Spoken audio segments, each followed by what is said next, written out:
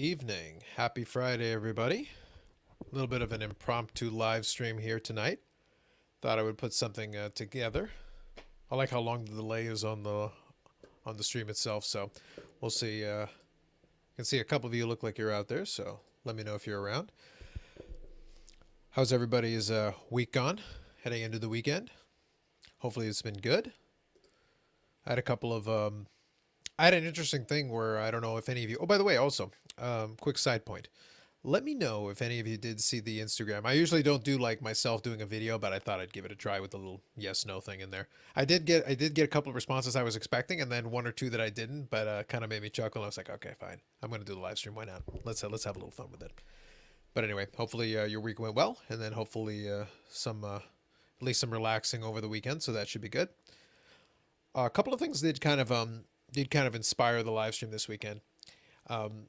The nature of the impromptu, by the way, is also, you can pretty much tell because I did actually put up my pickups video for the week, which is up already about an hour ago.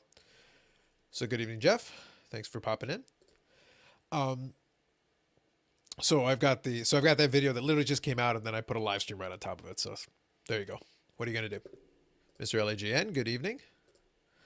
But one of the things that made me basically a handful of things kind of inspired me to do it. One of them was that it was a long week. That was part of it. But the reason it was a long week was that, and I mentioned that offline to a couple of folks, was that I gave my notice at work a couple of weeks ago, and then today was my last day. Now there's going to be quick turnaround because I agreed to kind of work through the end. That's why this week was super busy. And then that leads into Monday where I start the new job. And that's going to be an early morning meeting on it. So that's probably going to affect the Sunday stream where I'm going to have to probably, I may start a little bit earlier, but I'm definitely going to be a lot more hard line about finishing it up at a reasonable hour to cut it off. My dream is kind of cut somebody off mid-sentence and just end the stream. So we'll see if I can achieve that dream. But I thought it'd be kind of fun to put a little Friday stream together then so we could hang out for a little bit beforehand. So there you go. So it works out. Yeah. There you go. I can see Bobby's comment in there, so that's fun. But yeah, no, the end result of it is that it just made sense to have a little bit of a Friday stream. Oh, and the other piece of it was that Chris and Josh, the crossover guys, if any of you ever checked out their stuff on Instagram, they moved it back an hour. So usually I've done some Friday streams before, but usually for the first couple of hours we're here hanging out, whatever, and then I know some people will jump off to go check out the crossover. But with them going to midnight Eastern tonight, got a little more time. So I figured we'd have a little bit of a live stream, and I probably might cut it off right at about midnight Eastern.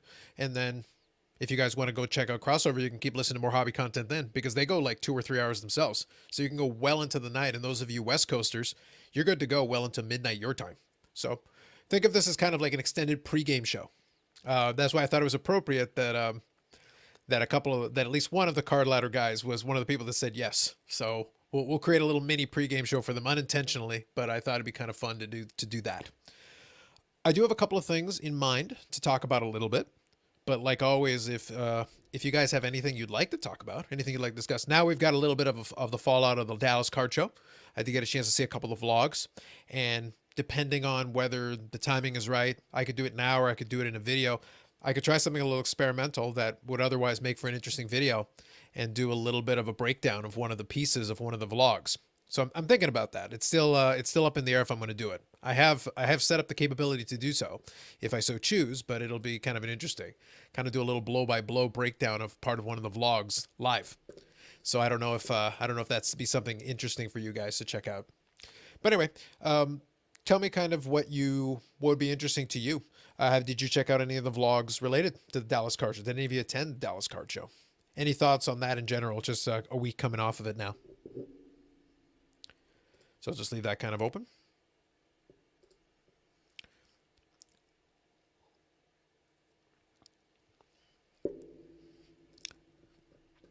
A chatty bunch, I see. Okay, no, that's fine. What I'm going to do then is, one of the things that I was thinking about as well, and it was a good question that was brought up, and I figure I'll take a few moments and talk about it a little bit. It was actually a really good question, and I had the opportunity to talk about it directly in... it was an Instagram question that I was able to chat about directly on Instagram, but then as I thought about it a little bit, I thought, okay, this would probably be a good topic for a video, and I might still do the video and elaborate on a little bit more, but it was a very good subject, and it was basically talking about one of the one of the concerns I would say that gets talked about a lot when it comes to the third-party graders, and that is like with PSA's backlog. And this isn't directly related to price; it's more related to the backlog itself. And the question was basically, if you've got the big backlog the PSA is doing, and they do figure out a way to shrink it and bring it down and send the cards out, in theory that means a lot of cards could then flood into the market, so to speak, right? And one of the concerns is, what happens? Is there a big mass panic sale? Do the pop reports suddenly increase a ton, thereby affecting prices and stuff like that? That's one of the things. And that was kind of a question that I had, that I was given. And I thought about it a little bit because it was a really good question. And I think it does stand alone as a bit of a video. So good evening, Bob. Thanks for popping in. Oh, by the way, congratulate Bob. He made a video. He did. He made one. So I saw that, and I thought about making a very snarky comment, and I was thinking about it. It's like, later. I'll have my chance later on to do it. I'll do it face to face, Bob, when the moment is right. When the moment is right. But I did see the video, and I chuckled. I was like, of course, Bob Lewis. He's got a video now. But the reason I thought that topic was interesting is that it's a legitimate concern, right? If all these cards come in all at once, the pop report jumps up suddenly, what's that going to do to prices? And I was thinking about it, and kind of the thought that I had about it was this. My thought was generally no, and there are two reasons why I'm saying not so much. But first reason is the backlog isn't going to disappear like that. It's not going to be instantaneous. They're not going to be able to suddenly, if the backlog's 5 million cards or 10 million cards or whatever it's going to be, it's not going to go from 5 million or 10 million to zero. It's going to be this phased increase. And there are some cards like the Luka Doncic Prism, even the Juan Soto Topps Chrome, stuff like that, where it goes from, 5 figures in terms of pop report. Maybe it goes from 12, 13,000, 15,000 to 18,000, 19,000, 20,000. But it won't happen overnight. It'll happen in these phases. So in that sense, the market will have an opportunity to absorb some of that. So that's the first reason why I don't think it's necessarily going to result in fire sales and a lot of that craziness. But the second reason for it is we don't know the nature of where that backlog is. So if you've got some people that are submitting 20, 30, 40 of the same card, it behooves them not to dump it on the market. Even if the pop report goes up, it behooves them not to immediately throw all of them onto eBay or whatever. If they're being smart, they would hold back a little bit. So that'd be a smart thing to do. So that's the second reason why I don't think you're going to necessarily see this big jump in the market, in addition to it coming in a phased way. But the third reason is, and this is probably the one that I'm going to spend more time in the video talking about because I think that it warrants a little bit more discussion. And if any of you do want to talk about it once I put the link up, we can definitely do that. I just don't think there's enough sophisticated, let's just call them sophisticated investors. Let's just call them investors. There's not enough sophisticated investors in the market who even pay attention to the pop report, in my opinion, for it to matter. If the, if like the Zion goes from like a pop 12 or 14,000 or whatever to 35,000 for PSA 10, would they even notice? Are they even checking? Do they even know what they're looking at? And let's assume they do. Then would it be a situation where that would cause them to pause or to panic? Or would it be a case where they'd be like, well, there's, millions of fans of Zion? Because we've heard this type of argument before with the current pop totals. So is the fact that it jumps from 15,000 to 20,000 suddenly going to change that narrative? No, it might make the narrative even louder. They might just say, it's like, oh no, but millions of people love this player X, whatever. Don't worry, the market can absorb it. Realistically, the fact that it will probably come in phases, it will increase slowly. The fact that some of the people are getting these cards in bulk. So it's not like it's going to be 5,000 new cards in the system with 5,000 new sellers. It's probably going to be a smaller group of sellers who might have big stacks of these cards who might hold back. So it doesn't matter what the pop count is. It matters how many show up for sale. And as long as that doesn't feel like it's increasing that quickly, that's probably going to prevent it from causing too much trouble in the market in the short run. Now, the savvy investor or the savvy collector, now let's put the other side of the equation, the savvy investor, savvy collector, we're paying attention to pop reports and we do care. So it's something like that. That might be maybe a selling opportunity for you if you have extras of that card where you're looking at going like, if this pop count goes way up, eventually somebody will figure this out. Maybe I don't want to be hanging on to too many of these. I don't want to necessarily be playing the hot potato with it. And the analogy that I would use is it's like a train that's got a bunch of stations in it. And at some point you run out of track. The problem is you don't know how many stops are left. This could be the last stop coming up. It could be 2 or 3 stops down the road. It could be 3 stops, 10 stops, 20 stops. Or maybe it's a card like, a 52 tops man or something where there's a ton of track for years. But also the pop count isn't like that. It's not like you're gonna have this big explosion in population on a card like that. A lot of these modern cards though have a lot of room where if the population goes up fast enough and people do figure it out, you suddenly run out of track. As soon as you run out of track, the train goes off the rails and you don't want to be on the train. So that's the reason why I use that analogy. But the problem is every single card has a different amount of track and you don't know until the train goes off the track. So you may in some cases have multiple opportunities to get off the train without any issue, and somebody at some point will be stuck on the train. It's going to depend on the card, it's going to depend on the player, it's going to depend on all these things. So we just don't know. Yeah.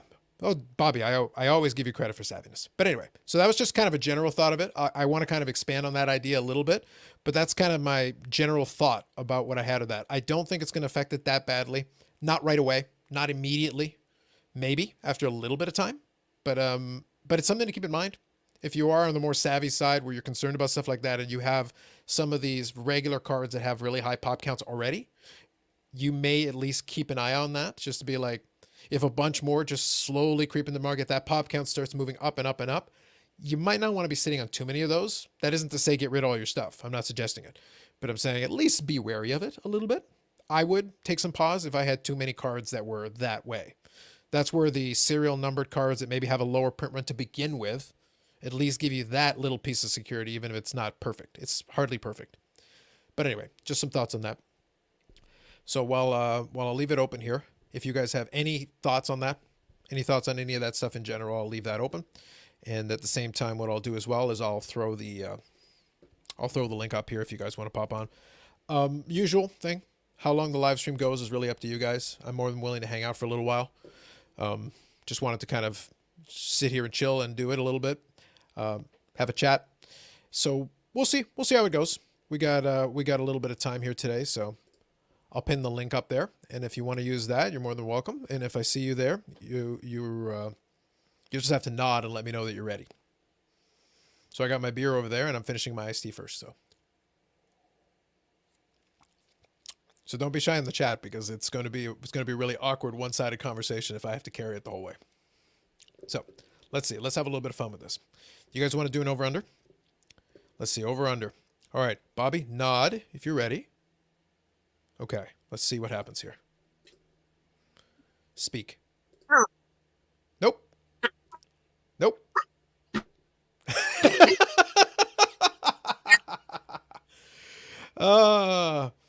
I let you guys bet. I hope you were betting on your side. I hope you're ready with that.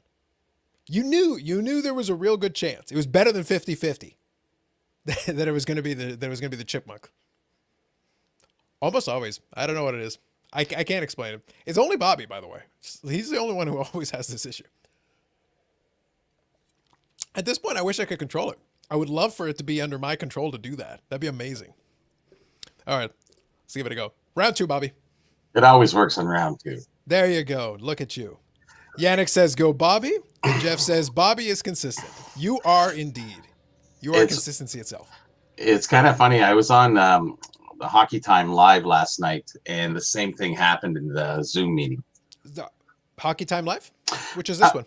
Well, it's I've been a part of the NHL alumni. I've been going for about 10, 12 years. We usually had a monthly meeting where all the old hockey stars come, and we had Fred Barrett there last night, and Scotty Bowman, a few other guys, and Scotty's amazing. He's been on quite a few times. So they have this interview with these, and they have a certain topic, and then later on there's an after talk for Zoom.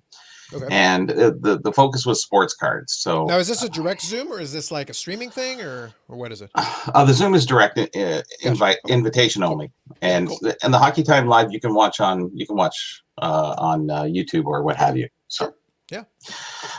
So I was on last night, and because I went to go on and talk about hockey cards because they had Ken Reed going over his second book. They interviewed him, and what's his name? Griffith. Jeffrey?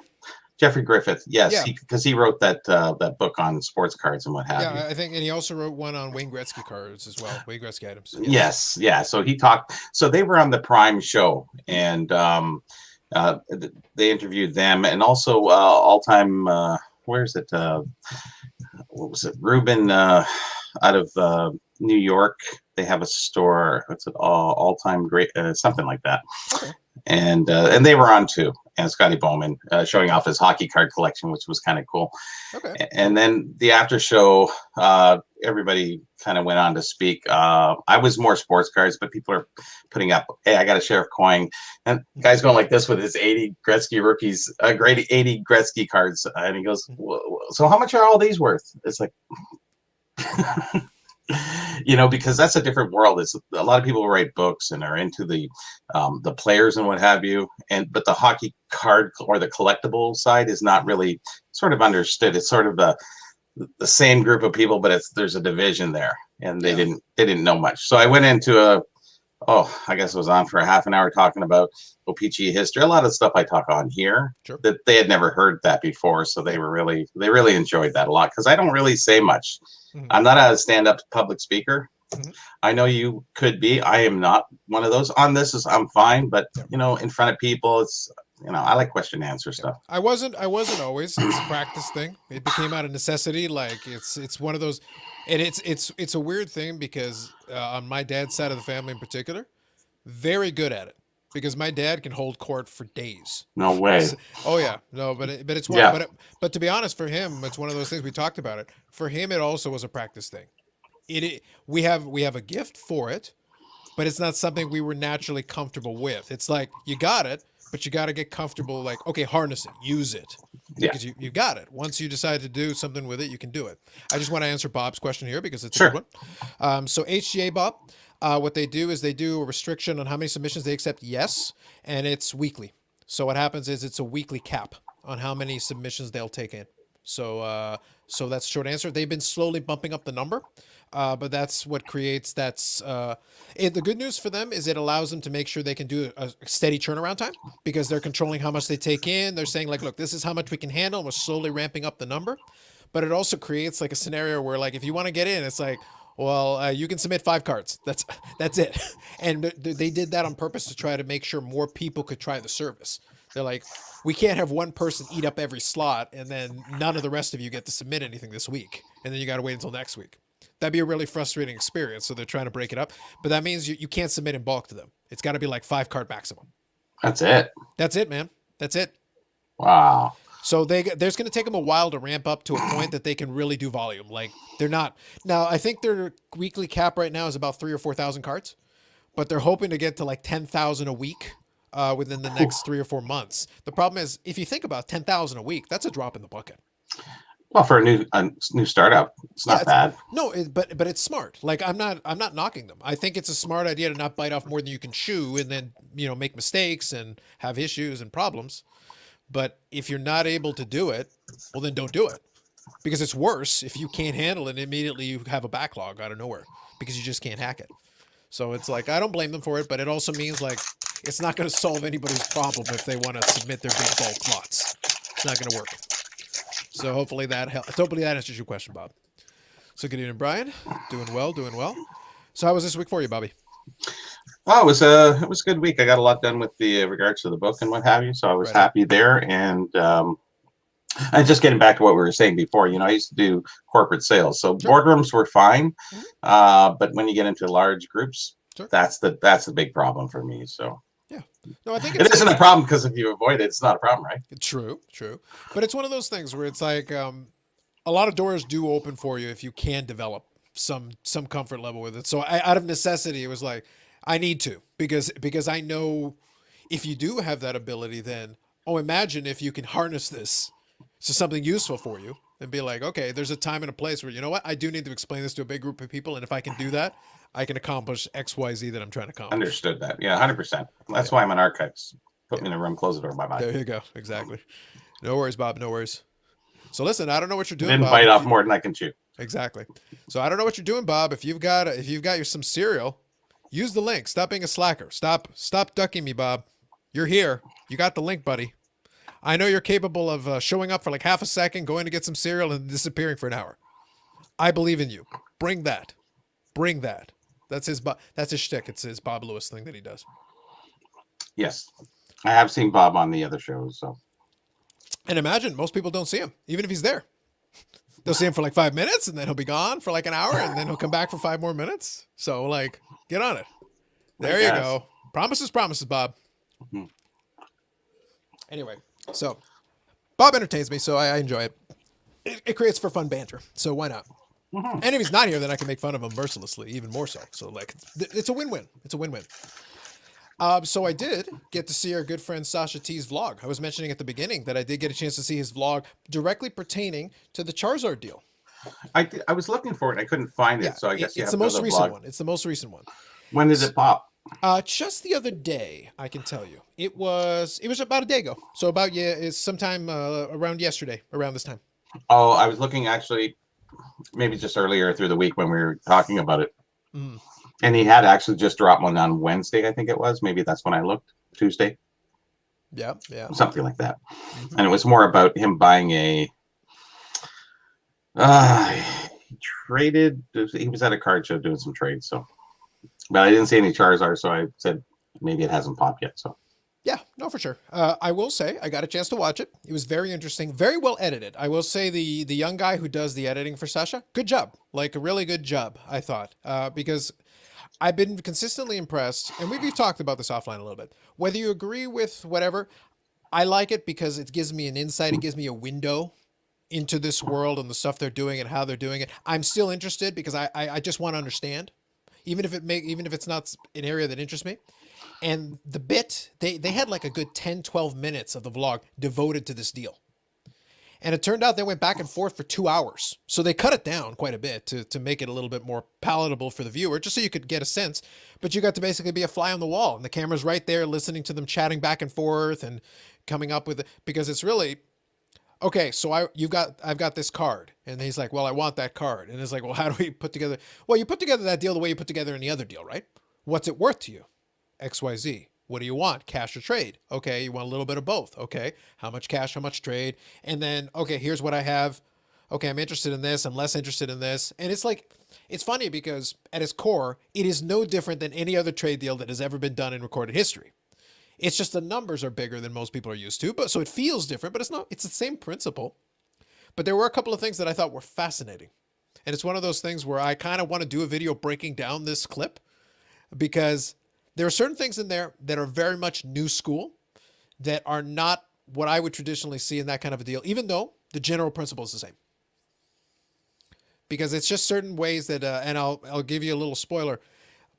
One normal part of a deal, if you are not super comfortable with an aspect of it, is to chat with some of your people around you. Maybe you've got some trusted associates or something that can give you a little bit of insight of something, maybe whatever the case may be. But it's weird for me to have you turn to them while the other guy's on the other side of the table to discuss like the valuation piece, and they're like explaining that they think it's worth more, and I'm like, the guy's on the other side of the table. Why wouldn't I raise my value? And I'm like, this feels like a very strange way of doing a business. I was like, imagine if you went to do a corporate deal. And you said to yourself, okay, it's like, okay, we think your company's worth $1 million, we want $1 million for a company. And they're like, that seems fair. You turn to the guy and it's like, what do you think? I think the company would be worth about like 10 million in 12 months. And the other guy at the other side of the table is like, I'm right here. It's like they're so brutally honest about Yes. things and right in front of their face. And it's like, it's going by them like, Yeah. and they don't. That's why I say like, I got it. I love that it was being recorded. I love that it was being documented, but it was just, it felt odd to me. I'm like, Mm-hmm. and there were certain aspects of it where things were being calculated and like, you could tell Sasha was nervous because it was a big deal. Like it was a big deal. And I'm not blaming him for that. It's a lot of money on paper. It's a lot of money. And there was $100,000 real cash involved in this deal. So there were a lot of little machinations. And one of the cards was a card that he had co-owned with a buddy of his. So in order to include that card in the deal, you're also basically saying like, I'll buy you out of your share of this card. And you're almost figuring out a side deal that's related to this deal and then working out the cash angle on this thing. So there's a lot of pieces, a lot of moving parts. That's why it's interesting. $500,000 almost. So yeah. So that's why it becomes an interesting thing to watch because then it's like, okay, let me see where your head's at when you're trying to conduct this kind of deal. So I can imagine he was concentrating hard for 2 hours trying to figure that one out. It certainly is an interesting show that gives you a peek in where there's other shows that maybe do stuff, but he gives you the inside view better than most. Yeah.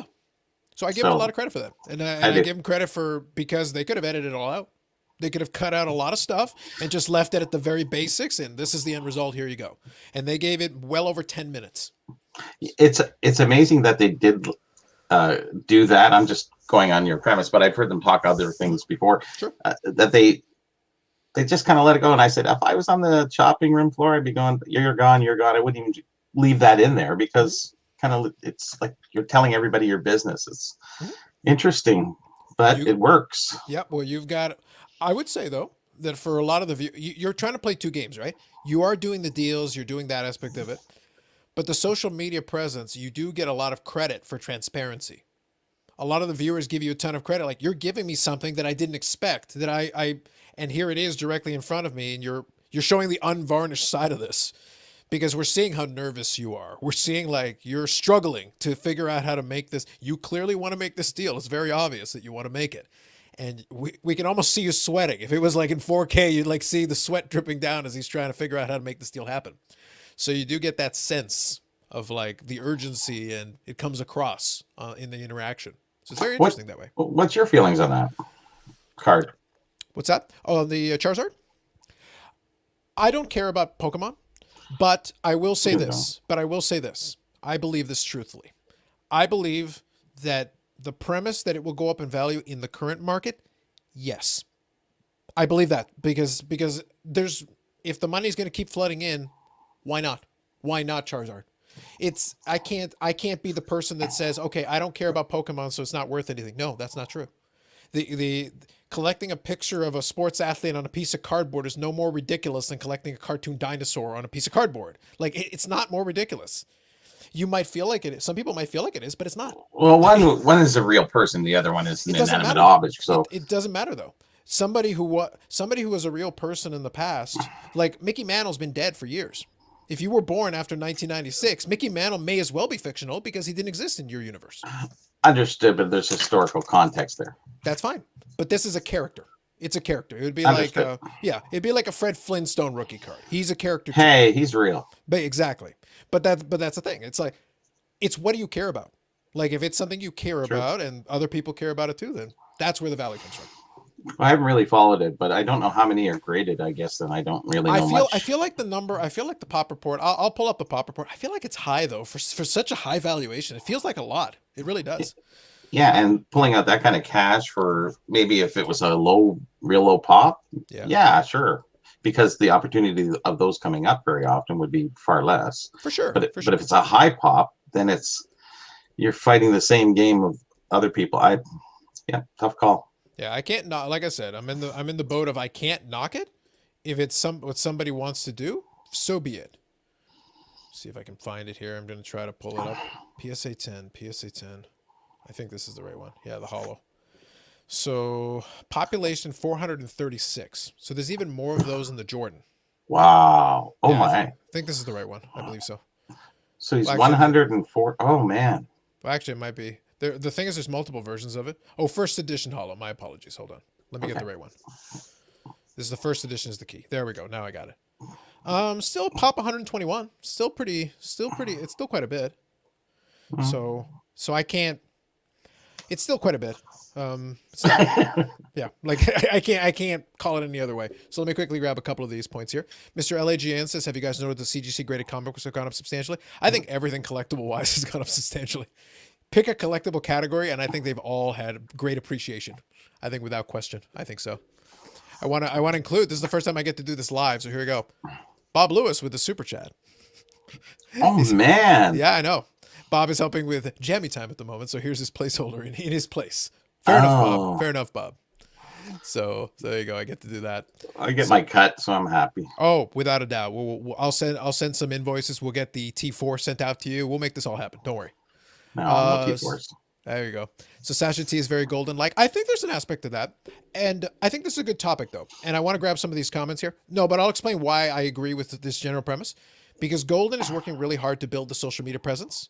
Yeah. And Sasha understands, as a younger guy, he understands the value of a social media presence. Because it's not just one thing, right? Nope. being a dealer has a limit. You can only do so much. Having that social media side, though, opens you up for other opportunities above and beyond. You can Oh still yeah. be a dealer and still do things, but some opportunities there will also become available to you that just being a little bit more known immediately offers you some opportunities that you're not going to get otherwise. Yeah. Being So it's on not your a bad show thing. makes me famous, so I got to take Without it, right? question. Without question. But the writing and the stuff that I've done has given me a foothold in places that I never thought I would be. So Yeah. I do enjoy that. Yeah. And there is the fringe benefits, and it helps. Yeah. And for some of and right now with Sasha, he's got a great demographic with some of these young guys that Oh are yeah. like interested. Like for right now, he can be the Pied Piper for that young generation there. They may not necessarily gravitate to gold in the same way. They may respect gold and watch what he's doing, but they're more inclined to listen to a Sasha. So It's he's all, got that possibility. and every time he does a deal with a young kid, like they're almost in awe that they're doing a Yes. deal with him, and Yes. it's a cool thing, you know. It's like, wow, I watch you, and I'm doing a deal with you, you know. Works, Yeah. and everybody likes that. So that's why I say, like, you know what? I understand what he's trying to do, and it's not a bad idea. That's why I say, including that transparency in some ways has value too, because for the people that are looking at it, it's like the young guy who's like looking up to him. I'm showing you the nitty gritty of this deal. You're not getting to see the polished version where we cut out all the uncertainty. It's like, no, you're getting to see it. You get to see the whole bit there, including how we got to the end, and there you go. And he's making the social media rounds. He's taking poses with the Charizard and the whole bit. Like I seen some of it, and I was like, hey, listen, do your round. This is your victory lap, so go ahead. So Yannick just saying here, he said it's $1 million card. Yeah, so this is the idea here, where this was literally one of the comments in the vlog, where the guy goes, I think it's $1 million card. And if I'm the other guy, I'm like, so, then why am I trading in this card? Yeah. It's like, here you go. Million. Yeah. Like, yeah. that makes no sense to put that online. Like, how does the guy feel who's selling it? I'm leaving. Well, the guy's on the other table? side of the table. The guy's literally on the other side of the table while this conversation is occurring. So is he not watching the video back on?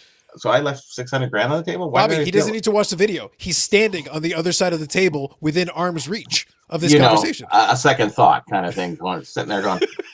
So, really, I did that. I got a kick out of it. It made me laugh. It made me legit. That's why I say I kind of want to do a breakdown of this video. It fascinated me. I'm gonna give this the Zach Bruder film treatment. Like I gotta go frame by frame. It's like guys, I gotta do this frame by frame. Like we gotta do this. So anyway, Mr. LAGN confirms Pop 121 on the PSA 10. Thank you, Mr. LAGN. Good evening, Jeremy. I think you'll have to inform people about the Zapruder film. Yeah, exactly. We'll that'll be part of the explanation. It's like the reference needs to be explained, so I will. Yeah, I think the Charizard. Or maybe somebody will want to post about that. Exactly. So I think the Charizard will eventually need a correction, like the 86 Jordan. Yes, possibly. But here's the thing, though. It could still go up over time. That's okay, because the problem is, and this is so when I was talking about that idea about the pop counts, okay, and I use that analogy about the train track. Kind of the point that I was trying to get across is, and this is kind of the overarching theme that I'm trying to hit on, and I want to explain this in a video and really take some time and really think about this, how I want to explain this. But a lot of our assumptions, as kind of the more savvy, we almost have to get out of that mindset a little bit, because we have to remember that a lot of these people who are coming in with money are not necessarily that savvy. That's not a knock. That's just inexperience. You haven't been in this long, so this is new to you. But because of that, it means you're not paying attention to the same metrics that you and I would. The pop count would matter, like, well, it's actually pretty common. So to me, like, it feels like it's almost overpriced. But then if you don't care and you're not paying attention, you don't know, and you're just throwing money in, so you're just tracking price movement. So if you see this going up, then you buy into it. You don't even pay attention that, like, well, what about all this backlog of PSA stuff that may come in and may increase the pop count, and this can happen, not on every card, but on certain high volume cards. You don't realize that, and you may not care. And if that's true, then the moment that becomes true and enough people think that way, then the fundamentals, it's not that they don't matter, it's that they're decoupled. The price is decoupled from the fundamentals. And when that happens, the rules don't apply the same way. We can't just use the supply demand curve because it's not actually operating like normal. The supply is still going up, but the demand keeps going up anyway, and the price is still going up, even though they're out of whack with the way I would normally draw out this curve. Well, in normal investment type, the portfolio is pretty sound. Whereas this, This one doesn't make a lot of sense. Yeah, but that's what I'm But saying. there's a lot of other intricate details that Yeah, affect it. yeah, but that's why I'm being very particular about saying that let's not get so caught up in the fundamentals of this to realize that maybe there's enough people that are not paying attention to the fundamentals that we can't just assume these rules are going to work. Eventually, at some point, something will happen that will force people to adjust, because if certain people who are paying more attention see the price hit that they want and they get out, and then the price action starts going downward, the same way it irrationally went up without connection to fundamentals, it can also shoot down without connection to fundamentals. It may reach a point where it's going down faster, and the savvy person is sitting there, actually, now it's well priced. Before it was overpriced. Now I'm actually kind of liking the price. I'm actually a buyer at this price. I'd like to short the Charizard. Well, that's what I'm saying. Like, there's folks that it would. Like, if the opportunity presented itself, they might. And here's the thing. This is why I'm saying be very careful how you measure this. There are people who would short the Charizard today, but if the Charizard had a major correction, would then buy the Charizard at that price. I'm happy at it at this price point. At this price point, I feel it's too high and I'll short it. I'll collect the gain there. But then when it hits a price point that I think is more reasonable, because long term, this is the iconic card from this for kids that even if they were like 8 years old back then are entering their early 30s. If this is the nostalgia for them, if this is the thing, and they're starting to enter into their ages where now they're making money, this may be the holy grail for them. Yeah, 1% though. That's what we're talking about, though. We're not talking about the people doing $50 cards. We're talking about the people who need to have millions of dollars to be playing in this pool. Oh yes. But if that kid becomes like a Nat Turner years down the road and makes a ton of money and wants this card more than anything because he remembers it when he pulled it as a kid, but then maybe somebody stole it from him at school or something 22 years ago, that could have nostalgic value for them. There's 121 out there. A bunch of people are holding some of them. They're not moving them at all. So when it comes up, they'll pay $500,000 for it. Do you think this is he going long on this, or Sasha is going long? Waiting. Really? Sasha's, I think, is going long. So he hit the pinnacle. Yeah, he's shooting for 7 figures. I think he wants 7 figures on that card. Wow. Yeah. I don't know. Yeah, because every time I've heard him reference that card prior to getting it, he was looking at it as a 7-figure card. He believes it will be. And if he's that would be the ultimate scam, wouldn't it? Let's videotape in the background. Keep saying a million, million, million. Just saying. But here's the thing. That's influence. That's not the first time this move's been done. That's why, remember, I put Sasha as a dark horse for my 4th spot on the influencer thing. It's going to be a guy like Sasha. So I called my shot already in advance prior to this. So I'm saying, watch out, because every time these influence grows and grows, that video's been out. Remember, sports cards is a niche genre, a super niche genre. So niche. That video's been out for 24 hours. It has 16,000 views. 24 hours. It's hard to get that kind of eyeballs on something. And they're watching this, and a bunch of kids already like what he's doing. So it's like, it's not hurting him. He's getting the attention. I think everybody in the community is kind of watching the key players and seeing what they're doing, what they're saying, Yeah. You got Diamond Dave, and sorry, it was a wrestling reference there. Right. We have all the other guys who are promoting the hobby, and I think everybody has their ear to what they're saying. Whether they act on it or not, I don't know. I guess nobody really knows, because we never saw it coming, and we don't know where it's going. It's stalled a little bit now. Some things are fluttering down. We see that. Jordan, I think, too, wasn't he? A little bit. Sorry? Was Jordan not fluttering down a bit? It's had a little bit of a price, because it hit this huge high that it had never hit before. But here's the thing: that correction, not an unreasonable one, but it's still higher than the base than the last high. So it's one of those things. Like, it dropped, sort of partially, and now you've got a new floor that's higher than the old high. So it's like 2 steps forward, 1 step back. Yeah, he's still doing good. And that exactly. If you're a person who bought that card back when it was $5,000 or $6,000, which it was not that long ago, you're fine. You're okay.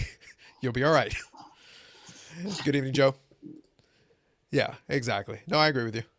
But that's the thing. It's that right now, I think you can only take people at face value because again, you're recording vlogs on your channel that you have your editor for, so you can present whatever you want to present.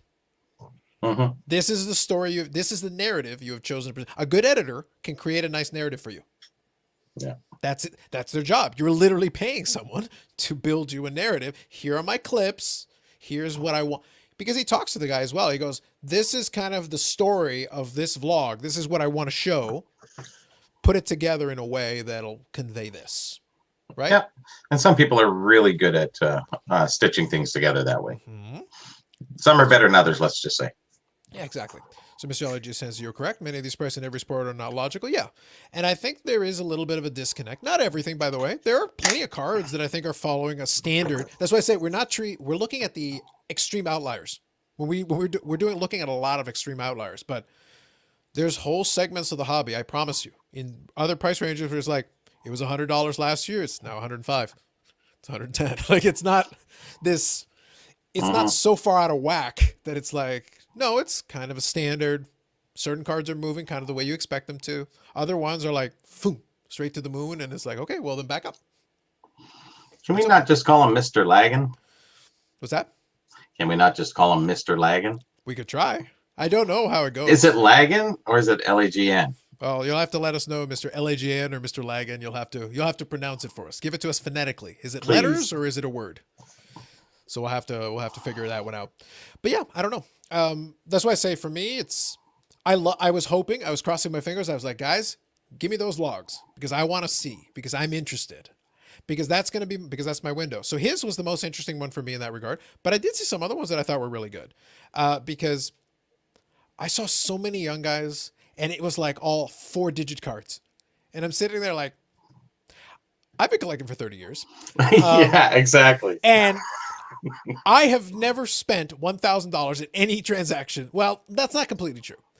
On eBay, I have spent $1,000 in a transaction buying multiple cards. I have never at a card show spent $1,000 on any one transaction because I'm just a player collector. Like I'm collecting my player. So I don't need to. And I'm not buying cards traditionally that need that. But it just made me laugh. I was like, yeah, I think I could do $1,400 on that. I'm sitting there like, have I even brought $1,400 to a show at any given time ever? In cash ever? I think I used to bring $5,000 to the show all the time. Yeah, but the thing is, though, with the stuff you're buying and things like that, like it makes sense. And also you set up at the trinkets? show to buy some stuff. Yeah, exactly. Exactly. But the thing is, though, like for what I was buying and collecting wise, it's like, no, I'd bring $300 or $400 most of the time. That was my show budget. I also don't buy a lot of boxes. So like that wasn't into my amounts either. So. No, but sometimes there's some opportunities to buy something that's a good deal. Sure, and I think we talked about this before. Do you not bring money with you to buy? You see a nice ungraded card and it's raw, but it's a really nice card in great condition. I would keep some money in reserve in the event that I saw something crazy, but it was rare that I would get a chance to see that. It was rare. It was one of those. Well, you show up that right. You're not right in line. You kind of casually come in, as you say. Later, exactly. So all the early deals are kind of gone first. Bobby, I don't do mornings. It's not a thing that I do. I'm a morning guy and not so much of the late night. So yeah.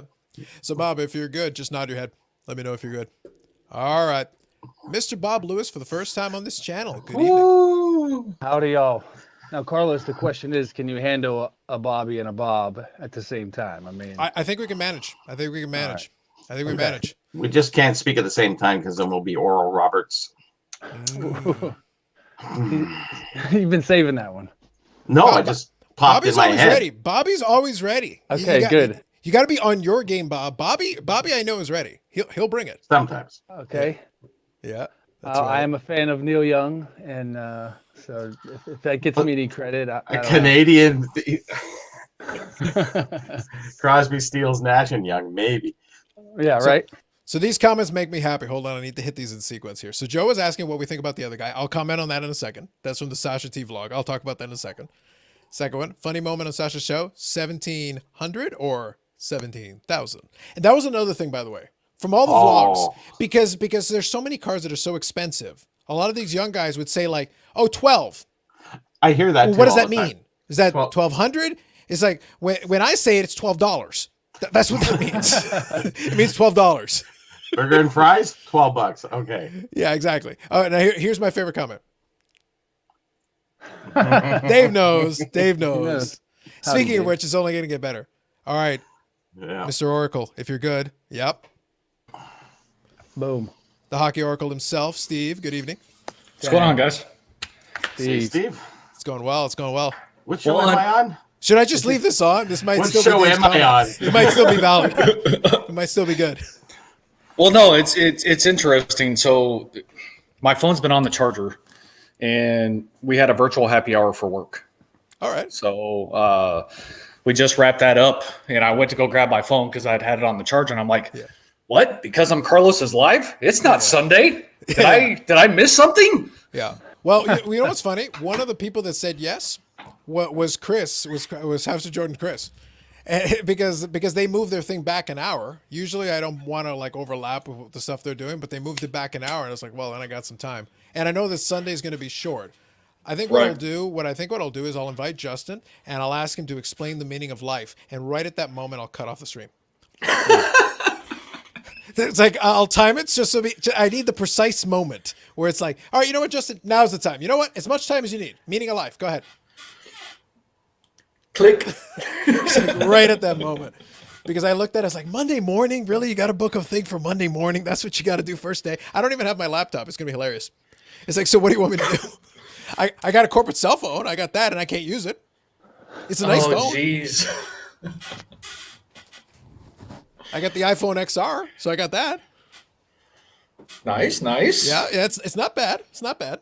So I was like, okay, but they say, oh, but don't like turn on the phone until you fill out the the access thing. And I go, you mean the one that I need for the laptop for? And they're like, yeah, cool. I don't have the laptop. First day of work for the win. Love it. Did they at least send you tracking for the laptop? Oh, I asked them. I go, do you have a tracking number? Should I, so I know when to expect it? And they're like, I'll get back to you. I was like, you do that. So in other words, they haven't shipped it yet. Maybe not. Maybe not. Well, listen, my old workplace, because they're the opposite. They had to send me a box to ship it back. Right. Well, they were so efficient, they sent me 2 boxes. And I was like, so do you want me to send you back an empty box? It's like, do you need your box back? And they're like, well, no, you don't have to send it. It's like, listen, I don't want to hear any of you crying that I didn't send you back your empty box. Because Right. I will send you your empty box. It was prepaid, was it not? Yeah. So I was like, you just slap a label on it. I'm like, guys, what am I supposed to do with you? So I can't decide which one's worse. It's like, you sent me 2 boxes and you don't even send me the thing that you're supposed to send me. So it's like, all right. So unlike Steve, I didn't have the virtual happy hour. I had the liquid lunch. Because Well, one that of the- works too. Yeah, because one of the guys was coming back who was working with me previously, and he was like, "Hey guys, so I'm coming back this week," and I go, "Great, I'm gone this week, so on Friday I'll book a meeting with us. It'll be good."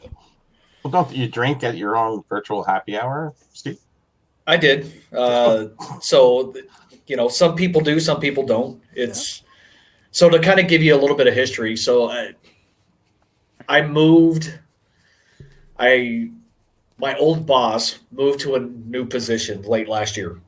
So it was one of those in which I transitioned to a new boss with like 2 weeks left of 2020. And we were hoping to do this prior. And because of all the crappy weather that we had in North Texas and, South Texas for that matter, we decided to, postpone it.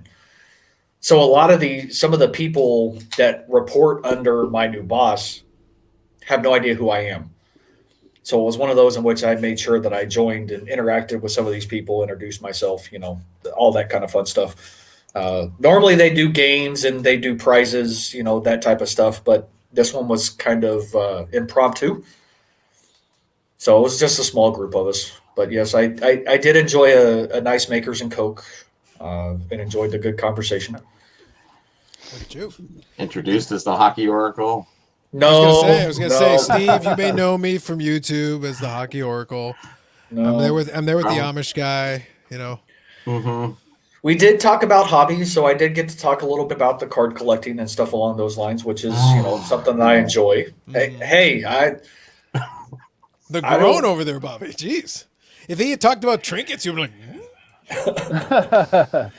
Well, I was in the office, so it's one of those that it's kind of hard to, as you can tell by my office. Obviously, I'm a sports memorabilia guy, but it was fun. Always enjoyable. Well, I think no longer do they roll their eyes every time they say you collect cards, do you?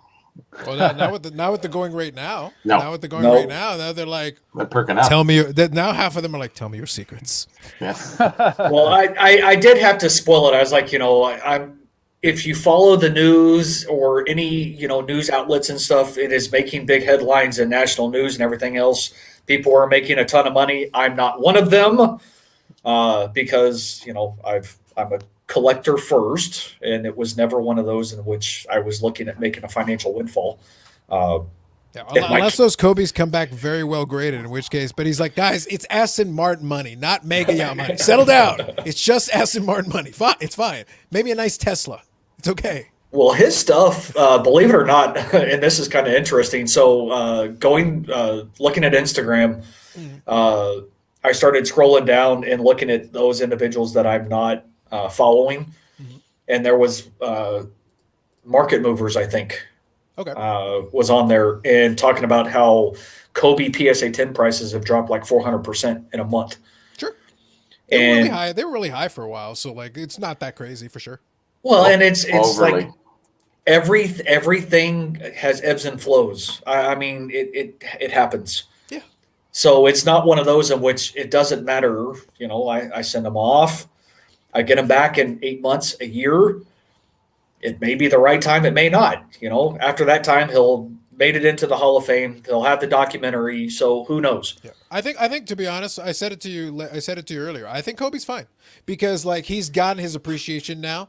Now, like I said, for better or for worse, whether people like it or not, his death basically put him up on immediately pushed him into the pantheon. Where it's like, so you're saying he got better after he died because none of you were talking about him in those terms when he was alive. But now suddenly people got a lot more appreciative of the time that Kobe had and that he was there and the stuff he did. So it's like, okay, fine. So from a card perspective, though, I think now the floor is now much higher than the old ceiling was. So I don't think it'll be an issue. Mm-hmm. No, agreed. Yeah. And Bob, did you include any Kobe's in your submission that you sent off? I know you sent off some 90s stuff, but I don't recall. The only Kobe that I have left was, Which was a 96 finest. Well, that's a nice one. So Yeah. that's a big one. Yeah. Yeah. That was I had probably 6 or 7 of them, and over the last couple of years, it's just sold them off raw here and there. But man, raw now they're like $400 or $500, which is I was selling them when they were like 80 to 120, So it is what it is. So I kind of knew I missed the boat with Kobe, so I was determined to just sell anything that I had. Okay. and I just wanted to hold one Kobe as like, okay, I got one. That's pretty much the story of Kobe and me. I was going to say, See, that is a strategy. I'm a Shaq guy, right? So Kobe and I never, there was some tension there for a while, and I was on Team Shaq. So, and I was more of a Jordan guy anyway. So Kobe was all right. I liked it because his cards were more expensive than everybody else's. That's pretty much why I liked him as a kid. Makes sense, though. Nice. Well, there's a lot of kids who like players because of that reason too. Yeah. Who's the most expensive guy right now? It's like, that's the one. That's the one I'm collecting. I still remember the guy. I was at the hobby shop recently, within the last month anyway, when Hoops basketball had just come out, and I just happened to be there when a guy comes in, and he starts up with man, it's been a while since I've been into a shop like this, and he starts, just the things that I remember when you could get packs at the gas station and this and that type of thing. And so he's buying. He wants to buy some basketball cards for his nephew. He's like, yeah, give me some of the new hoops. So that hoops just came out. Okay, that'll be $374. He's like, for just one box? So he quickly went down to like 5 packs, which were $18 a pop. So, oh man, how quickly.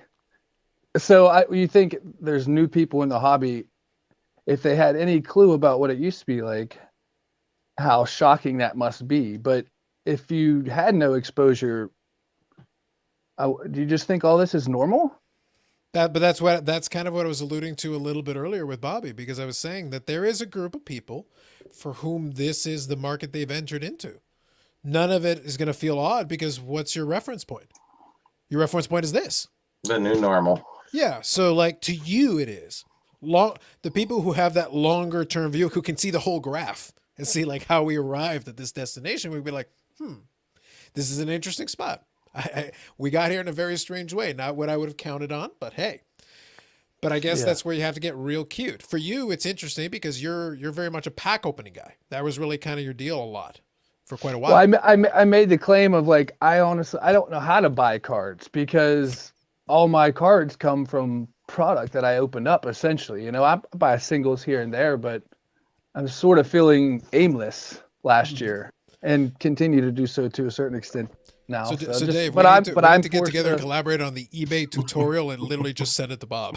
It's like, this is how you buy cards on eBay. Well, the steps to purchase, it's just like, I don't know what to look for essentially. So there's just too much out there that I want. So I can't, like I was buying Cryptogriff gave out some advice. I took his advice and bought a card. Oh, that's dangerous. I don't know about that. Mm-hmm. Was the card like the Dogecoin meme? Is that what he advised you to buy? Because that's a bad call.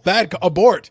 Send it back. eBay will let you. It was a Yankee. He's a Yankee. Okay. Almost as bad, but go on. Yeah, right. Now Torres, like Gleyber Torres, just falls in that victim of like his stuff is really undervalued right now because he had a down season, but I still think there's a lot of potential there. Same with my guy. I mean, Austin Meadows had a terrible year last year, but do I think he's washed up? And I can still buy autos of him for under $10, So I don't want him to get too good until like I've got all the cards that I want, which I've been doing since Wednesday, pretty much.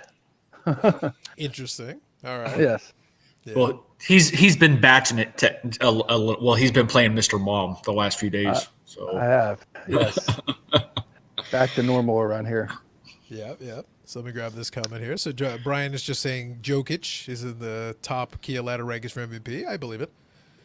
But here, Dave, understatement of this decade. I may not have bought a card or possible cards on the Bay of E. Yes, Dave, one or two. So I think we may have to get together and give Bob that thing. We might have to include Bob. So this is what you buy.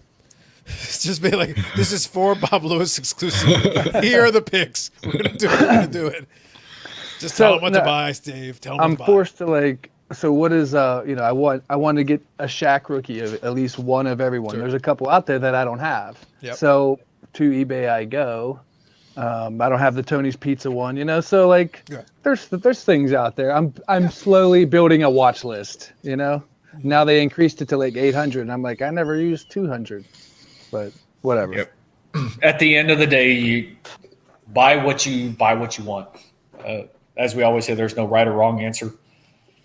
And unless it's Mike Trout, that's always wrong. That's literally always wrong. Or Brady's. Yeah, that garbage. Overrated trash, both of them. Just saying. It's kind of interesting, though. We did have so we wrapped up virtual happy hour. It's only supposed to be an hour. They try and cap it a little bit because we're all spread out across the country. Mm-hmm. And a few of us stayed on because one of the guys that works in Arizona happens to be a Broncos fan as well. So, we kind of able to kind of have that connection. And he brought up the topic of Brady. And I was like, we're not even going to go there. I was like, Brady is not the GOAT. And I'm going to say it until I'm blue in the face. He's not. And they kind of, the two guys that were left kind of gave me that look. And I'm going, he's had one definitive Super Bowl win. I've had many conversations with card collecting friends of mine, and it's like he's had one definitive win. He could have 10 Super Bowl wins and 10 MVPs. If he only has one definitive, I'm sorry, I can't argue the whole Brady as the GOAT topic, because if you're basing it strictly on records and hardware, I don't think that that's right. There's more to it. There is some nuance. The part of the fun, it was hilarious because once you're leaving a place, a lot of folks reach out. Like maybe folks that were on your team previously and stuff like that, they'll reach out and they'll be like, "Oh, hey man, nice working with you, whatever." One of them was literally like, "Carlos, it's like, hey, listen, it's like, sorry that you're going, but when it comes to, but hey, listen, I'm gonna miss our conversation about Tom Brady." I was like, "Yeah." I became infamous with that, so I had a lot of fun with. But the thing is, Tom Brady, as far as when it comes to basketball, I'm not going to play that game because Jordan has a very strong case. I don't have any issue. And by the way, I don't really care one way or the other. But if you want to say Jordan's the GOAT, I'm very comfortable with that. Like, if you want to argue LeBron, I'm comfortable with that too. But because you can make a case, but I think Jordan has a very strong, rock solid case in a lot of categories. I think he's very well entrenched in that regard. Trout, I can have no end to fun because he's not even a Hall of Famer yet. He's going to need more than that. But Brady's fun because his claim to fame is that, well, he's got stats, but he's also played 150 years. So the passing yards and touchdowns, well, you play long enough, you will accumulate statistics over time. We're also in a pass-happy era. Eventually, if things continue down this path, the passing yards leader will be Matthew Stafford. That's why we're not going to have this conversation about passing yards. That's not a thing we're going to discuss. If he just keeps rolling along, Matthew Stafford will be the all-time passing leader. And then we'll all sit there staring at each other like, what has happened? What have we done? Why did we allow this to occur? None of us will feel good about that. But so that doesn't work. That can be part of the equation, but it can't be the reason. So you look at Super Bowls. Cool, no problem. The problem is it's so reliant. You could be really great and your team sucks. And then you bring them to playoff appearances that maybe they have no business being in, but your team sucks. So then what? Denver of the 80s. Yeah. So it's Prime like, example. yeah, it's like, let's put it this way. John Elway's struggle for many years was that they had those Denver teams. Well, imagine if they had won half of the Super Bowls before winning the last two. Yep. He'd be at about 4 or 5. Yep. So then he'd be in that discussion, but he's not because he lost like 5 in a row at the beginning of his career. Yep. But he kept getting to the Super Bowl, which means you're good enough to get there consistently, but there's something missing. A little bit of that's coaching, a little bit of that's timing, a little bit of that's luck. No, agreed. Yeah. And that definitive Super Bowl win for me, and this is, Bob, has always been the linchpin of my argument, the definitive win. Because Brian puts in here, Joe Montana. For me, I would rather pick Joe Montana. I'm more comfortable with that. Just because Joe Montana, in the opportunities he received in his era, he had a couple of definitive wins. He had like the 55-10. He had like where they just lambasted the other team. There was no doubt. You knew who won. This isn't like a last-second field goal deal. There's no Adam Vinatieri coming out here kicking this field goal for you. There's none of that. It's like, dude, it's 55-10. You know who won this game. And he demolished the other team. It's sort of like the Jordan. I can't argue against Montana, Yeah. So and then to further your point, I don't really care.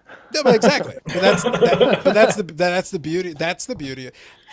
It's fun. It's a fun conversation because sometimes people will be like, "Oh, Lawrence here is making the points like shortchanging Tom Brady." No, I'm not. In fact, I'm giving him more credit than he deserves. I'd rather give him credit for 0 Super Bowls, and he lost to Eli Manning twice, so that's like -14. So I have more Super Bowls than Tom Brady does. So does Bob. We have 0, you say. Yeah, that's more than -14.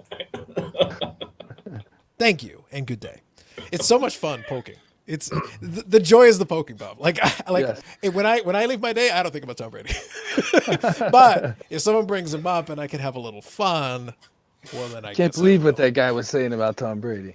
I can't believe it. And they come back and they're like, it's like, we had this conversation, but I'm not happy with it. I'm like, dude, really? Yeah. Yes. I love it. As soon as you show weakness. As long, again, Brady, I got no issues with Brady as long as he doesn't murder anybody. That's Nice. pretty much where I'm at with. That's pretty much where I'm at with him. Yeah, that's So here's. Can I bring up a question? This is open, Bob. Whatever you want. We can even talk cereal. Knock yourself out. Nice.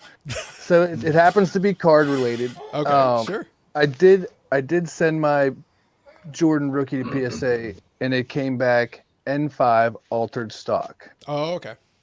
So, which upon further review, it was in one of those forced screw downs for a number of years. Compression of the card is considered altering the stock. So that's the only thing that can make. Did you make mark it sense. off though? Because I feel like you could put, now I haven't tried this in a while, but I feel like you could put minimum condition authentic.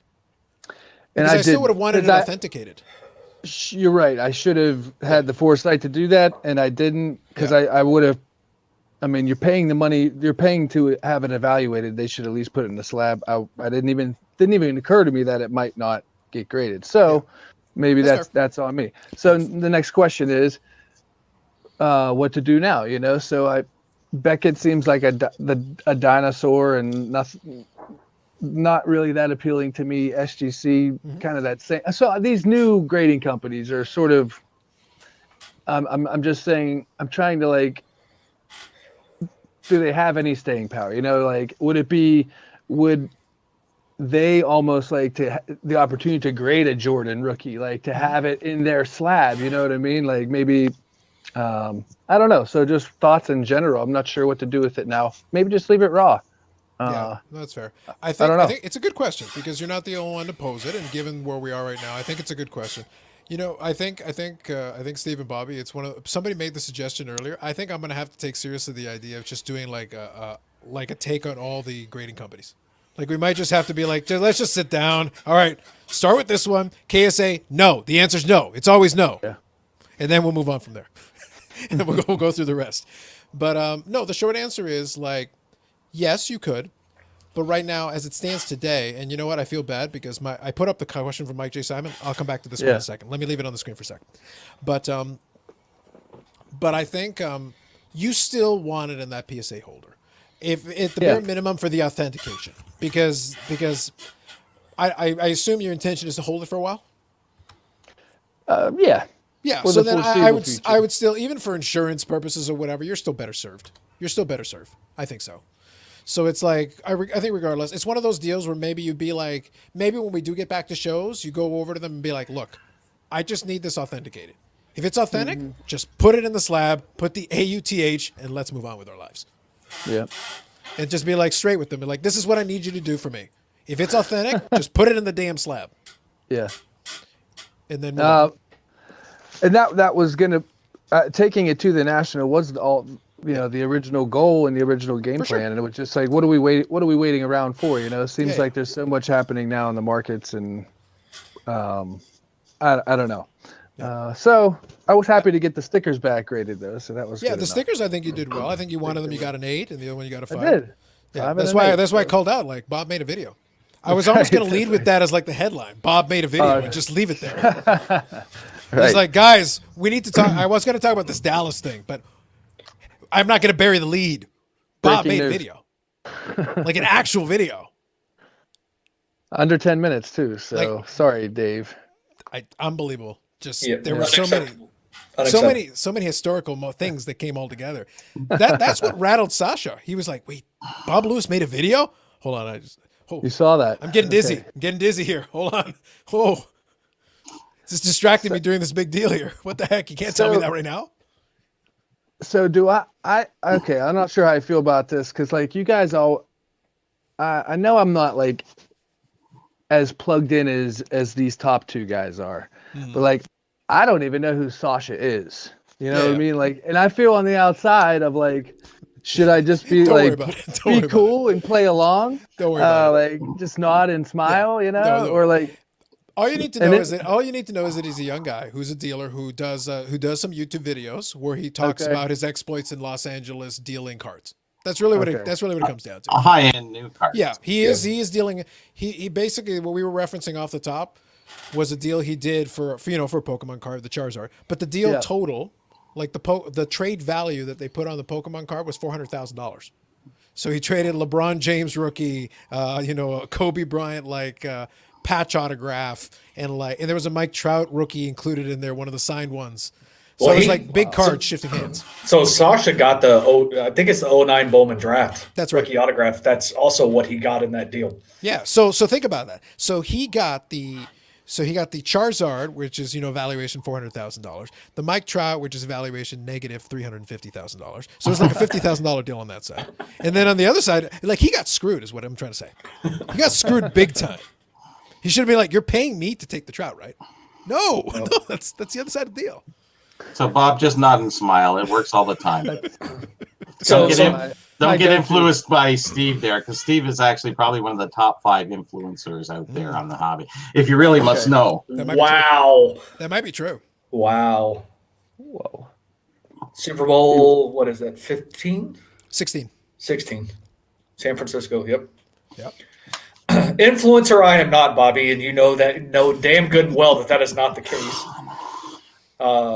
But I will say, though, can you move me up to the top row briefly, since he was talking about you guys up there being in the know? I know who Sasha is. We got you. We got you. Okay. Yeah, we got you. Take care of it. Through the power of StreamYard, we can make this happen. Whoa. Done. But the part of the other big aspect of that trade is there was also $100,000 in cash. That's correct. Yes, that's right. Yeah. So it was a big deal, regardless of whether you know the guy or not know. Anybody who makes a trade deal that involves $100,000 in cash, Yeah. it's a big card. It's a big card. It's a big transaction. Yeah, it's huge. Yep. Yeah. So, and my takeaway from it, Bob, to be honest with you, was not even the cards themselves, because the cards could have been any combination of cards. It's a big deal either way. My big takeaway was that they actually recorded it for the vlog there. And you did get to see a little bit of the process happening, because it was happening at the Dallas show and people were around watching the transaction happening. Oh, wow. So it was genuinely interesting to watch the process of that, because he's a younger guy. And the way they're going to approach a deal like that is very different than the way I'm going to approach. A lot of the stuff that he was speaking externally is the kind of stuff that goes on in my head when I'm doing a deal. Is like, I'm doing the numbers in my head. I'm consulting with my oracle myself. The voices in my head are telling me what to do. I listen to them. I'm not turning to consult with homie over here and being like, I think the card is going to be worth 2.5 times what the guy thinks. Yeah, I agree with you, man. And the guy's like right there. And I'm like, why are we saying this out loud? The dude's right here. He's standing right in front of you, man. Put earmuffs on or something. I wanted to get the Get Smart cone of silence. They should have gone and just drop this sucker down. It never works, but at least they could try and drop it down and give it a go. So real quick, Mike J. Simon, apologies for the long delay. If I obviously sight unseen, we have no idea, but it seems good. Early Jordan's base cards, if there's a big stack of them, if they're gradable, then yes. $100 seems pretty reasonable, but I don't know what you have. That's under 50 cents a card. Yeah, and that may be worth. Yeah, that may be worth it, even if even if you get crap out of the deal and you don't get grades that you want. But it's so cheap that I feel like you would have a really bad luck to be wrong. Yep. You'd have to be tremendously bad luck. Early 90s stuff and 8s and 9s still sells fairly well too. So. Yes. And I know Brian already answered the question earlier in the chat. That's what the yes mic was, I think, from Brian. Gotcha, but yeah. gotcha. So here, I like the step-by-step reference. That's a reference. That's a stretch right there. I know that show. I know that show, but it's like, ooh, that's a deep cut right there. Not a particularly good show. They stuck him in a whole lineup of them. So loser says here, and that is the correct pronunciation per him. So anyway, now that PSA also grades autos, do PSA Gem 10 out of 10 autos command more than 2 BGS 9, 5, 10 autos? That's hard to say, but if you're doing PSA 10-10, I would say yes. Just sight unseen, in concept, it would make sense to me, because true BGS 9.5s. So I don't wade in those waters, but if I did, 2 BGS 9.5s, some people give them a premium, many people do not. Beckett's in this weird, funky space. Now, if you're talking basketball, a lot of the basketball guys put a lot of nice cards in Beckett's labs. So they do appreciate it more. In other sports, you might get a discount. You could probably get a nice, if you were going to collect, Pujols is my guy. If I was going to buy a 9 Pujols, you could get a BGS 9, and you get it at a big discount compared to a PSA 9. Big discount. Yep. So it might be a buying opportunity for you if you just want the card. If you just want a nice copy of the card, that's an opportunity as a buyer. So that's a collecting tip right there. That BGS doesn't get the respect. In basketball, though, if the card's rare and the card is in demand, like if it's a big-time Kobe, a big-time Jordan, something like that, it doesn't matter. You could put it in saran wrap. You know what? People want it anyway. Yep. It doesn't matter. The difference with BGS, if you have quad 9.5s, they're always going to have the premium. Like a quad 9.5 10, For sure. that's going to hold the premium, in my opinion, over a lot of things. But PSAs. When did they start doing autograph grades though? That was more recent. So it is semi-recent because they used to do the thing where they would have the blue slips. You used to be able to get the graded thing with the blue, and then eventually you could do the thing where now it's the red label and no grade. The card grade. You can do the autograph. You can do the card grade and the autograph grade. So now that's a much more recent thing. Because they eliminated the card being graded if it was written on, so they would just go with the card, the autograph grade itself, the grade of the quality of the autograph. Mm-hmm. Yeah. Yeah. Gotcha. So yeah, they changed that, and I was just looking up one just a little while ago. And I went, what? I didn't kind of get it, so now I get it a little bit better. Yeah, it's one of those things where it's what I said earlier. For a collector, it's a glorified holder. Totally understood, but it does help, like I said, liquidity because it makes people more comfortable. It's a thing. It's a thing that I said with Bob. It's a thing that I said with Bob's, Jordan rookie. At the end of the day, it's not like if you're comfortable that the Jordan's good, you've held it in your hand, you've seen it, and you've seen some 86 Fleer cards, you can probably get a good sense of it. So as a collector, you might be already fully comfortable. It's fine. But putting it in the holder, if later on you do want to move it on, it makes the other person more comfortable. They don't have the benefit of your experience. That's not going to work.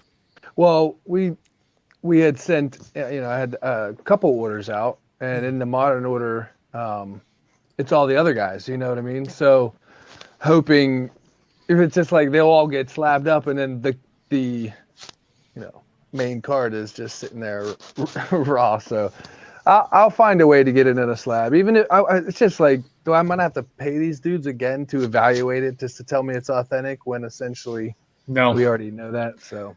You'll have to pay the price, but I think the price is less just to have something considered authentic.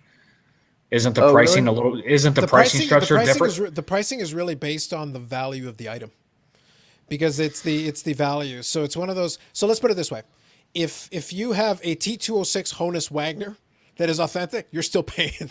Well, no, for something like that, I get that, and I'm not trying to downplay the overall value of the Jordan. Yeah. But if you're looking at just authentication, I understand it would be value based, but I would think that there would be a little bit less of a cost compared to if you're actually having it graded. Yeah, PSA structure has been very strange for a while. It is confusing because it's become this whole matrix, right? Like it's all these little things that you can do. And the other graders, they're trying to like present this whole thing.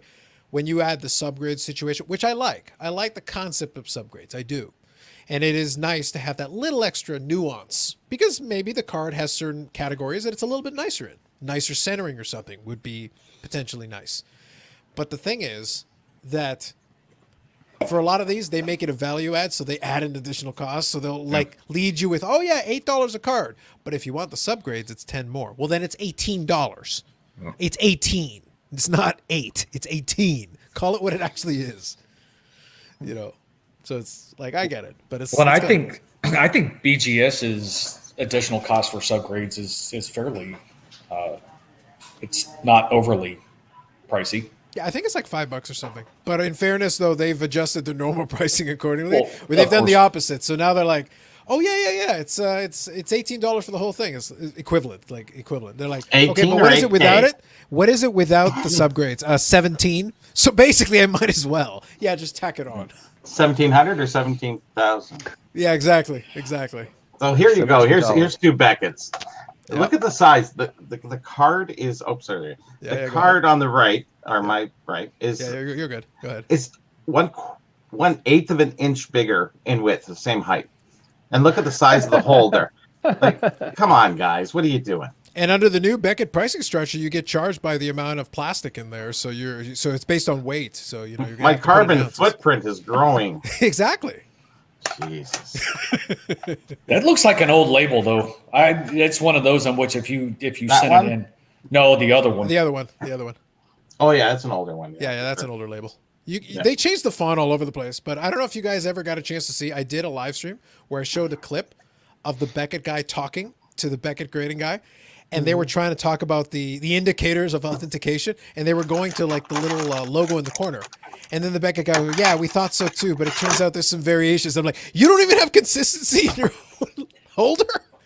I remember you talking about that in one of the live streams. I went off on this guy. I'm like, I'm not going to be nice about this. How stupid are you people? Yep. You're killing me. So That's Shanahan's pre-rookie. Oh, is that Shanahan? Nice. Yeah, so I had the Shanahan. I had to get a pre-rookie, a PRC. Sorry. Oh yes. Well, speaking of which, we got Victor here. Good evening, Victor. Wanted to make sure I acknowledge him as well. Yep. Wouldn't they also call that an XRC? No, we eliminated the XRC because I am Burrell. He is Beckett. Okay. If you had put your name in the damn book in the first place, I'd give that to you. I know. I'd give it to you. See, that's what I don't even know if they know that, eh? Exactly. I'll have to show that off. Yeah. Well, again, He's got a cover variant that does have Burrell on it. There was a prototype, and I like if you had rolled with Burrell, then you could be the Burrell of the Burrell, and then you'd be done. So this book was finished as this book, That's right. but prior to, it was going to be the Burrell.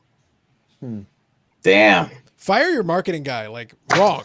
It's me. I do everything. Fire him. I design. I Fire. write. I do everything. This is all my artwork. This is all my design. So when you're a one-man team, you know.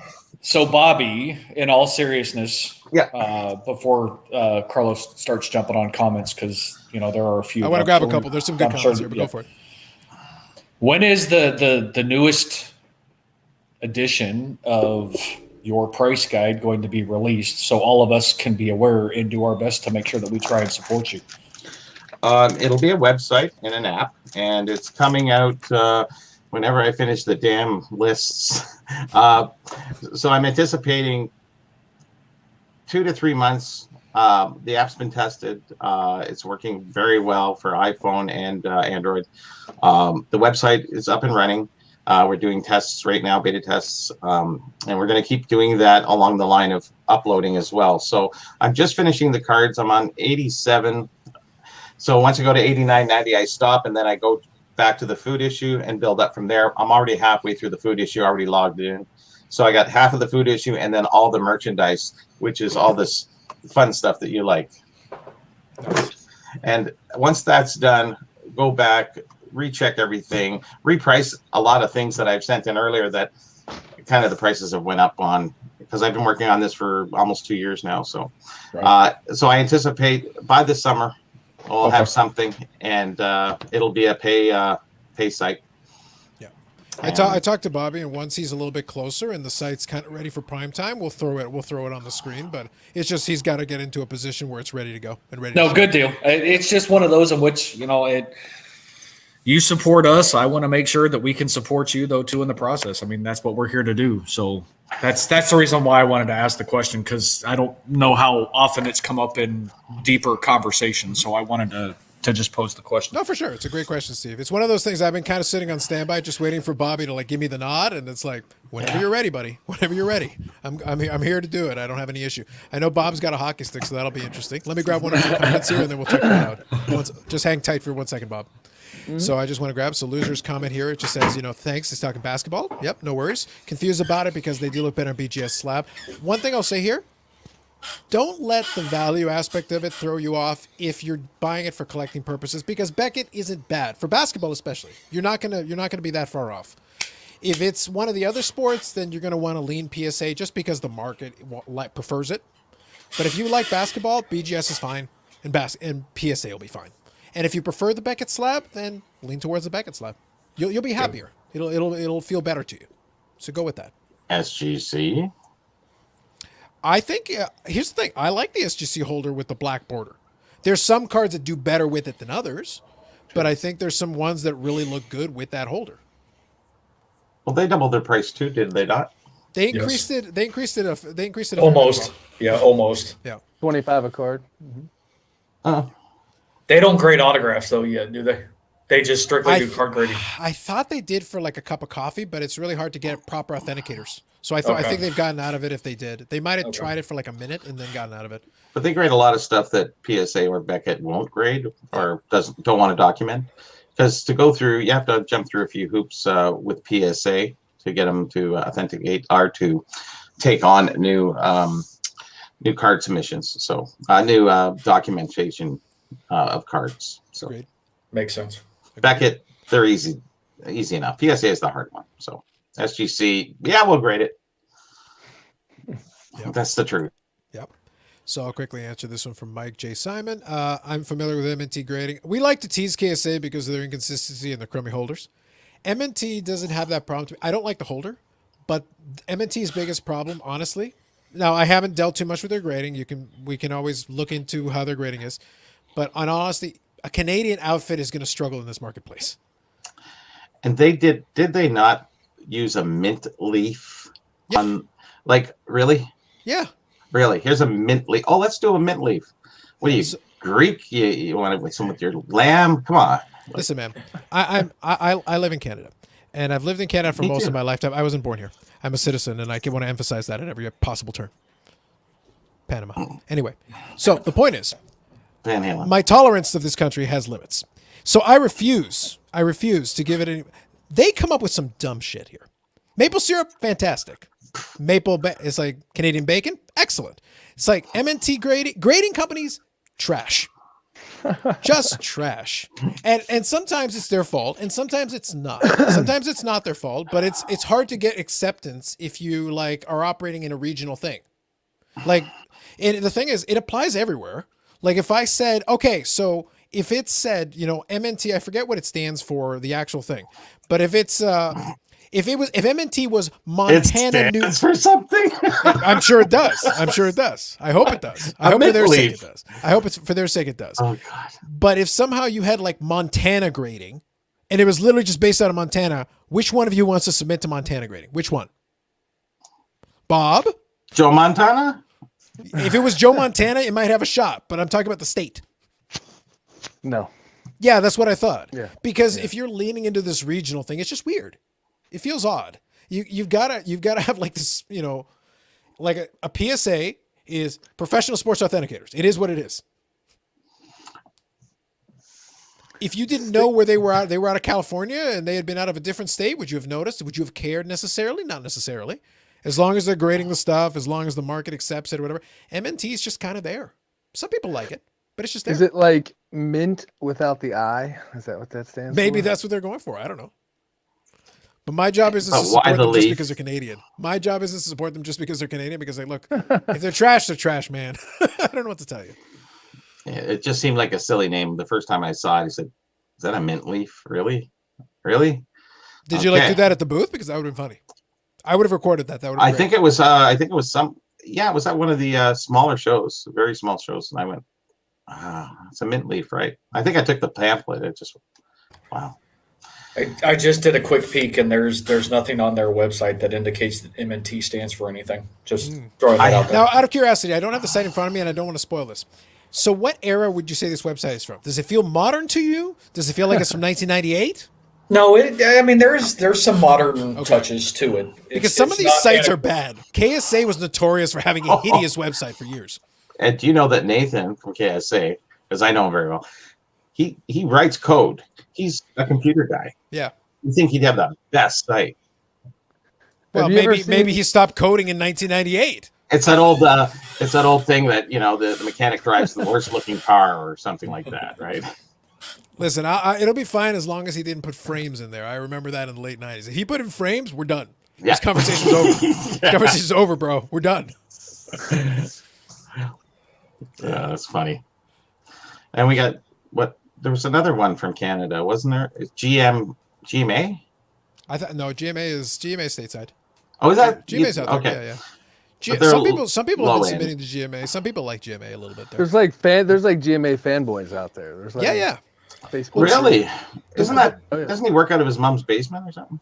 Maybe. That's the joke. Could be. That's the joke. When you type in the address on Google Maps, it like hovers over like some random garage. And then it's send your cards to the side door. You know when it says side door, you're in trouble. That's legit, Bobby. I don't know what you're talking about. Side door. Yeah. But Not the thing loud. Is Not cloud. Yeah. the thing is, the reason a lot of people like it is because it's so cheap that they had lower price and relatively decent turnaround until they didn't. Until suddenly people are like, oh, it's cheap. Just send them 100 or 1,000. Well, now they're Notor- slammed. Okay, well, like everybody else. That's how Right. that works. Notorious for mislabeling. Just notorious. Yeah, the one that I thought had a shot for a moment was GAI, because they came out of the blocks grading a lot of stuff for like a moment. Like they had their Blink cup of coffee, if you remember, and there's still some good cards in GAI holders. Those guys came from PSA, Steve Yeah. Rocky, and all Yeah. these guys. They just kind of morphed over and they started GAI. Had a nice new holder. The pack holders were great. The only thing they did, display boxes, ortho boxes, and they would stuff random colored styrofoam to fill in the gap of their holders for different size boxes. And it was just like, oh my God, you just went from here down to, slumming it. This sounds like an amazing business opportunity, Bob. We could get a grading service out of there, and you could just find all the foam peanuts you got and literally just throw them in the holder as the spacers. It was solid colored foam. It was yellow ones and green ones. No, foam peanuts are better, Bobby. We got to do foam peanuts. Trust me. I think, yeah. Well, we would advance it to that degree, of course. We're taking this to the next level. This is 21st century, buddy. We got to do foam peanuts. This is how you do it right here. Yeah, man. I like it. What's that? That was what the Jordans came in. It's nothing but crisp, clean bubble wrap. And you get the satisfaction of popping the bubbles. Come on. Right. That's the Right. best. So real My quick, I daughter's don't want to birthday. miss it. So Bob, what hockey stick did you have there? Yeah. So back in like 92 or 91 Classic had Okay. like redemptions. Speaking And of Ken Golden. You would get it, Right. and this was the one that I got. It was a Mark Messier stick. Oh, okay. Nice. Oh, that Right? looks like a nice autograph too. That's cool. It isn't too bad, and I'm like, I don't know. I've never known what to do with it. I suppose I should get it authenticated at some point, because you remember they gave you like the whole like, we promise this is like real, and it's just like a little yellow piece of paper. We promise this is real. If I get, is that a GMA or a KSA? right. Well, it was classic. Remember? Mint. Classic. Class, but it's funny. You didn't know what you were gonna get, so there was a box that came in my garage for like weeks, and it just sat there. Nobody really opened it up. I think my dad figured out what it was, but I saw it there for the longest time, and then open it up and there's a freaking Mark Messier hockey stick in there. I was like, See, all Bobby, right. I'm hurt by your accusation that an individual that runs Classic would have anything other than legitness. Like, can you not trust this man? Look, he's being held up by Eric Lindros. That's an old photo. And Wow. yeah, absolutely. This is 1991. Larry Johnson is there, Russell Maryland. and Brian Taylor. Bob, Brian Taylor's there. Come Well, on. They were just about to hoist him in the river. So. Yes, probably right after that. But there they all are. There's young Eric Lindros, in his Oshawa Generals jersey and everything. And then they went on to take this picture. And there you go, future superstars. Lindros. There you go. And just before that, boom, look at that. Wow. So now you know. How can you not trust that man with your collectibles? Yeah, Mark's been around. He a knew long Brian time. Taylor once. Forget about Shaq. He knew Brian Taylor. His aunt, she was an antique dealer, and she was a dealer for such a long time. I think she's still around. But that's how he got into it. How Mark got Yeah. into. Hey, Right. Carlos, Go this ahead. is that part of the show right now where I walk away for a few minutes. Yeah. No, that's like your shtick. This was your time. He still hasn't learned how to turn off the camera when he walks away. Or- I see my concern, and the reason why I used to never do it is because I thought, once you did it, it's like you dropped. Right. Until I finally really, until you Bobby just started push the doing it frequently, it's like, okay, so obviously all you do is click the button and all is good. Yeah. Now the key is I've seen some Frequently. people that have done it in the past where they do it, but then they don't mute. And then they say something, and it's like, we can still hear you. you believe those assholes, right? Yeah, it's like, I hate that guy. I hate him. And then you come back on, hey guys. Oops. Yeah. It's like pure amateur hour, guys. Pure amateur hour. I pay to see stuff like that, though. But here's the thing, out of the blocks, that was a very impressive run by Bob Lewis. And he showed off hockey. Like, I was impressed. He came with his A game. What the heck? I don't know what happened. Where does he go? Oh, like a dark void. He's got his Bob Lewis zone where he like recharges his Starts prairie weirdness. dogging it and it's got to Yeah. go. Yeah. Oh, Like, you ever seen Never Ending Oh. Story? You ever seen Never Ending Story? Yes. Yeah. So it's like he goes and hangs out with that dog for a while. Like, they're there. That's where They're he goes. flying through the air. That's where he goes. Yeah. I get it. That's the way the story is going to read. I've given him his backstory and I've explained where he goes when he ventures off. Yep. The inevitable And now it's canon. Now we know. Lob Lewis. That's right. Now it's canon. Now we know. Yep. Global Authentics. Nobody ever talks about Classic the brand. Yeah, because it kind of sucked. It had some moment, but it wasn't that good. It did have some cards though that were interesting. I will say that. It did have some interesting cards. Yep. Bob got that messiest stick out of a King Vitamin cereal box. Yes. Seems legit. Wow. Seems legit. Yeah. So that's not a real game use stick or game ready stick. It's just signed. I would. Well, it was classic, so probably they had like a signing. Probably they had a stack of them that like, and then you could redeem it. That's usually what they had. They had like a thing where you could redeem. But Yeah. I will say, like for the time, they had a number. I think. I think it's kind of fun. So It's not worth that much to even get authenticated. Anyway. well, I think I still think to like a Messier collector, it's still like an autographed stick. So still something to them. It's just an autograph, though. If it's not on a regulation or anything stick, then it's just basically an autograph stick. Yep. We should ask him if there's a stamp on the top of the handle. See if the player. That's where all the identification marks are, for the players. So Yeah, I would still bet it's like a stack of like sticks they happen to have at the time and just did a signing. That would be my wager. Yeah, So that'd be quickly my on guess that. too. it looks new and looks kind of Yeah. So Mr. Dewey here he's having a safety meeting. Agreed. Could be. Cardboard Camp. Hi Bobby. Hi Carlos. Good to see you two new guy. Yeah. Glad to know I'm the new guy. Believe it or not, I'm actually the old guy as it pertains to age. the YouTube. But I enjoy that you assume he wasn't referring to Bob. How do you know he wasn't referring to Bob? Because he's not here. Well, not now. What about Chair? Chair could be new guy. Highly doubtful. That's what you say now until we find out. It's like, oh, I love Chair. Or magnet covered cabinet. Or random boxes in background. Now Yep. he's missing a couple posters in the back to show that he collects something, and that's what's really missing. A nice San Francisco 49ers helmet. Like, I like the geez, dramatic pause. You were like, wait. I 49 got something. But remember, he's a Steelers guy, so that probably wouldn't go well. And I don't have Steelers stuff. I've only been influenced by one person only, and I'm in the football oracle. the football oracle. Interesting. You've self-proclaimed yourself, have you? I put the Carlos finger up in the air. Yes, I did. Fair. Remember, my favorite card is who? Steve, I'm not saying you Name I'm not it. saying you can't contest. I'm not saying you can't contest. The Oracle them could be up for contesting. Who knows? What's another good word for oracle? I could probably give him the vintage market, but I think so. the 90s, I would have to say that between Dave and I on the football side could be up to Oracle status in a lot of situations. Fair. So Chad here says take on WWF WB cards. I think if you like them, go for it. Here's the thing. I opened packs of it like in the late 90s, and there's some stuff. Now I have no idea where the hell it is. I might have thrown it out. Who knows? But I definitely had like the late 90s rock, which obviously now would be something. Yeah. Nation Domination rock, I'm sure it would be. Just went for big bucks. Yeah, for sure. So it's one of those things like I definitely had them. I had some from the early 90s. Yeah, and the thing is, they were always very niche. Like if you like it, I'm never going to knock it.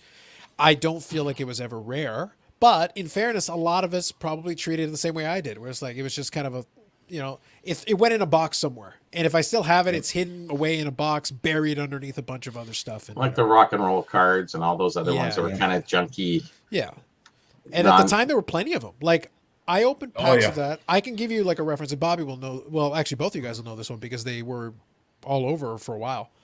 I bought packs of WBF cards in the late 90s at Blockbuster Video. Okay? Like Blockbuster freaking Video. Like they had little packs of cards over on the side that you could get on your way out after you got your DVDs and VHS for a while as well. But as you're headed on your way out, my brother would get like his video game and we're headed out. And they had little packs of cards there. So you could go get, and they had some WBF and WB cards. So like it was everywhere. Like anywhere you went. They just, that movie just popped on Netflix, I think, was the last Blockbuster Video. Yeah. And I think there's Anybody seen that? Any good? I haven't haven't seen I watched haven't it yet. seen it, but I've seen some documentaries about it, and also like it still exists. Like there's one more out there that's unfranchised. Like it's just there. Yeah. And there's value to the name brand. They're like, we're literally the last Blockbuster Video. This is it. So they have like the logo and the stuff. They basically own it all at this point because it's basically a tourist attraction. They're like, oh my God, Blockbuster Video. Yep. Because And they could anybody rent who's it old for enough- movies. Yeah, because anybody who's old enough is like, oh, hey, remember? So there's that one. And this one's really a lot more Canadian. I think, Bobby, you may know this one. Do you remember Jumbo Video? Yes. Yeah. So Jumbo Video was one Orange of- sign. Exactly. And an Popcorn. elephant. And popcorn. And their whole shtick was that you went in, like it was a video rental store and stuff like that. But their whole thing was that they had a popcorn machine at the back and you could have as much free popcorn as you could grab. That's right. Yeah. So Carlos Sr. would take my brother and I on Saturday and we let us just wander around looking at videos and stuff. And as they went in and had some fun, as they went into all of it, my dad would just load up bags of popcorn, hand one to me, hand one to my brother. My brother would go check out the video games. And speaking of WWE, that's where I would go and rent WrestleMania 3 or WrestleMania 4, WrestleMania 5 on VHS. So I'd go get the VHS, I'd grab a couple of those. My brother would grab his video games, probably NES at the time. And we'd have our popcorn, hang out for a bit, and then leave. It was kind of funny. We used to go after work on Friday and you'd run to get the new releases. And you were like, if you were there and you were a half a second grabbing it off the truck, somebody else had it. You know, it's just like, man, if they ever put it down, you just kind of grab it because they set it down for a second. It's like, it was like dog eat dog. It's bad. But here's the thing. Like, that was, pre-really internet days. That was kind of the hangout. Like, literally, my dad would take my brother and I, let us wander around looking at stuff for a while. They would go figure out what movie they wanted to rent for the evening as well. And while that's happening, he'd be like, here's a bag of popcorn. You finish your bag of popcorn? Here, I'll get you some more. Because they would just keep popping the popcorn. And that was a Saturday night for years. For I years. used to go to Blockbuster just to buy their previewed movies and DVDs and stuff. That's where I ended up getting a ton of my DVDs that I still have. I know that's, kind of dead technology these days because of everything streaming, but I still have a crap ton of DVDs, and a lot of it came from the previewed stuff from Blockbuster. Yeah. And the thing is, it was a good time at the time. It was just fun. Like, it was always enjoyable. Like, why not?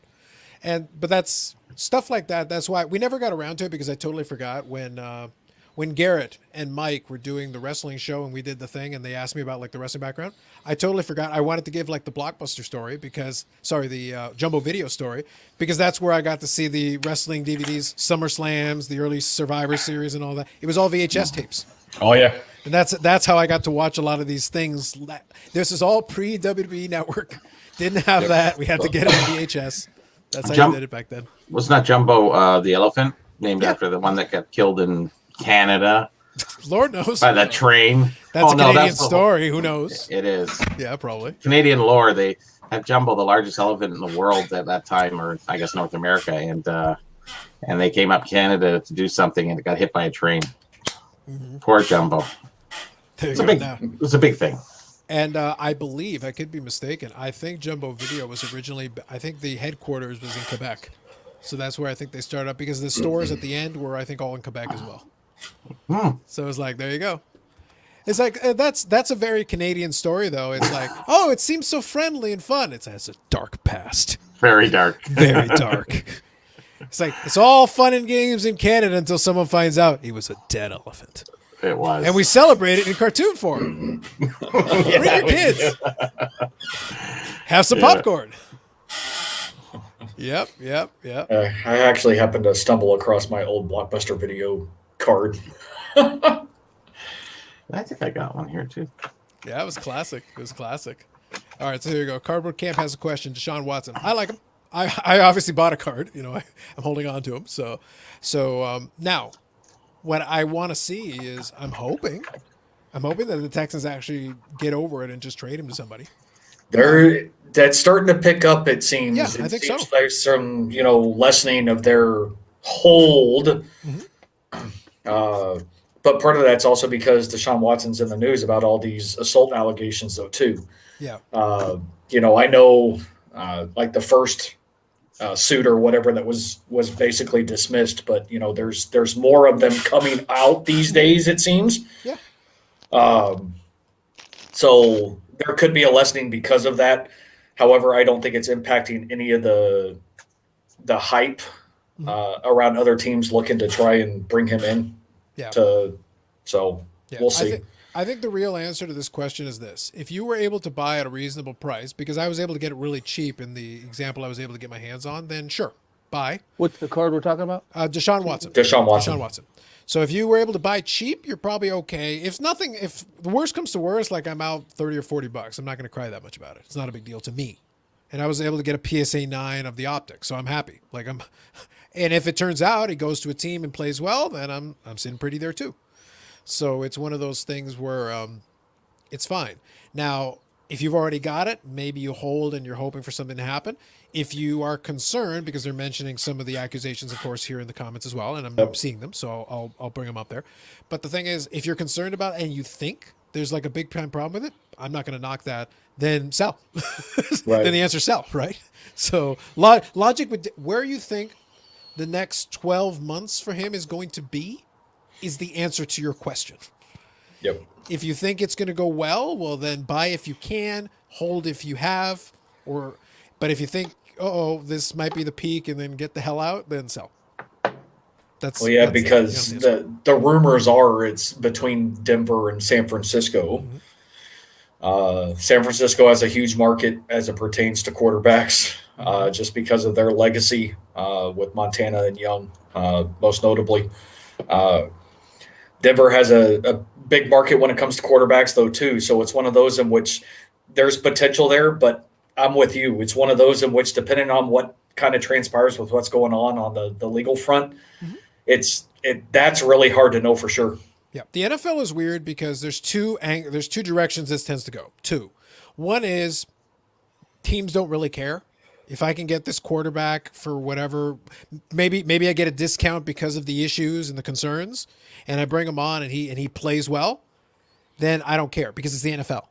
They bring in people with checkered past and issues and all kinds of things all the time. Or the other side of it is Ray Rice.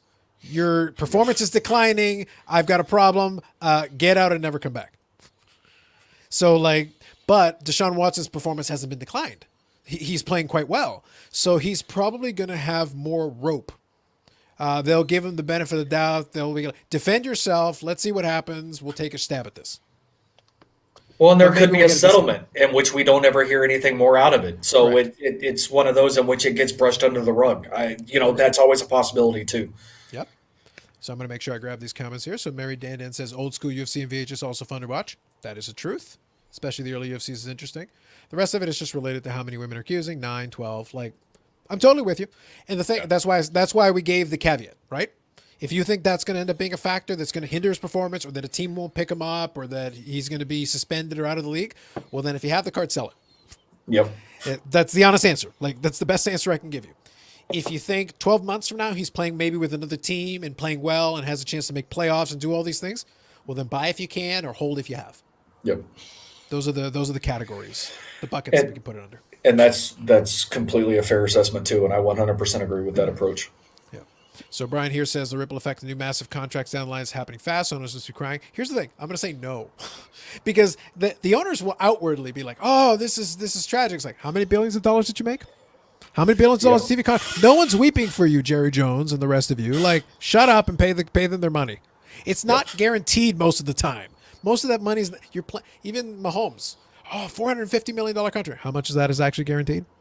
If he gets injured right now, how much of it is that? The guarantee is the real number. Yep. The big number is fancy looking, but it means nothing. Yeah, because it's based on incentives. Yeah. So apparently, Juju Smith-Schuster, are you familiar with this gentleman? I've heard of him. Yes. He re-signed. Wide receiver for the Steelers. Do you know what he turned down, Steve? No, I do not. So he signed for 1 year with the Steelers. $8 million. $8 million. They're not. Steelers are going to have. Ben is back. He took a $5 million pay cut to come back. But our defense has been ravished the last week. I only wanted Ben for your team if that $5 million pay cut meant he was paying them $5 million. Yeah, right. I think half of Pittsburgh feels that way. Yeah. The point of Juju I'm making is he turned down. Kansas City wanted him $11 million 1 year, and because Sammy Watkins is no longer there, so there's a number two So Tyreek Hill, Travis Kelsey, and Mahomes, you turn that down to play. I mean, that speaks a lot to like the character of a man, and he does, he claims Pittsburgh as a home. You know what I mean? Right now, and it's kind of built his brand around, around his NFL career. That's going to help him long term. I think that's fair. Yeah, I mean, I think he definitely, if there was anybody that was, and this is just the way like Pittsburghers are, like blue collar types of people, where, loyalty and all that, and like team over the money, and so like he just won over a lot of people in Pittsburgh by doing that. I'm not sure it's the right move, but career wise, but I don't know. I think he sees himself as something outside of football more. You know what I mean? So he doesn't want to ruin a reputation. And in fact, he just solidified it in Pittsburgh. He's a celebrity no matter what he does. I think though there's a way you could have had your cake and eat it too. Though I feel like maybe if you're gonna give like a team friendly contract and turn down more money, then hey, how about a couple of years? Yeah. How about a little security for me? That'd be nice. Well, the rumors that the cap is going up next year, Yeah. I would think that they would come back to him. Honor that. The Rooneys, they've been pretty good. They're pretty. I mean, people want to play for the Steelers for a reason. I'm not like a big Steeler, guy, but I do appreciate the way that they do things compared to what I hear other organizations do and how they run things. Well, and Pittsburgh is still a contender. They just fell apart late in the year. Pittsburgh is still a contender. Yeah. And, that could be part of the reason as to why, he wanted to stay with that team and hope that they still go out with the bang. Because, let's get real. Roethlisberger is getting old. He's there. And so can Juju play quarterback? Is this his time? Is he angling? He says, guys, have you seen my spiral? I mean, Chef's kiss. There's people that just want, if Mason Rudolph isn't the guy, like they want I the don't think clock. he's the guy. Right. Yeah. And not many people, they're saying all the right things, but they had first round grade on him and got him in the third round for a reason. You know what I mean? So, a lot of people just want that clock to start, because now Ben's coming back. It just delays it another year and whatever. Yeah. Well, I think though I don't think 9-7 season. And yeah, I don't think Mason Rudolph is the answer to anything. I think he had his moment. He could have taken that job. Like Roethlisberger had his moment where he wasn't playing that great. Mason had his opportunity there during that season where Roethlisberger was injured. He had 100% the opportunity to be like, let me seize the reins here. Didn't happen. Hey, when you're buying rookie quarterbacks, if ever, do you ever consider their Wonder League scores? no. I was watching I just kind of a random thing that popped up in my recommended videos, and I watched it, and this gentleman was suggesting that's how he would as maybe a difference maker. But if you were on the fence of two guys who had the higher score, just because IQ and how much that plays into he thinks today's NFL quarterback. It's a take I had never heard before. I'll say that. I think the notion of intelligence playing into it makes sense. Like it does. Like, Sure. Yeah. It isn't a factor But for me though. who to because invest in? What player is the guy to invest in? Yeah, but usually you can see a little bit of that in college though. Usually like you can see the translation of this intelligence into the college game as well. You'll see like a little piece of that. I go, oh, okay. Because even a guy with like Mahomes, he had transcendent talent. He's not an idiot.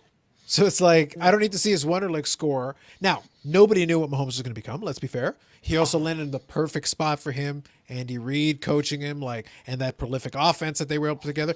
Yeah. But he can also make throws from all these angles, which you can't teach. You can't teach that. Right. So you've got this skill set, and he's got some. It just wasn't the best team for him. But then now you put him with an amazing offense, great coaching, and his skill set that he's got, and he got to sit for a year and harness this. Yeah. Linebackers, that's another question. Yeah. But you see the result. Well, this is what happens but that's why I said it's so dependent, right? Mahomes is playing so great. They got to a second straight Super Bowl, a chance to go back to back. Your linebackers go down. All of a sudden you're running for your life. You don't look so good. Does that mean Mahomes sucks now? No. No. But He didn't suddenly Yeah. go to sucking. Like I like but the what hap- posts after the Super Bowl that were like, if anybody's selling your Mahomes, I'm Yeah. buying. You know, and I'm just Yeah. like, Yeah, but that's Sorry. how important the team around you is. That tells Exactly. you how important it is. That's why I make the infinite number of jokes of Brady. It's like, what happens if what happens if his line is stalwart? What happens if he has a chance to?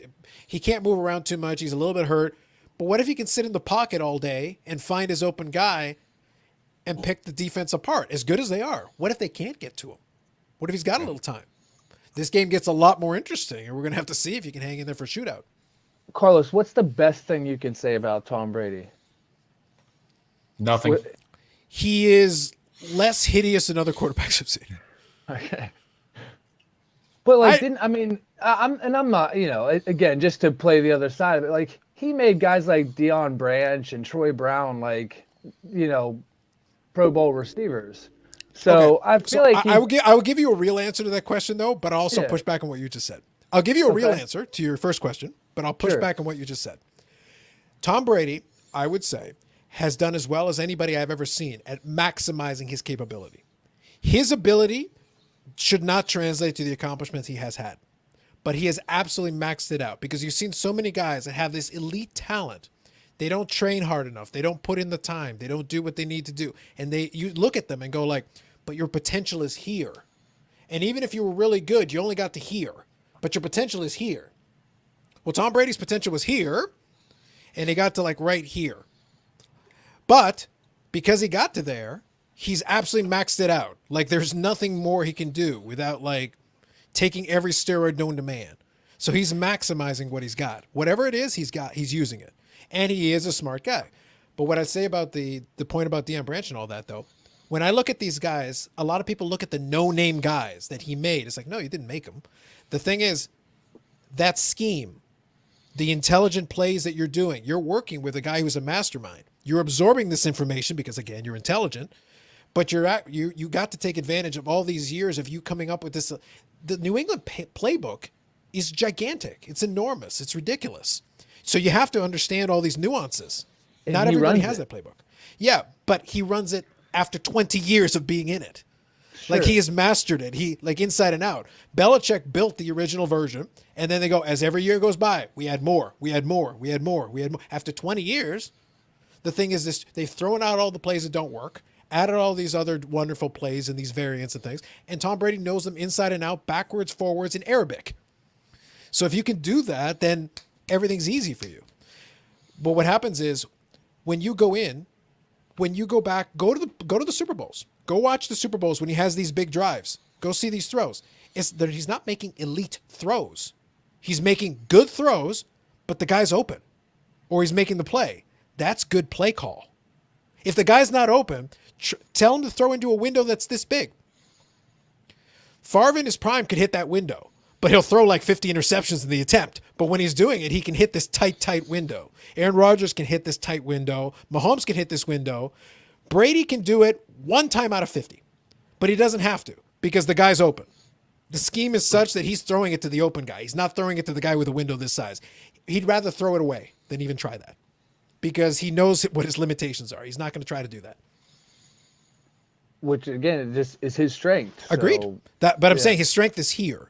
But he didn't make these guys. These guys ran their plays correctly, got open, and when he threw them the ball, they caught the ball. But they were open. Deion Branch, though, also went on to have a great career in Seattle, though, too. Yeah, So he for sure. didn't. So it's one of those in which he was underappreciated talent Yeah. early on. He did well in New England, but then when he had the opportunity to shine elsewhere, he still took it to the next level. Sure. So I think he brought the best out of everybody around him. I don't know. No, I get you. But as time goes on, it gets difficult as you go further and further into his career because as you become a master of this play call, you're basically another coach on the field. yep. So you know every nuance of these plays. So when you bring somebody in, it's like, look, you don't need to memorize everything. Just do what I tell you because I know exactly how this play is supposed to look. Go and run it like this. Just be there. And when you're there, the ball will be there at that moment. So I already know where I want you to be. Make sure you're there. And as long as you're there, I'll get the ball to that spot. Yeah, and it takes a special individual generational type of talent to be able to pull that off. I mean, you're like building an argument that there's only one guy that could do that. I get it, it's 20 years, but he's the guy that did it, and it worked so well, you know. But that's my problem though, is that there isn't one guy. There's Yeah, one like guy the who had a chance to talent- do it. I can put a lot of these other quarterbacks in there if they have the opportunity to have even a shorter time span. Their superior talent will overcome that. Peyton Manning and Bill Belichick's system will do just fine. Who's an underrated guy in your mind that doesn't get enough notoriety? An underrated guy? Yeah, that just like, I mean, doesn't even necessarily have to be a Hall of Famer, but Buying advice. like you mentioned Elway and Montana, like those are that's what you value, sort of like. They're guys who had the talent. They're guys Yeah. who consistently demonstrated the talent. They did more with less. Are you a Marino? Where do you stand with Marino? Is it the lack of championships? Does that stain his accomplishments? No, I think if I look at Marino from a skill set wise, he changed the game in his era because nobody was doing what he was doing. He revolutionized it. For his release was something people hadn't seen. Now, his problem was he was at the tail end. The Dolphins were no longer adept at building a team around him that could do that. He had Don Shula there at the end, but it's like Don Shula in 1984 is not the same as Don Shula in 1972. He was still a smart guy. He's a football guy. He knows his stuff, but that was not the same team. So imagine you take the talent. Again, it is a team game.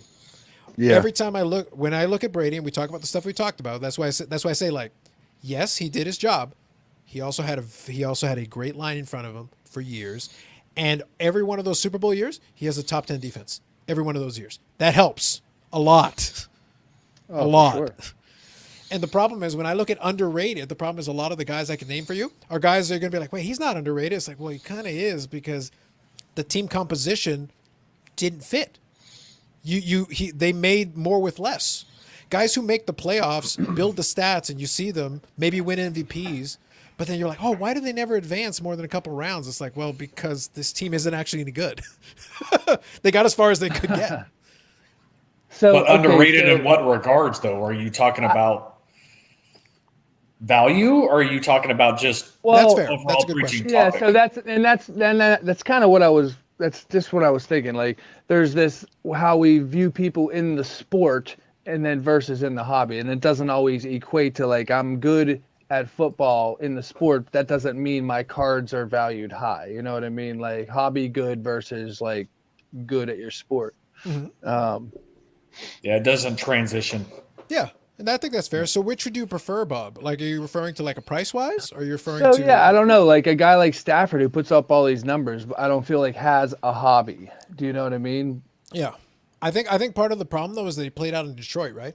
So it's one of those things where like if I look at him, it's like, Did he see an increase with his move? Did he see an increase? Do we know? very, very, very I don't know. minor. Yeah. I think a lot of people are wait and see. Like they actually want to see it and be like, okay, on paper, this could be an upgrade. And if Yeah. it is, this could be all right. But we have to see it. It's like we don't believe. We've seen Stafford be like, well, is he terrible? No. Statistically he's decent year after year after year. But it's Detroit. Yep. So what are you doing in Detroit? Jesus could get him to 9-7 on a good day. Like they're No, not good. Jesus would be 16-0. I mean, Oh, but with Detroit, 9-7. That's it. That's where tops out. 9-7, missed the playoffs. That's as good as it gets. And it's like I think I can part the red. I can turn water into wine, and 9-7 is the best we can do here. It's like, bro, that's it, man. one of the best T-shirts I ever saw was Detroit Lions preseason champs since like whenever the establishment of their like their team was. Yeah. That's pretty good. Yeah. Because they're always like 3-1 or 4-0 in preseason. Yeah. So Rick, vintage oddball cards there. Joe Montana's the GOAT. 4-0 in Super Bowl, 30 touchdowns, no interceptions. Yep. No, that's fair. Rick. Yeah. And he makes actually a good point. The last part is a good point, too. The rules have also changed to favor the quarterback now, so it does change a lot of the dynamics because you do get flags for a lot of stuff where it's like Dan Marino in his day had to like get pummeled. So like, and he did. A lot of those quarterbacks did. They're like, you actually have to take hits back in those days. Big hits. Yeah, you did. You got, well, Troy Aikman's career That's out the ended way. because of like a billion concussions. It was like, Yep. you're getting hit. all the time. Yep. So it's like you get destroyed. Yep. All right. Moreno broke every record in the book. Yeah, in his day especially. Absolutely. Every Super Bowl winner has a top 10 defense. And I don't think that's Theismann was bad. most too. of them. Most of them do. Not all of them. Not all of them. I think he got a higher percentage. Would Absolutely. probably fall into that category. Let's put it this way. I'm being conservative when I say top 10. If you go back and look at a bunch of the ones for New England, like they had a lot of top fives. A lot of top fives. Like really elite defenses. Consistently. I think he's saying at least a top 10 defense. Sure. right? Yeah. Yeah. But I think that's fair though. Like in team composition, that makes a lot of sense. Yeah. Totally makes sense. Wonder what were the Rams? I don't remember when the Rams like You mean like greatest show on turf? Kurt Warner. Yeah, was their defense good? I can't remember even one player on their team. Grant One player. Other than Torrey Holt, you know. Well, I mean, like Kurt on Warner. on the defense. Yeah, I on don't- the I defense. can't- On the defense, I get you. On the defense, I get you. But so like were they a top 10 defense? I don't know. I'm not sure, but I think it's a fair it's question. an interesting question. Have to Yeah, go it's- look. Yeah, I'm looking it up as we're talking. I'm gonna see what I can find. Hey, Bobby, does your price guide cover the 4 major sports? No, hockey. Hell no. Yeah. Your hockey exclusive. Okay, so Bobby, It has to be. Yes. Bobby, for you, defensive rank in points 4th and yards 6th. Interesting. So pretty good. I'd say Yeah, that's pretty darn good. That's That is solid. pretty good. That's strong. I'd be Nobody curious has. to know who led the team in tackles. You can get that number. He can get that number for you in a second. With regards to that, like I said before, hockey's somewhat easy. Yeah. It's a very small. Basketball would be pretty easy. When you get into football, just the enormity, and baseball, just Yeah. with all the food issues, with Forget cards about it. alone, the regional stuff, it's way too much for anybody to take on, and really make any money at it. Beckett has sort of provided a service out there, but it's a basic service. So Okay. I don't think my books are certainly 10 times more detailed, and there's actually a historian that's looking into the stuff where I don't think they've ever employed a historian there. So could Yeah, we get you to do one more printed copy of the book where how like you put the the different comments and things like reviews on the back, and literally you just put in, it's like this guide has 10 times as many as research things, and it's like you just put like yourself, just I quote could do yourself that. on the back of the book. It would be very Carlos-esque. You Right. put your name on the front and you quote yourself on the back. Oh boy, that's narcissistic or what, eh? I'm trying to teach you the ways, Bobby. Do I have to point at the damn logo again? Like, for God's sake. Because The note- now it the can note be about the author. because I'm Bobby. That's Or right. because I'm Burrell. Correct? Because he's That's I'm Pharrell. That's right. yeah. So Joe Perot likes Kenny Stabler. There you go. Very Depending on valid. your I mean, vintage. that's valid. That's a name. That's a name. He is definitely underrated Yeah. in both regards, in the NFL world and even in the hobby world. I think it's fair. I think there's a lot of guys that fall into those cracks who had like you look and it's like they were pretty good in their day. And I think a lot of times you'll get the context later. As you spend more time, you'll be like, Is Namath most overrated? I think so. I think he had time. Yeah. Sorry, I was laughing at Bobby's facial expressions. I know. Yeah. Here's the thing. Like, was he devoid of talent? No. But then you go look at it, it's like he had that run where like he got that team what they needed. He got them there. And then you go look, it's like the rest of your career is like your best performances were in commercials off the field. Like you did a lot of commercials. You were able to ride that Nylons, forever. pantyhose. Yeah, you were able to His ride hobby- that. You were able to ride that for years. And Yeah. his hobby is like people love him. You know what I mean? Like there are Namath diehard collectors out there. So Here's what I'll say though, Joe Namath. You may or may not like his totality of his career, but he had his stretches where he was an excellent quarterback, but he was a star. Yeah. Joe Oh, Namath, you sure. can say he was a star, Uh, and he's a that Western goes PA for a guy, lot. so I have to support him. Yeah, but the thing is that goes for a lot. If you're like seen and perceived as a star, then your hobby's gonna follow. But if you're a guy who puts up all the stats, but you're boring, you can keep doing that year after year after year, and it's like, Mike yeah. Trout. I said Newton. good. I said actually good. I don't mean like war. I mean like actually good.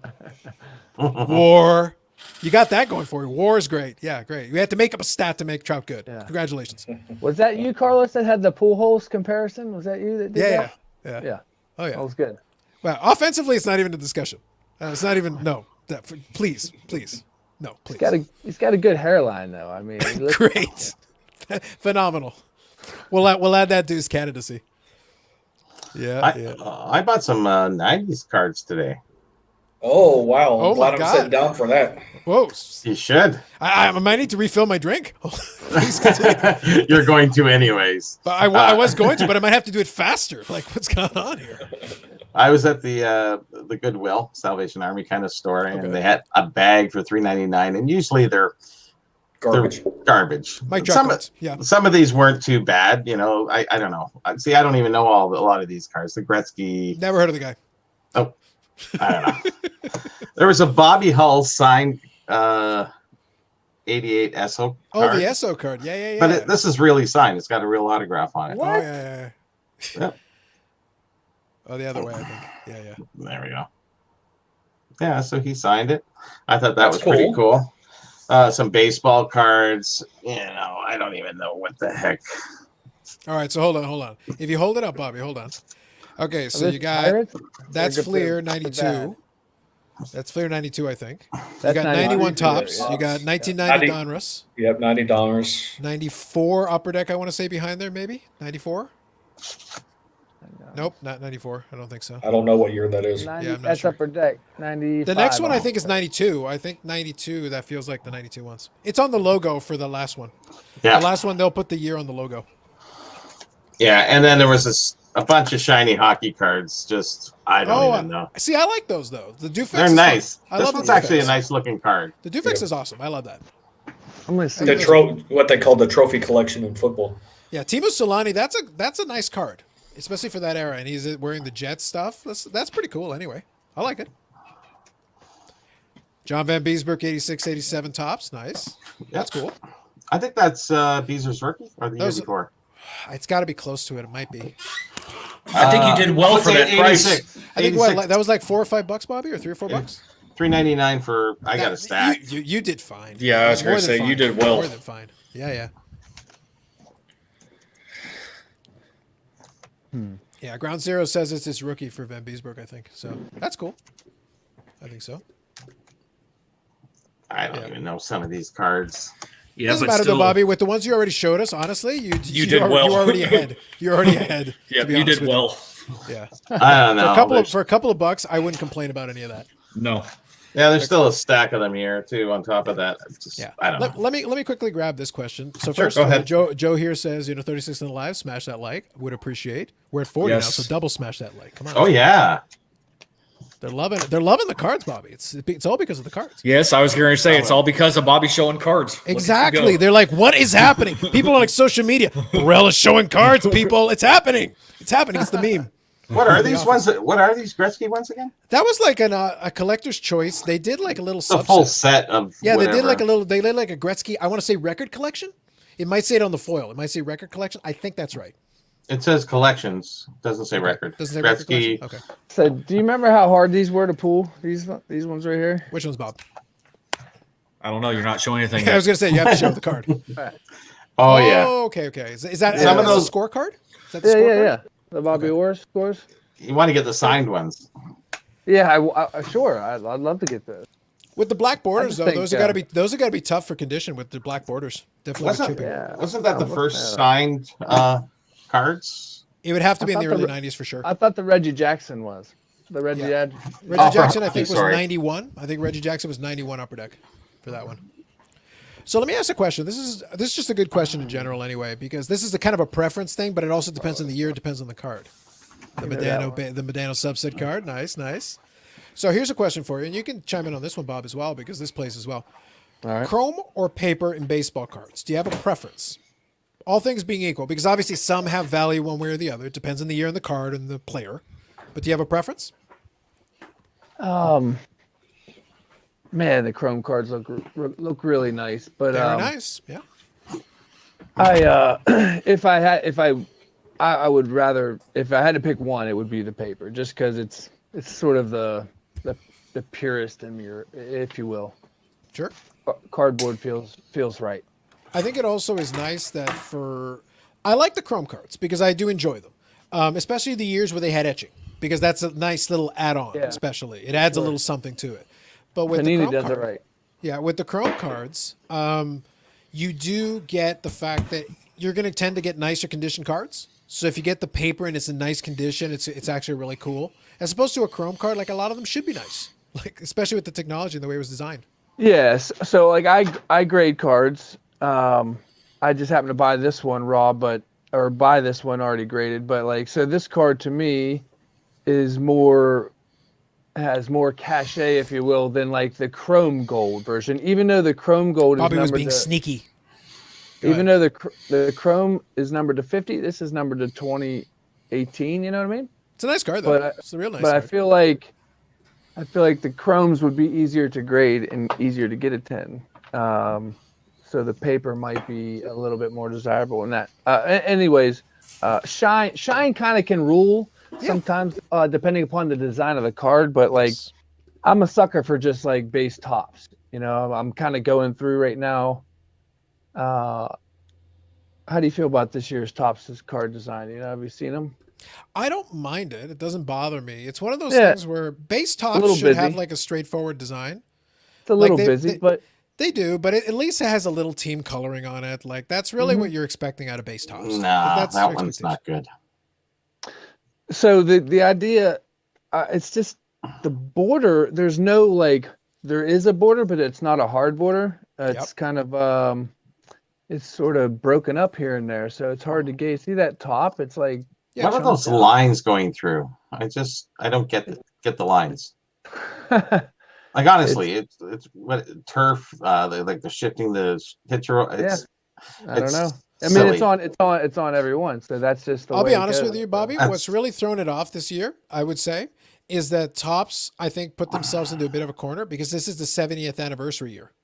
So they're sitting there going like, okay, so do we rip off one of our design elements from a previous year, or do we like try to come up with something off the wall wacky, or That's off the wall wacky and it's horrible. Whoever aesthetically, that's an unpleasing card. Like, I don't love. I like a lot of different cards, and even the new stuff. Yeah. And when something's really well designed, but that's not a very nice design. I think they screwed up. Yeah.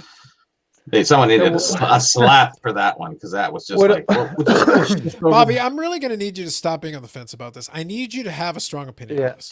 In the baseball I card, am more affirmative on my decisions. Sure. Yeah, Go be ahead, clear Bob. on who's getting slapped. Please continue. it's kind of cliche in the baseball card community to hate tops when it comes out, Mhm. but then like over the course of a month, 2 months, 3 months, they're like, you know what?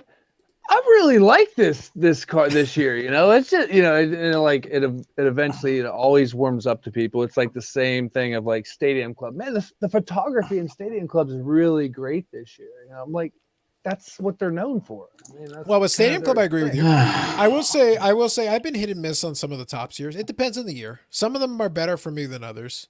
I'm a fan of borders. So Sure. like, even though these are kind of whatever, like, hip borders. More a fan of Pat Borders. Okay.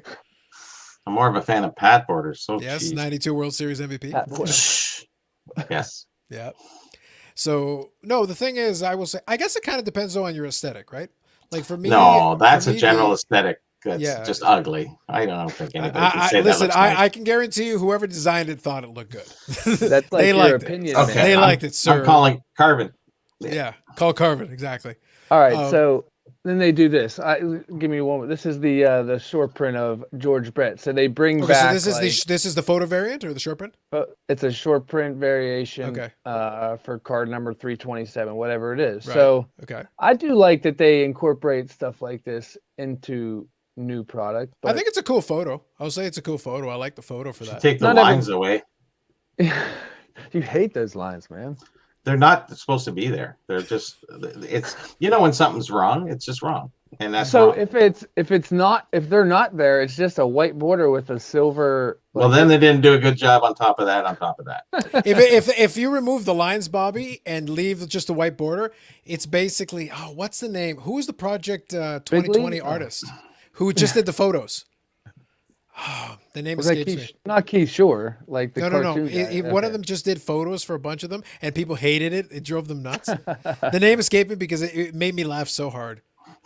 It's not Bobby, natural. It's a different guy. While you think about that, I'm gonna ask Bobby a question. Bobby, what design of like from like 80 to 89 hockey do you like the best? And you'll have to tell me the rookie year Thank of the you. player because I won't exactly know.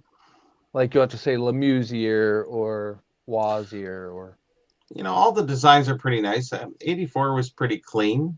Very nice white borders, color coded towards the teams, logo on the bottom, a picture of him in the bottom as well as a full picture in the bottom right corner. Okay. So 84 is a nice, clean looking design card. The back looks nice too. What year is the Iserman rookie? 84. 80-45.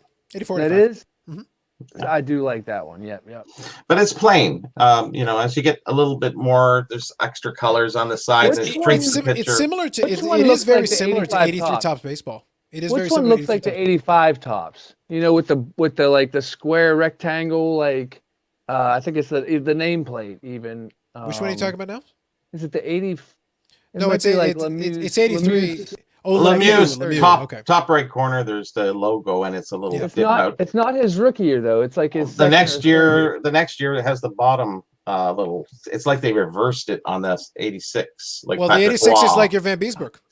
The 86 is your Van Beesbrook. No, 87 is Vanber's, isn't it? No, it's 86, 87. Yeah, That's the 86, Waugh 87. rookie year. It's the Waugh rookie year. Yeah. So that's sort of the So Bob, opposite. that one on of- the screen there, that's the 86, 87. Yeah. That's the Waugh Wait. rookie So year. this is it. I have That's like 88, 89. Yeah, that's Okay. later. I knew it was later. Yeah, so yeah. that I don't know That's- why, but I like that one. It's Yeah, that's simple, that but one, clean. Bob, that one, Bob? It's kind of corny. It has like the little like The pin, thumbtack. like the thumbtack. Right. Yeah, that's the Brett Hall and Brendan Shanahan rookie year. Yeah. Remember that one? The old Team Pinnacle. That's a good one. Yeah, I like those old ones. I like this comment, though. I want to quickly call this one out since it was good. It's like beer, smokes, and hockey cards. Listen, Steve is from the Texas part of Canada. Bob is from the Pittsburgh part of Canada. Yes, absolutely. Totally Canadian show. Nice. It's a blank. back. Listen, I got the Dallas Star banner on the back, Ooh. so I'm in solidarity What with does that mean? Steve, so we got this. That means What's the blank?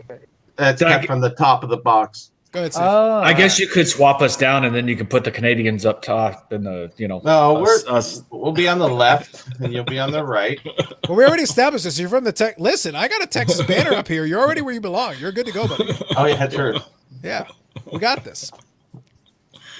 Okay, so let me grab this question because it's a good one here. I think it's a good question, and it's a standard question, but I think it's good to take an angle on it. So, anybody feel price out of the current market? And Bob, I think it plays right in Okay. your hands, right? Do So, you want to talk about look that for a here. second? So this ahead. cord right here, this is Yeah. my guy. Yep. I bought this for $49. So it's the Meadows Heritage High Number refractor, right? It costs $25 to get this card graded right now. Sure. So Yeah. to me, that's a $25 card at least in the slab. At least. So, True. so it's a numbered rookie. I think Heritage after Flagship and Chrome is like the next best.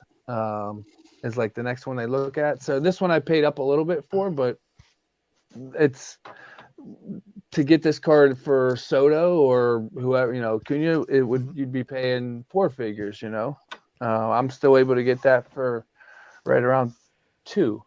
I will say though, like there was a window. $2, like, 200, 2,000. yeah, but good old Crypto Griff and I joked about that forever because the thing is, you could have gotten that goal for a while, like Yeah. at a for sure. semi-reasonable price. Like it was available, Or It was just there. submitted the one that I have already, and like maybe it got a 9 or a Yeah. 10. I mean, it's chances are it's going to get something at least a 9 or a 10 if it's a modern card. Yeah. But that's a very normal feeling. I think though you represent a lot of well, this is the only time I'm going to say this. So Bob Lewis represents a lot of people in the hobby. It's the only time that will ever be said ever about it. Wait, what's Bob. the timestamp? Can we get a timestamp No, on you're gonna have to get it yourself. Get it your damn self. Do your own work. 2:24, Okay, Exactly. thank you. 2 hours 24 minutes. But the Right. thing is, there's a lot of folks that fall under that category though, because that's the reason why I talked about that vlog. A lot of these young guys are talking like 4-figure deals, and I was joking with Bobby. It's like Nah. I think I can count on the one hand the amount of times I brought $1,000 to the show period.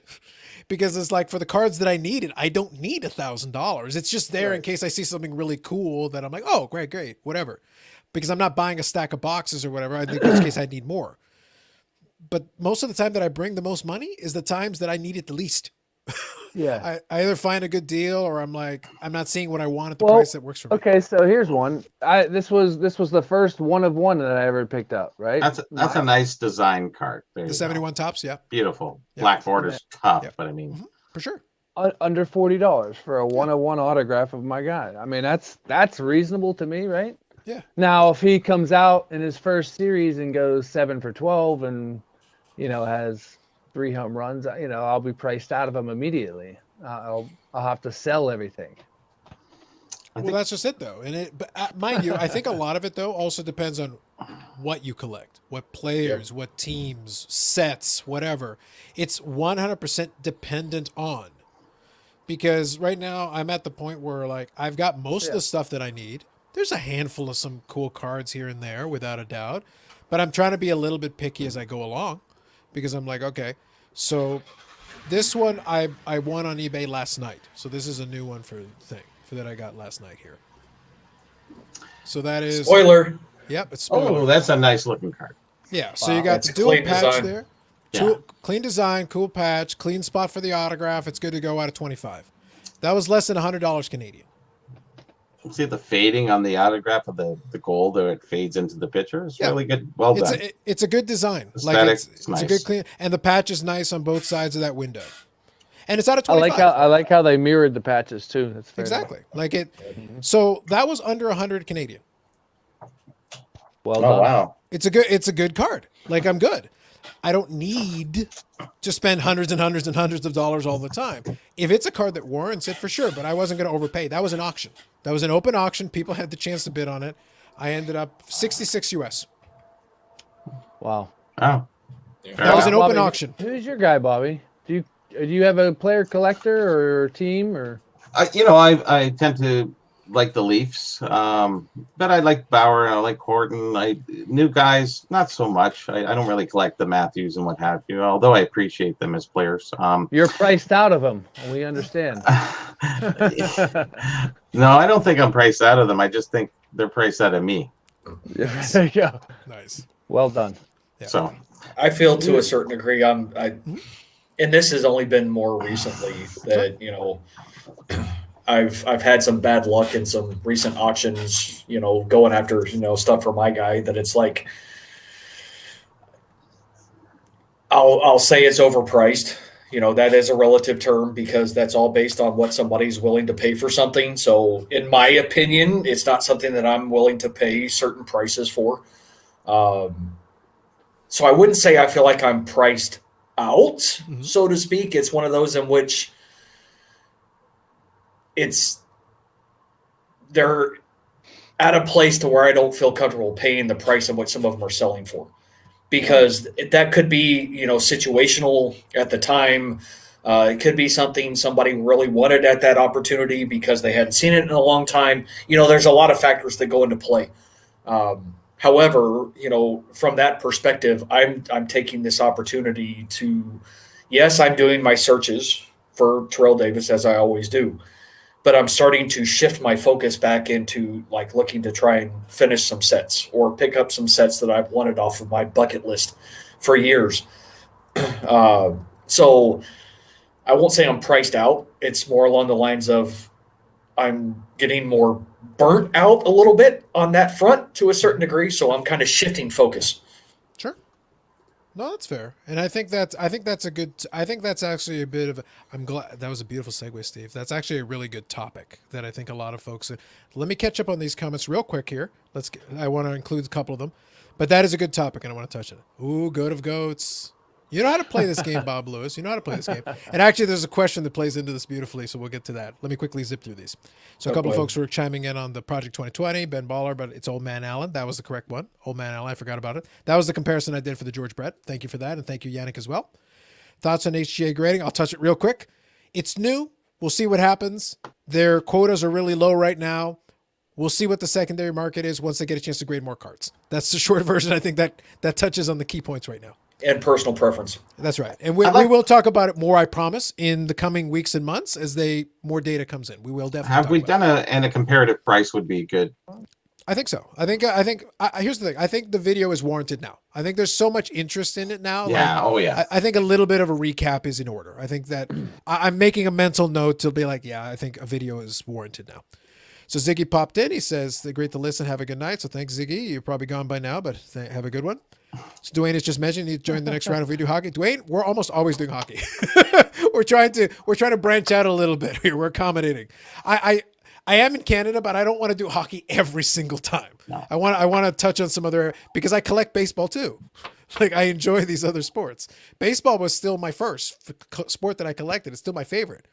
I like Medano cards because I'm really focused on those, but I mean, collect you say vintage baseball. you pretty much only watch the NFL now. Like, that's the only sport you. That's the sport I'll watch most of the time. Like, yeah. Yeah. And but it's like, I don't need card collecting to tane into that too much. It's like, no, I want to just enjoy the sport. Let me watch the sport, enjoy that. I'll buy the odd card here and there for fun, but it's a little bit here and there. I bought some Prism Aaron Rodgers because they were cheap. I was like, they're cool cards, they're cheap, great. And as long as that's the case, no problem with that. Let me grab here.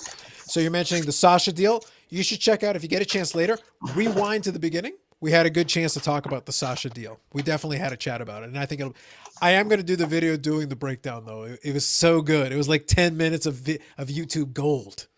I need to take my time and really break this thing down. The reaction video.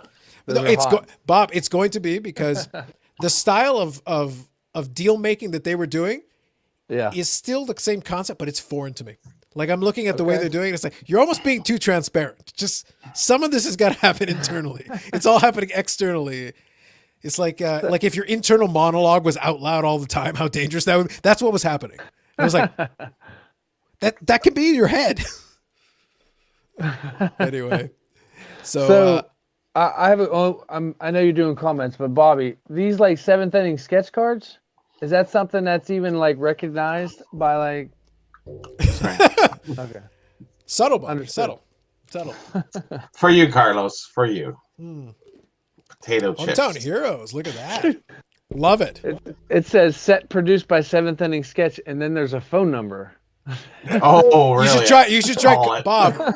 So I'm going to get to a comment about Bob here. And then we'll touch on that. We'll come back to that in 2 seconds. Let me get through it. So LA Pats 87 quickly says, Meadows is no Brady, but he's good. Yeah, listen, Meadows is at least a player. He's a professional athlete. I don't know about Tom Brady, but at least Meadows is a professional athlete, so that's good for him.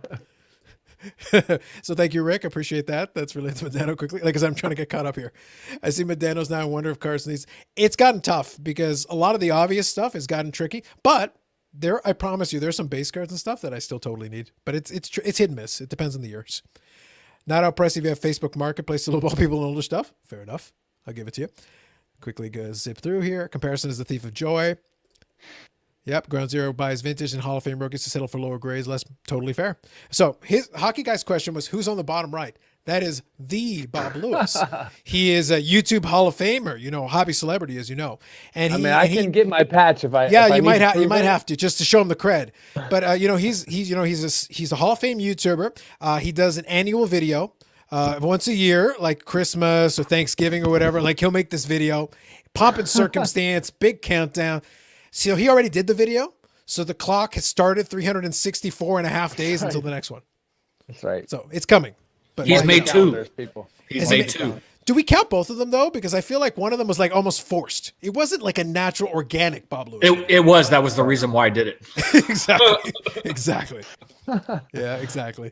All right, so quickly, 48 Leaf Jackie and the 3 was over 3,500, not 14,000. Now over 14. Totally with you. I get it. Yep, bottom right is, Paul's got you covered. YouTube Hall of Famer Bob Lewis. That's right. My man, Paul. Yep, we're zipping through here quick. So Even though I let Paul down when I #invested, I forgot to include the. You got to include the hashtag invest, man. I did #invest, but I forgot the chart, the gift chart, like little thing, with the arrows going on it. So The hashtag. Paul, it won't happen again. You got to be careful, my friend. The hashtag invest, we're serious about that. We are serious about that. So Mary Dan said here, COVID is ending. It's risky to make a purchase right now. I will say, I'm totally with you. I think it's a reasonable stance to take. The only point that I'll make, though, is that we thought the market was going to drop when COVID started. So at this point, we can no longer assume any. That's why I said my argument was if you're trying to figure out the market, don't assume the principles work. Don't rely on the standard market principle, because there's some people who just don't understand them and are acting in their own way. They're acting in their own way. So don't just assume. But I'm totally with you. If you're that worried about it, then hold back. But don't be shocked if then like it goes up for a different reason. Right now, the hobby's making up reasons for stuff to go up. Yep. The shipping sucks. I'm with you. You can grab it here. Love those 7th inning sketch. He's enjoying it. He's saying PSA 10s are climbing. PSA 10s and a lot of stuff are climbing, though. I wouldn't shock me. Yeah. So Joe is just referring to the Sasha video and the side talking out loud thinking. It's weird though. Like it is like the inner monologue is out loud. And it's like, are you sure that wasn't supposed to be in your head? Like, why am I hearing it? I'm not psychic, but I'm hearing what you're thinking. It's coming out of your mouth. Padres over Dodgers. I would still, until the Padres prove it to me, I would take the Dodgers over the Padres. But I like what they're doing. They're doing a lot of stuff, but like Padres have never proven anything. They just haven't. That deal for Tatis, though, geez. Absolutely. That's like Bob Lewis money. That's like we're paying him to do the show. It's insanity. Right. Unfortunately, after taxes and everything, we'll have to send him a bill. But, on paper, the non-guaranteed, it's like the Mahomes contract. The guarantee was Bob will pay us. But on paper, we're paying him $450 million. And Hockey Guy probably asked that question about the bottom right when I wasn't here. He's just like, there's just an empty space there. Well, in that case, it was even more exciting. Yeah. It was chair. Right. It was chair. Yeah. Yeah. Carlos spoke about our campaign regarding City Hall play. Well, originally it was supposed to be a meet, but he's a slacker. I think he disappeared off the face of the earth. I don't think he does anything on YouTube or anything. Right, Steve? Pretty much. I think he vanished. I don't know what happened to that guy.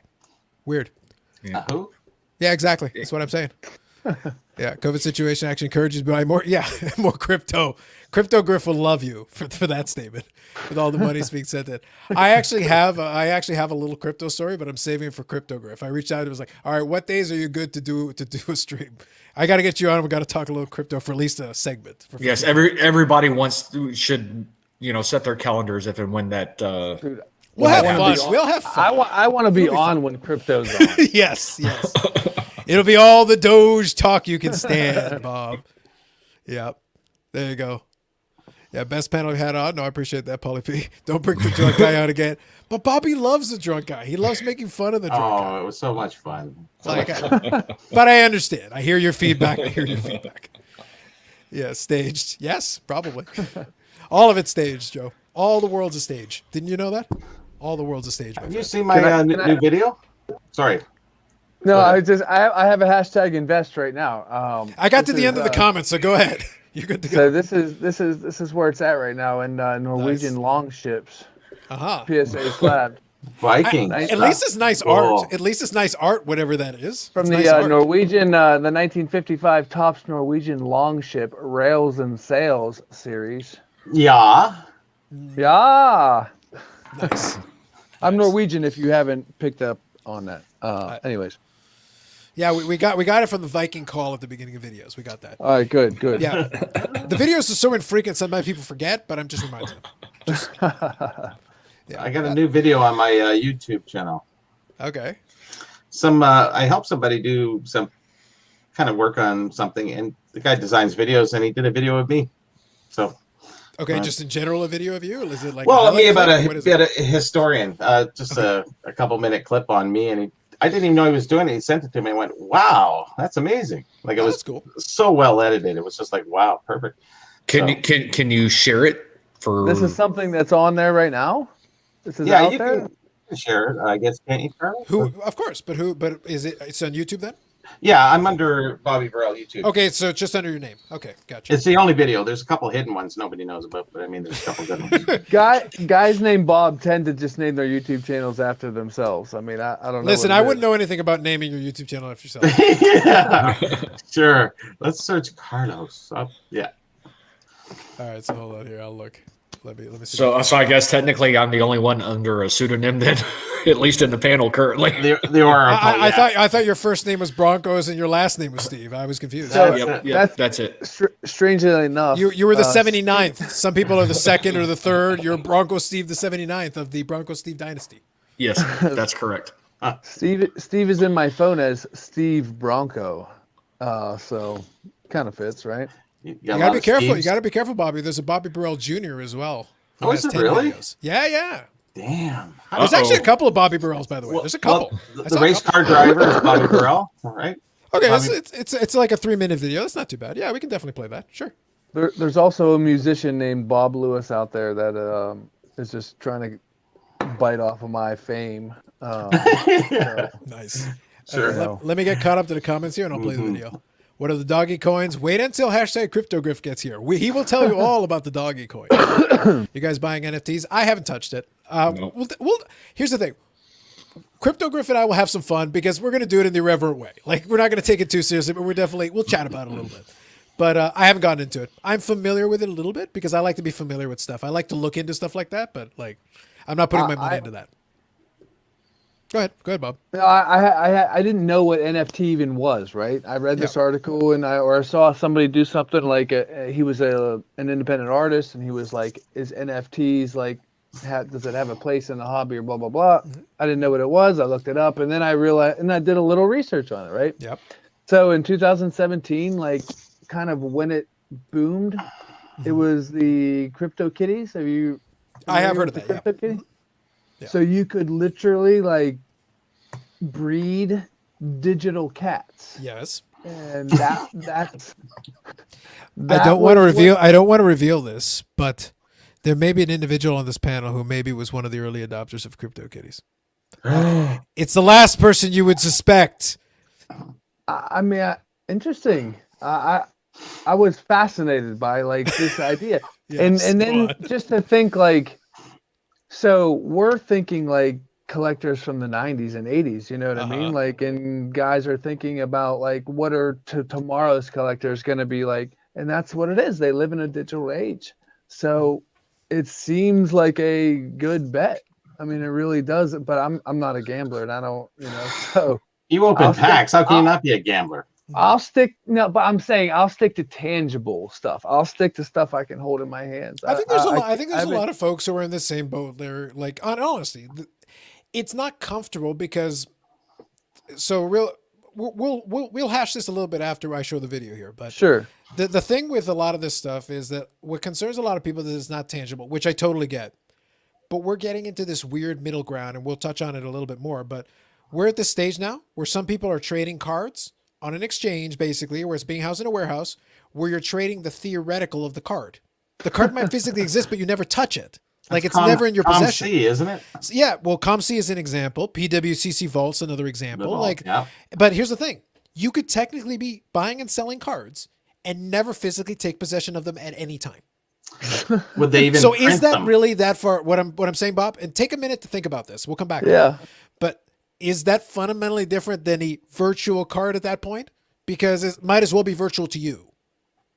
It only and by the way, if that card was burned in a fire and you didn't know about it, what difference would it make? Like you wouldn't know. Still trade it. Yeah, you could still trade it. I mean, that's interesting. I see that option in ComC. Like, Yes. hey, there's only one of these out there. I haven't bridged that gap yet of like I want to invest time into like doing that. So, Yeah.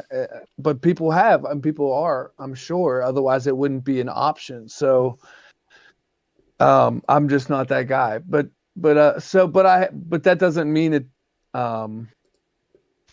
It's not. It's obviously happening, and it's probably me that will have to adjust. You know what I mean? Like, I can't expect people to go backwards and like cater more towards the way that I think. I'm going to be the one that's forced to like cater to the way that the future of the way that people think, or Totally. just find the group of guys that like freaking cardboard and hang out with them. We're right here. I think that, but the thing is, I think that will still be. It's not going to go away today or tomorrow. That's the point. Is that I think people need to understand that other world's still developing. We'll touch on that again in a second, but like, in all honesty, just bear in mind that world is still in development. It's still kind of in phase 1, phase 2. Like it's still figuring out what it's going to be. There's still time for that. We'll see what happens with it. All right, so I got the video here queued up. I'll make sure that I can play it with the audio as well. We'll share the audio. Oh, you got that? Yeah. Here's the thing. I don't want to be thinking about like 2 years from now. Like, dude, do you remember that podcast that I was on with Carlos and we were talking about it, making fun of it? And then like, if we would have like taken it seriously, we would all be like living on some beach somewhere. You know what I mean? Like, I don't want to be that guy. I've been that guy too many times already. I can make fun of it and take it seriously simultaneously. Well, I have such capabilities. Your whole collection could go away tomorrow, and you would just sort of like be like, all right. And I will mock that and take it seriously. Mock it and take it seriously. This is how it's done. So here's a video that Bobby's got, and hold on here. Let's practice what we preach here. I actually have to go right now. No, just kidding. Yeah, exactly. So let's practice what we preach. We hit the old like button there. Right. There you go. I'm like number 3. Oh, yay. There is other people who saw it. Okay. There you go. Yeah. No, you got 23 people saw it. Okay. So audio should be working. Let me know if it works, guys. It should be fine, but I'll fire it up here. You know, the race is long, so we got a long way to get there. So just and my lead firm. Eventually, over time, you end up with nice stuff. Nice. So this was 1978. There was the vending card. So these are the items that you could possibly get in there. You know, you put your quarter in, you turn it. I'm Bobby Varell. I'm a hobby historian, a collector. I just love everything about the hockey hobby. That's vintage, old, pre-1990. So this is every day's paper from March 1934. I'm researching everything all the time. Because there wasn't enough to explain an item, I enjoyed writing more about the item. Like the details behind the company and what, you know, why they chose to do that and why this is issued and who did the marketing or who did the printing, or, you know, just those extra little bits of information kind of really make an issue stand out. We go through advertisements, we go through magazines, and then you go a little bit further into digging into, you know, the companies themselves. And maybe I called a lot of companies on the phone, smaller companies, and asked them if they had any archives or information, or talked to somebody who's been working there for 40 years. And I did that, you know, starting in the late 90s. And I found some great people. I'm seeing the hobby changing, where people appreciate having the collectible, having autographs, having, you know, the unique things. I think it's really getting away from more of the common into the unique and unusual. So there's the El Producto right there. There's the box bottom. So that's the reason why I love the shows, the Sports Expo or any other flea market, wherever it is. It's, you know, like-minded people. We share a lot as collectors, and I've become somewhat of an authority on the hockey collectibles. So I like when people ask me questions, because A, I can learn something from them, and B, it's nice to help people, and it keeps the hobby healthy. Gypsy bubblegum. What can you tell us about this piece? Get Jeremy Little Peachy. That was basically one of their first products. That's a little later box, but that was their first product when they came out in 1911. I want to figure it out myself. So that's really what drives me. And something that has a team logo that brings you back to the early days when you were a kid and you didn't have any responsibility. It's just that feeling, and you can almost go back into time with a collectible. We all had cereal as a kid, and there was always a prize in there. And in Canada, we had a hockey prize at least, 6-7 months of the year. You went to the store to buy cards in a pack. Well, your mom brought home something and it has a hockey prize in it. So you go, hey, Mom, I really like that. So could you buy some more? Bring some more toothpaste home. It has a little hockey head in it. And there's so many different things that you could do. It was always called the Big Train. Oh, okay, yes. So, but he's really not, Lionel wasn't a part of that. As much as I love this stuff and grew up with this stuff and bought this stuff, and, I just love the information side of it. It was just, it's always been in me. It took 25, 30 years to come out. Esso, they used to have 3 stars, and that's how we got the 3 stars in hockey today. Who doesn't want to wake up to a treasure hunt every morning? I can't say that anybody would say not me. And we all have our different treasure hunts, and this one seems to be mine. They did a good job on it.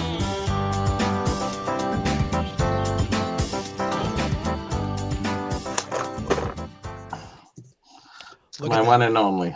Yep, there you go. So there's the video. So I have a question. Go for it. So, so even like collectibles like sticks and pucks and autographed memorabilia, do you have markets for that, or do you stick primarily to vintage? Yeah, sticks are vintage too, right? And skates and old equipment and you name it. Paperweights, anything that's related. And that's the stuff that I really focus on. The cards have basically been done. The boxes and the wrappers, those are things that are very hard to find. So they're documented in their well. But also all the merchandise, the souvenir booth items, all the things related that were usually generally not bobbleheads. Yeah, they're all in there. The tough ones, the easier ones. So all that stuff is in my books. And that's something that Beckett had never done before. So I took on that. I first started with the first book, and it was basically just defining the wrappers and the display boxes, because some of them didn't have dates, so they never were documented. And that was the late 90s, I think. And then after I did that book in 2003 and 2006, I just kept going, and I've never stopped. And I just expanded to everything. And so now we're here. Here we are. So So what was so special about 91 OPG Premiere? Nothing. Like, really? Like, why was that? Nice cuts, good design. Here's the thing, though, Bobby. In the hockey realm of things, it was the first like foray into what felt like a more premium-ish. Think like a 1990 Leaf. So Yeah. now, I wouldn't quite go as okay. far as like 89 Dawn Upper Deck, but think like 1990 Leaf, because it had a stock that felt a little bit nicer than some of the stock at the time. Now it was produced in plenty abundance. Like there was plenty of it out there. There was a rumor for 15 years that it was low production run, short. Yeah. And that's about it. and I don't know who was selling that, but boy, it got around, and it took about till 8-10 years ago for people to realize that there's no shortage of those. And those boxes were going for, well, they actually go for a lot more now, but I mean, at that time they were going for 150, and then they went down to about $80, and now we're back up to 400. Dude, I remember the Alexander Mogilny. I was like, that was the card to get. Yeah, they had a couple of different players that year that all took their turn being the card, because there were a lot of rookies in that set. Yeah, it was a bunch of different ones that were all, like, by the way, either great players in their time, had a run, or eventually became Hall of Fame players. Like there was a whole stack of them. Why wasn't there a Lindros in there? Why did he only have a score? Is there because he wasn't in an NHL logo. Not yet. Not team. at that time. You can't be a rookie until you are pictured in an NHL uniform, team league official uniform. His other cards were Team Canada or junior related. So we don't give the rookie status until that's in any sport, actually. Isn't that right? Correct? So baseball, football.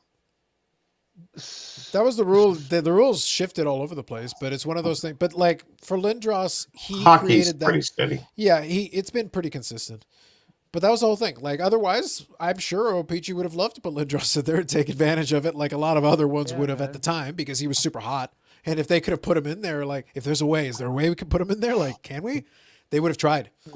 But like speaking to the scarcity of it, like in the same way that like the Oprah show has it, like if you look behind you, Bob, we hid a case behind your bookshelf there. Like if you go behind there, it's behind there. And for Steve can go get his, but it's at the Alamo and it's like 100 cases. So it's all just there. You got to go storm the Alamo and go get it yourself. It's like 100 cases. It's all there. Bobby left them there himself. It's fine. So they were not short. Like they were produced in abundance. There's stacks of them for years. It made me laugh. Yeah. Because I just was looking at this and I'm like, I think I just saw like 3 Fedorov rookies. Oh yeah, like, for sure. They can't be that scarce, you know. No, they're not. They're I have not. like I have like a dozen of the Medano that I just accumulated over the years. I didn't specifically go to buy a dozen. I would grab one or two here, one or two there. And by the time years went by, $2. they were a couple of bucks, yeah. And once a couple of years went by, it was like, how many of these do I have? What did you want?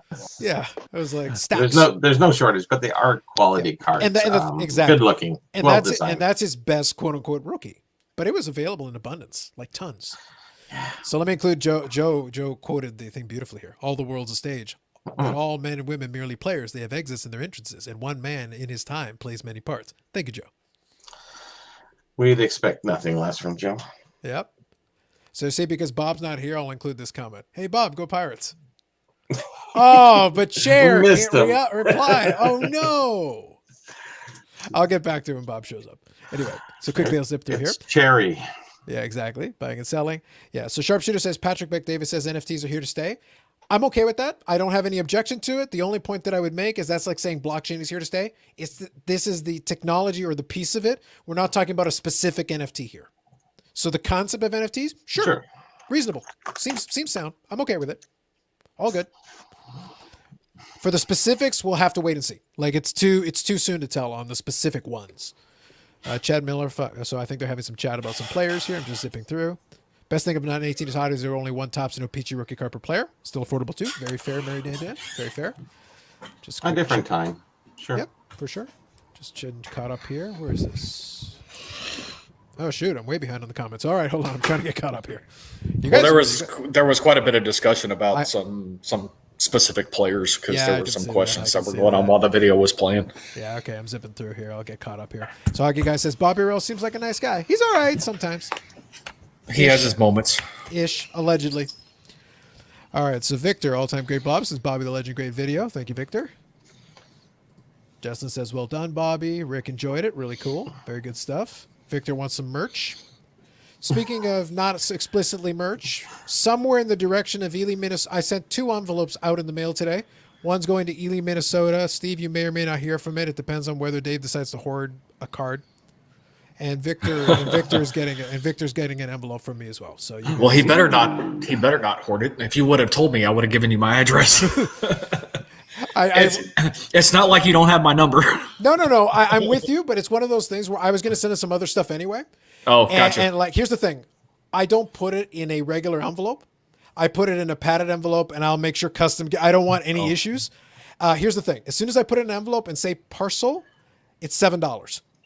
So I'm like, I don't want to send 2 of those. I got you. Nope, understood. Yeah, so it's a little easier for me. Here, Dave. I already told him to take care of business. I left him a note. I gave him instructions. If it never arrives, go find the guy in Ely. Well, allegedly. I put tracking on that one. There were some good cards. I put tracking on that one. Well, no, allegedly he has stuff that he still needs to send my way though too. So. Sounds fair. So maybe it'll go part of the package. I put tracking on that one though because I put a nice card in there for Dave. No spoilers. I wanted to make sure it arrives and I want to make sure it gets there. Seen a familiar face there, Bill Forget. I'm moving through here. Hold on. Well, Gotcha. Where did you see Bill Forget? Maybe in the video. Maybe did you have him anywhere in the video? I don't know. Oh, he thought that guy's Bill Forget. It's not Bill Forget though. It's very similar looking, but no, it wasn't. It was another guy. The whole basis behind the video was that there was a father and son, and their grandparent owned a store in a very small town. They owned a store, and then when the store closed, they got some old El Producto coaster discs of Gordie Howe and what have you, and they tried to get them all signed. So they taped their journey, and then they met me at the show there, and then they came over to my house a year later, and we did this big film video, and he submitted a film with me being in certain parts of it to PBS, CBC, and Docs somewhere. So he's trying to get it published, and I think he's on his way. So it's their journey, and then for me helping them, he sent me that, and I didn't even know, so I was happy, very happy. Did a nice job. So John Sports Card has a question here for you, Bobby. Mary Lemieux Clark bar cards. Yeah, they're buried somewhere. Probably kick them in a corner or something because that's how good they are. That's nice. So Mary Dan asks, why do Canadians hate Topps hockey so much? I don't think it's a hatred. We don't. I think it's a familiarity issue. Like it really comes down to just we didn't have them around most of the time. And O-Pee-Chee was what we had here. Also, O-Pee-Chee had a more expansive checklist most years, just because of the nature of the production. So I think it was a preference thing, and it was also what was available. Is that fair? Tops came here actually. No, but I mean like in O-Pee-Chee the was earlier. more available. Like it was more in your face most of the time. Oh, 90%, but you Yeah. know, Tops would kind of sneak up into the Canadian market in Yeah. October, November, and December, whereas O-Pee-Chee was released in January going forward because they would wait for all the trades and what have you. So the product was here, but very rarely. Agreed. Sharpshooter says here, Lindros and Nordiques uniform would have been money. I think so. I think they would have been a popular card. If he had stuck with the Nordiques, it would have been a very because that team then became Colorado and they went on to win Stanley Cups. Yeah. It might have been, and that team was stacked. Then they got Patrick Waugh, and all of a sudden they start being contenders annually for Stanley Cups. It would have been pretty good in retrospect. Although Philadelphia had a good run there, like they did, they were pretty good for a while. Back in the days, Emily Kent, Whip of hair on the mount. There you go. Kit to Colby. Wow. I'm not even going to try to pronounce that one. That's a blast from the past. Yeah. All right, Bob. Here you go. I passed by it the first time while you had chair there, just because it was funny to me. But here you go, just for you. Go Pirates. Yeah, just for John. you. My man. Is that the hockey team or the baseball? Does it really matter at this point? Did you even know there was a Pittsburgh Pirate hockey team in 1927? There was an everything hockey team in 1927. There were a lot of obscure names that have been lost in the sands of time. True. There's a few. Yeah, there were. Yeah, absolutely. All right, I'll be right back in 2 seconds, guys. So in other words, Carlos has to go refill his beer. Absolutely. It is the time. Bobby, who has the are you one of those guys who think, well, okay, who has the smartest fans? What sport has the smartest fans? Are they hockey or baseball? I think baseball being methodical, more so. It's more of a casual game. Hockey is very fast action, so it's hard to break down every little thing that's going through your mind. You see some of these guys, he deked them 18 times and then went around the net. You know, it's kind of, but So smartest fans, football, it's a grunt game. You know, I get it. There's technique in the quarterbacks, but most of it's a lot of field play. Baseball's slow and methodical, and people look at stats and records, and there's a lot more. Yeah. Basketball, no. It's just Tell us not. how you really feel, Bobby. I think in Pittsburgh, it's like It's just not. like It's back and forth, back and forth. the Pittsburgh market, at least, the Penguin fans are seen as more like affluent, we'll say, at least. The team almost went bankrupt 3 times. Well, they went bankrupt once back and then they bankrupt twice almost in the 80s and 90s there. So, you know, how can they be? I don't know.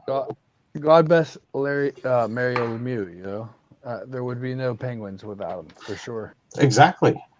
So, you know, I don't know if they're the most affluent. And it's hard to say. We're just guessing. It's, you know. Yeah.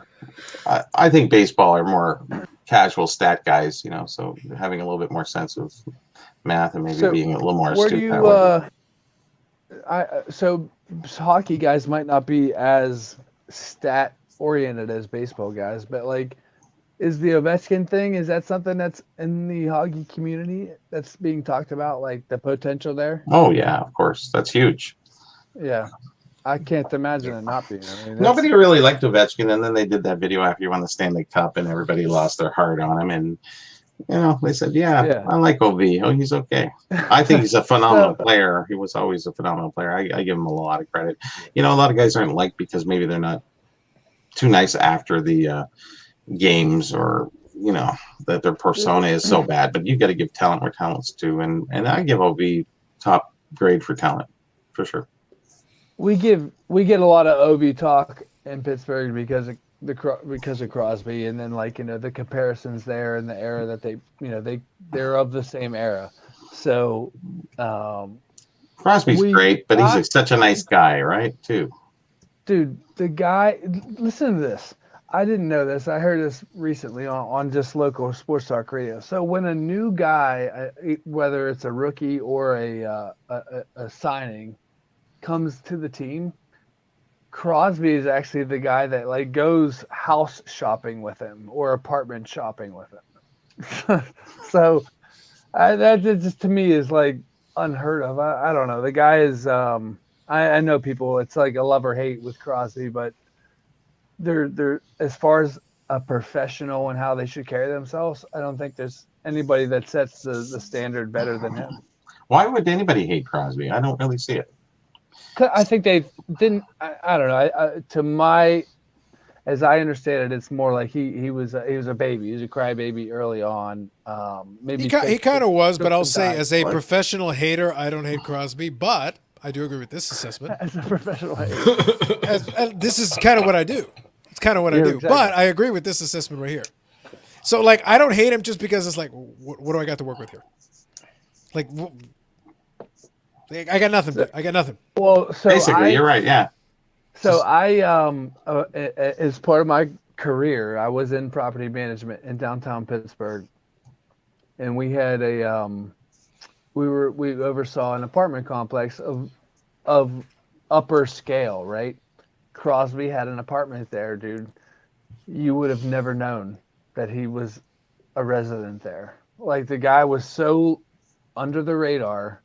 Like, took the stairwells, you know what I mean? Like, all of that stuff. And that's where, like, our paths crossed once.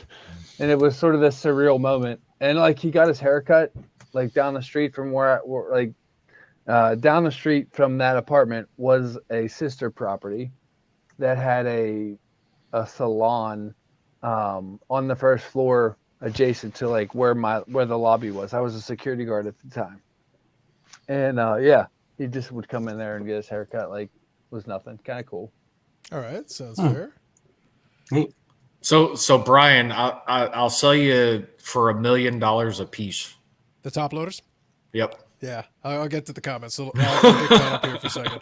Okay, I like this. This is where I have fun. Okay, so I just included Hockey Guy's comment here just to cover this. All right, get ready for this. This is gonna blow your guys' mind here. All right, sharpshooter. Beer, smokes, and hockey carts. Go with that, Carlos Patton. That was a comment from like 25 minutes ago. Okay. No, but this comment was from like a couple of minutes ago, but it was based on a comment like 25 minutes ago. But it took him 2 minutes to come up with this punchline. Ready for it? Here we go.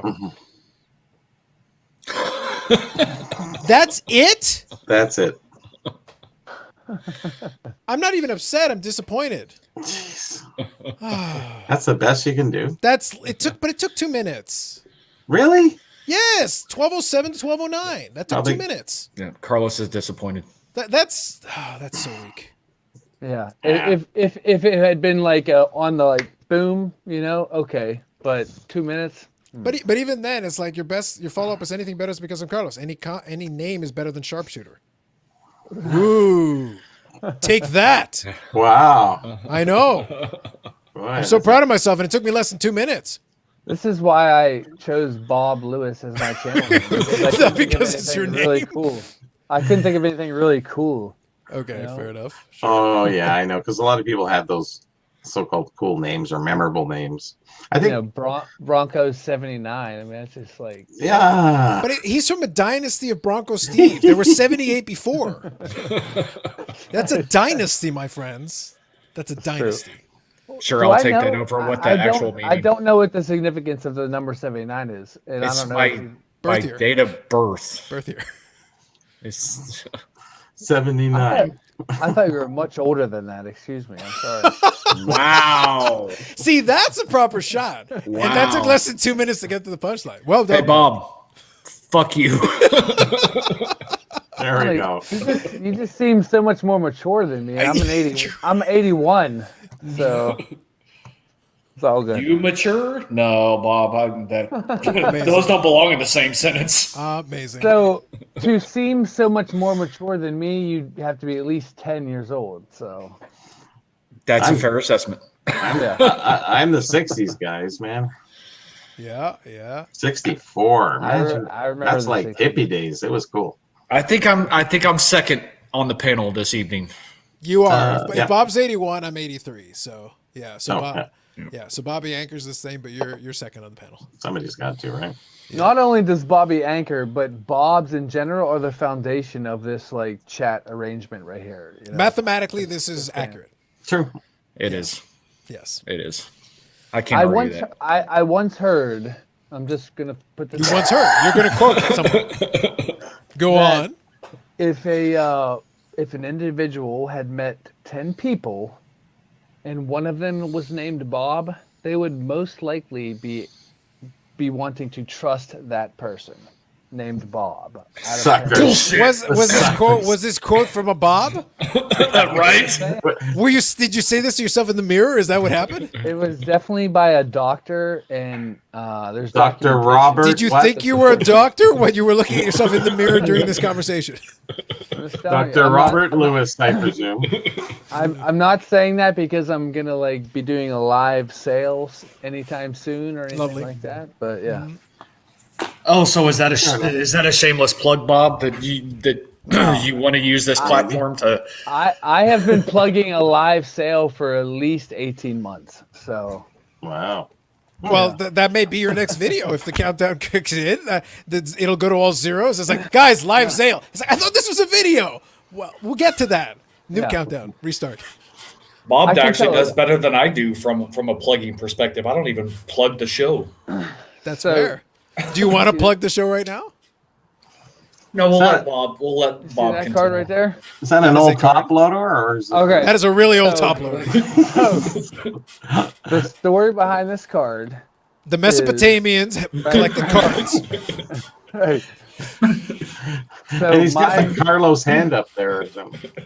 my mother-in-law knows that I collect baseball cards. Not sure how she feels about it, but she's aware of it. Okay. And so she moved recently, and behind her washer and dryer was none other than this card, right?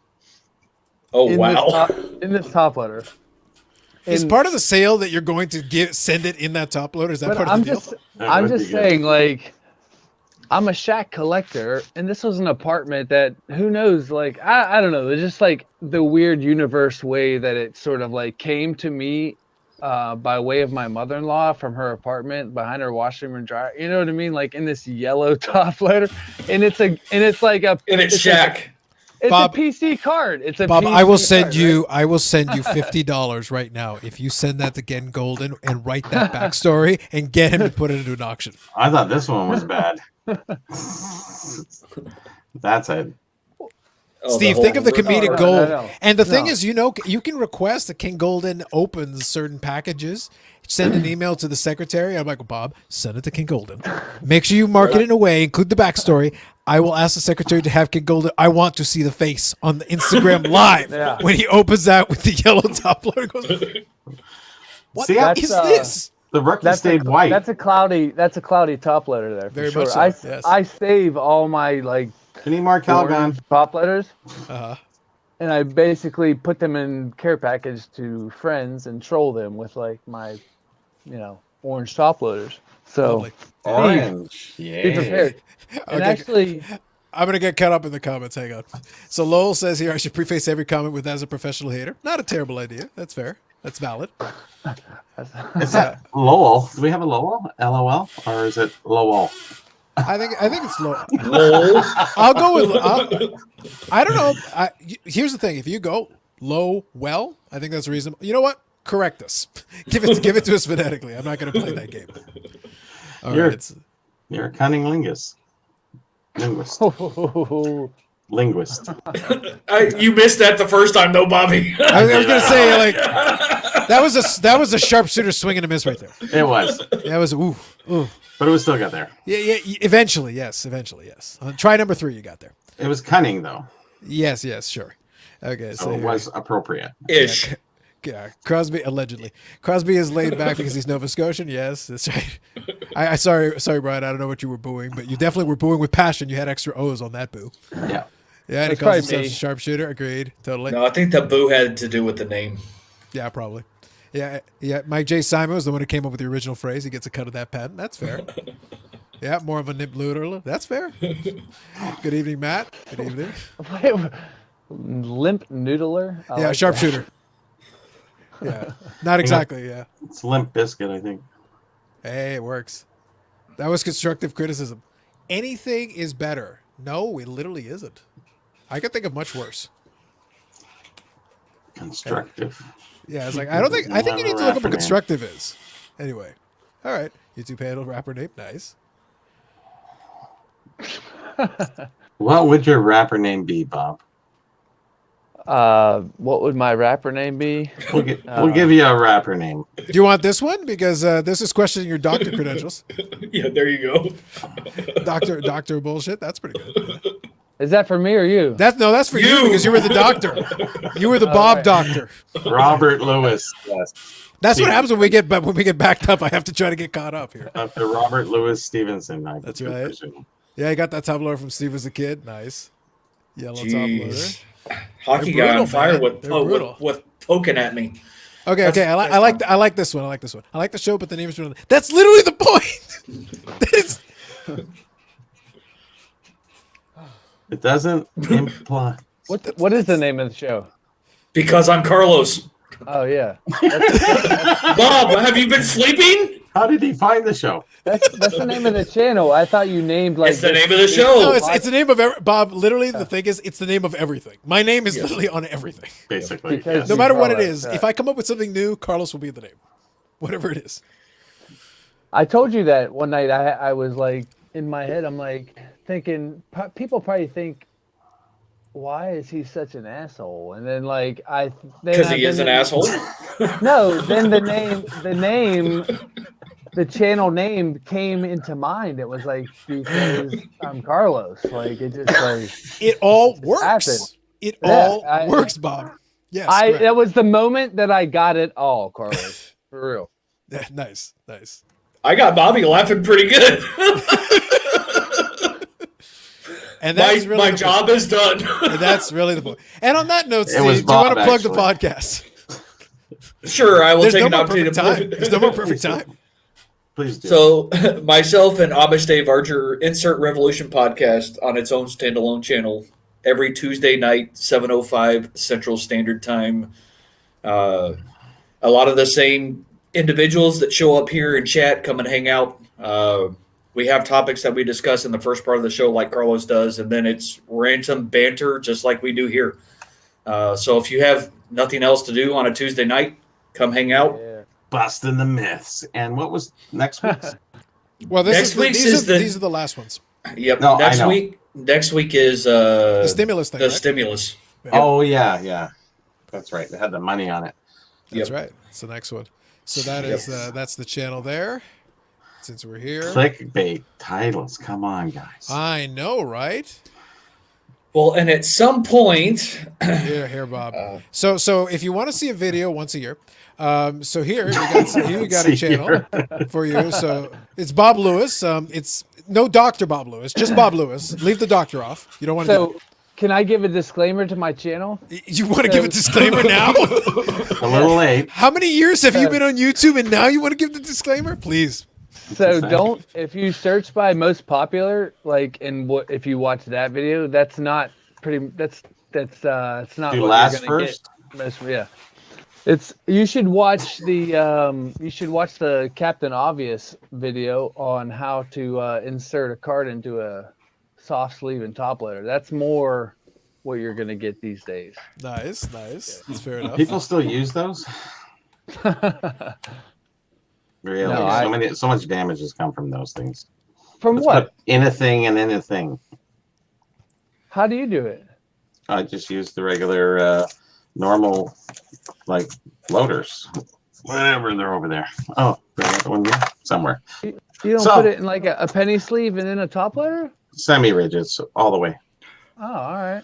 They're so easy in and out. I will say though, they've gotten semi-ridges have gotten a little tougher to come by though because of the grading thing. I generally agree with you. It's not a bad idea if you're going to stack them up or put them in a box or whatever. It's not so bad. They But right look now they're a little clean more and expensive. clear and beautiful all the time.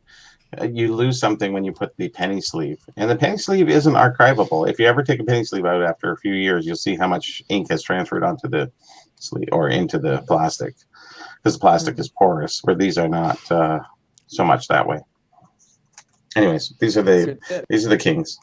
That's fair. Good So tip. so Lowell added the phonetic here. Low wool. So fair enough. Appreciate that. Thank you for clarifying that. Low wool. Not So- bad. Thank you for clarifying that. yeah, Brian, I would just like to clarify. You said that last time I was on the show, and we still haven't seen you yet. So We'll We'll see. Oh, here, check the Belu. boxes. just saying, Brian. I know it's been a while. It's been a while, but Here's the Dr. thing, Yellow. though. So does it count? Do you need to see him in the chat though, or is it just a matter of watching? Like, if he took a screenshot of watching you guys, does that count? Is that good enough? Or does it have sure. to participate in chat? No, sure. I'd take that, but I'd prefer, the participation because Sure. Brian does have a lot to add to the conversation. Sure. That's He's been on your show quite a bit, Yeah. actually live. Yeah. And then also active in the comments. Yes, you, Brian. Yeah.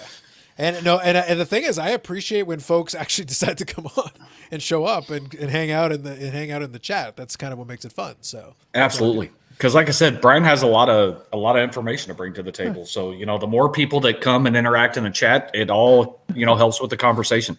And the thing is, and it's always great when someone has great information to share, great information to think, but it's not always necessary. Sometimes you could just show up, information may be optional. Like sometimes you might not actually produce content. You might not have an information. You might just be an empty chair half the time. Like whatever, man, whatever, it's all good. It's all We good. have fun.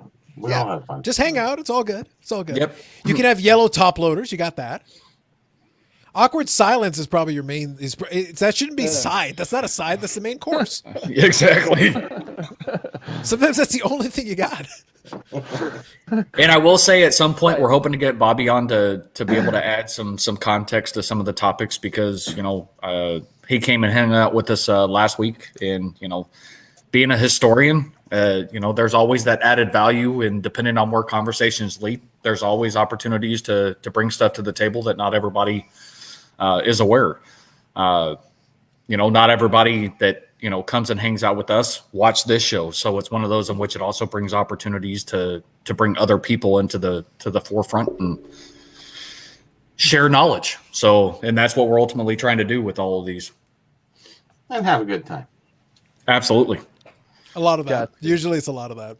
Yep. It's more of that. It's that's just hanging out. We don't have the shows to go to. And, every time we have a show here in Toronto, we hang out with our friends after, during, talk. We can talk all weekend and still not get enough. And, because we only do it every 6 months. It's the major show here. And I think it's once a year for the national. But then again, you have a lot of smaller shows too. So. Yeah, they've had a lot of those now. Prior, this is pre-COVID. They've had a lot of ones like in Toronto. Like there's like the one at the brewery. There's one that's at a brewery. And yeah, 6 guys there. Yeah. Probably it wouldn't surprise me. Horrible. That one's with. I won't even say his name. Well, here's the thing though. Like in this market, if they try to run that again, they probably would get like 30 or 40 tables, because people are just looking for every excuse to sell stuff and move it around. Like that's because a lot of these shows have increased their capacity where they can have them. They've increased their capacity compared to normal. So it wouldn't surprise me if the small shows suddenly get a little bit of a boost. Yeah, there's a couple other shows that are half decent. That Rob show is really good every, and he does the comic book and the old toy show as well. Yep. So you have a good selection there. Yep. But their show at the brewery, it smells like hangover when you walk in there. So you've been there, haven't you? I haven't gone to it. I just saw the little flyers for it. Yeah, I'll take your word for it. The Amstel Brewery, actually, it's no longer there. Okay. They got booted out of there, and they're in somewhere else now. I can't Sounds remember. So I'll take Mozzie's question here. Can you foresee a time when the government cracked down on group breakers due to gambling? The gambling thing is tricky with the group breakers just because, although to be fair, I think the problem with the group breakers is that they're having trouble getting product anyway.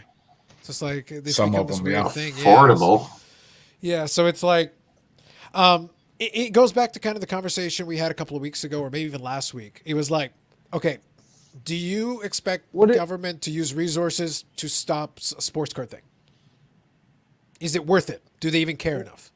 What is the gambling aspect of it? You're not guaranteed anything. Yeah, so exactly. You're buying into the chance of getting a card. Yeah. And let's say you're doing a team random, right? So some teams are worth more than others. The potential pulls are worth more than others. And that means somebody could get like a big time pull because they happen to draw the right team. And then the break went their way. And like, it's a big discrepancy. Then you'd have to claim it, right? In the US, you'd have to claim it as income or against your income. No, the breakers do. The breakers have to actually run quote unquote like a legitimate business. But it's not early like that. In its early infancy. Dependent on who the breaker was, there was always the potential to do as like friends and family, but those were in smaller situations.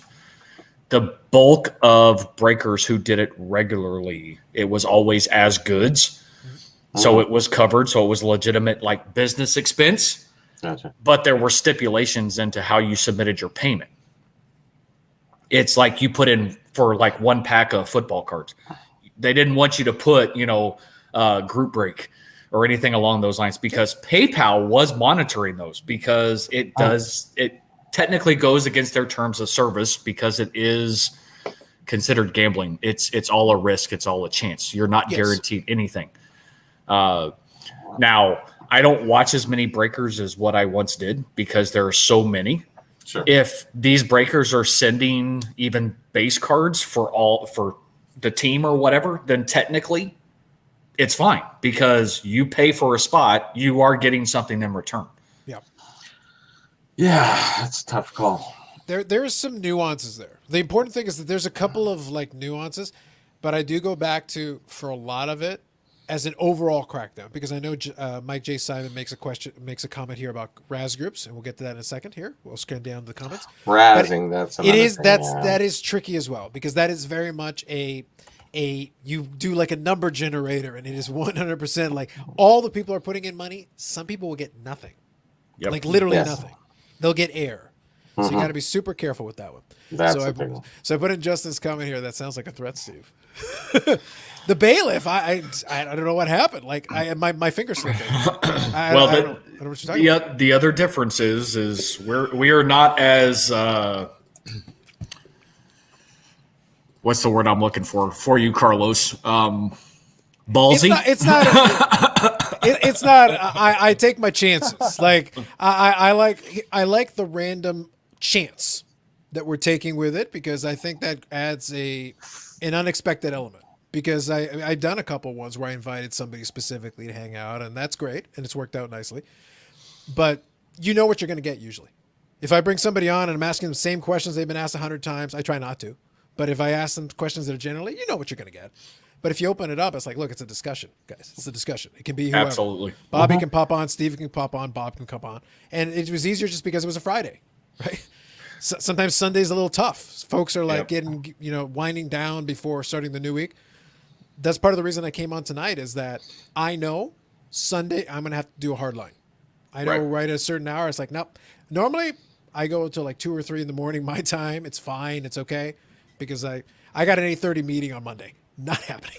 I got to get to bed.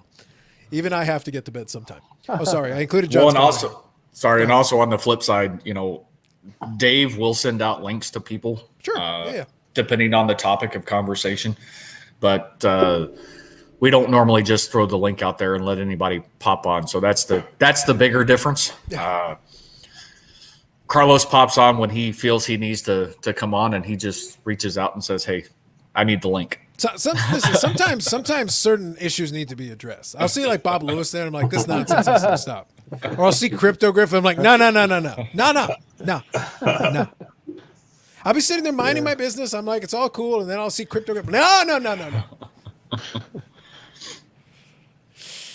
Yes, I do remember the Pittsburgh Spirit. In fact, that building that I worked security guard at, the FedEx lady named JoJo was in fact a linebacker for the Spirit, and she looked the part. Is this the lingerie football league thing? No, this was the women's football league. This is for real woman football. Like, we had tackle football. Yeah, we had the Dallas Diamonds.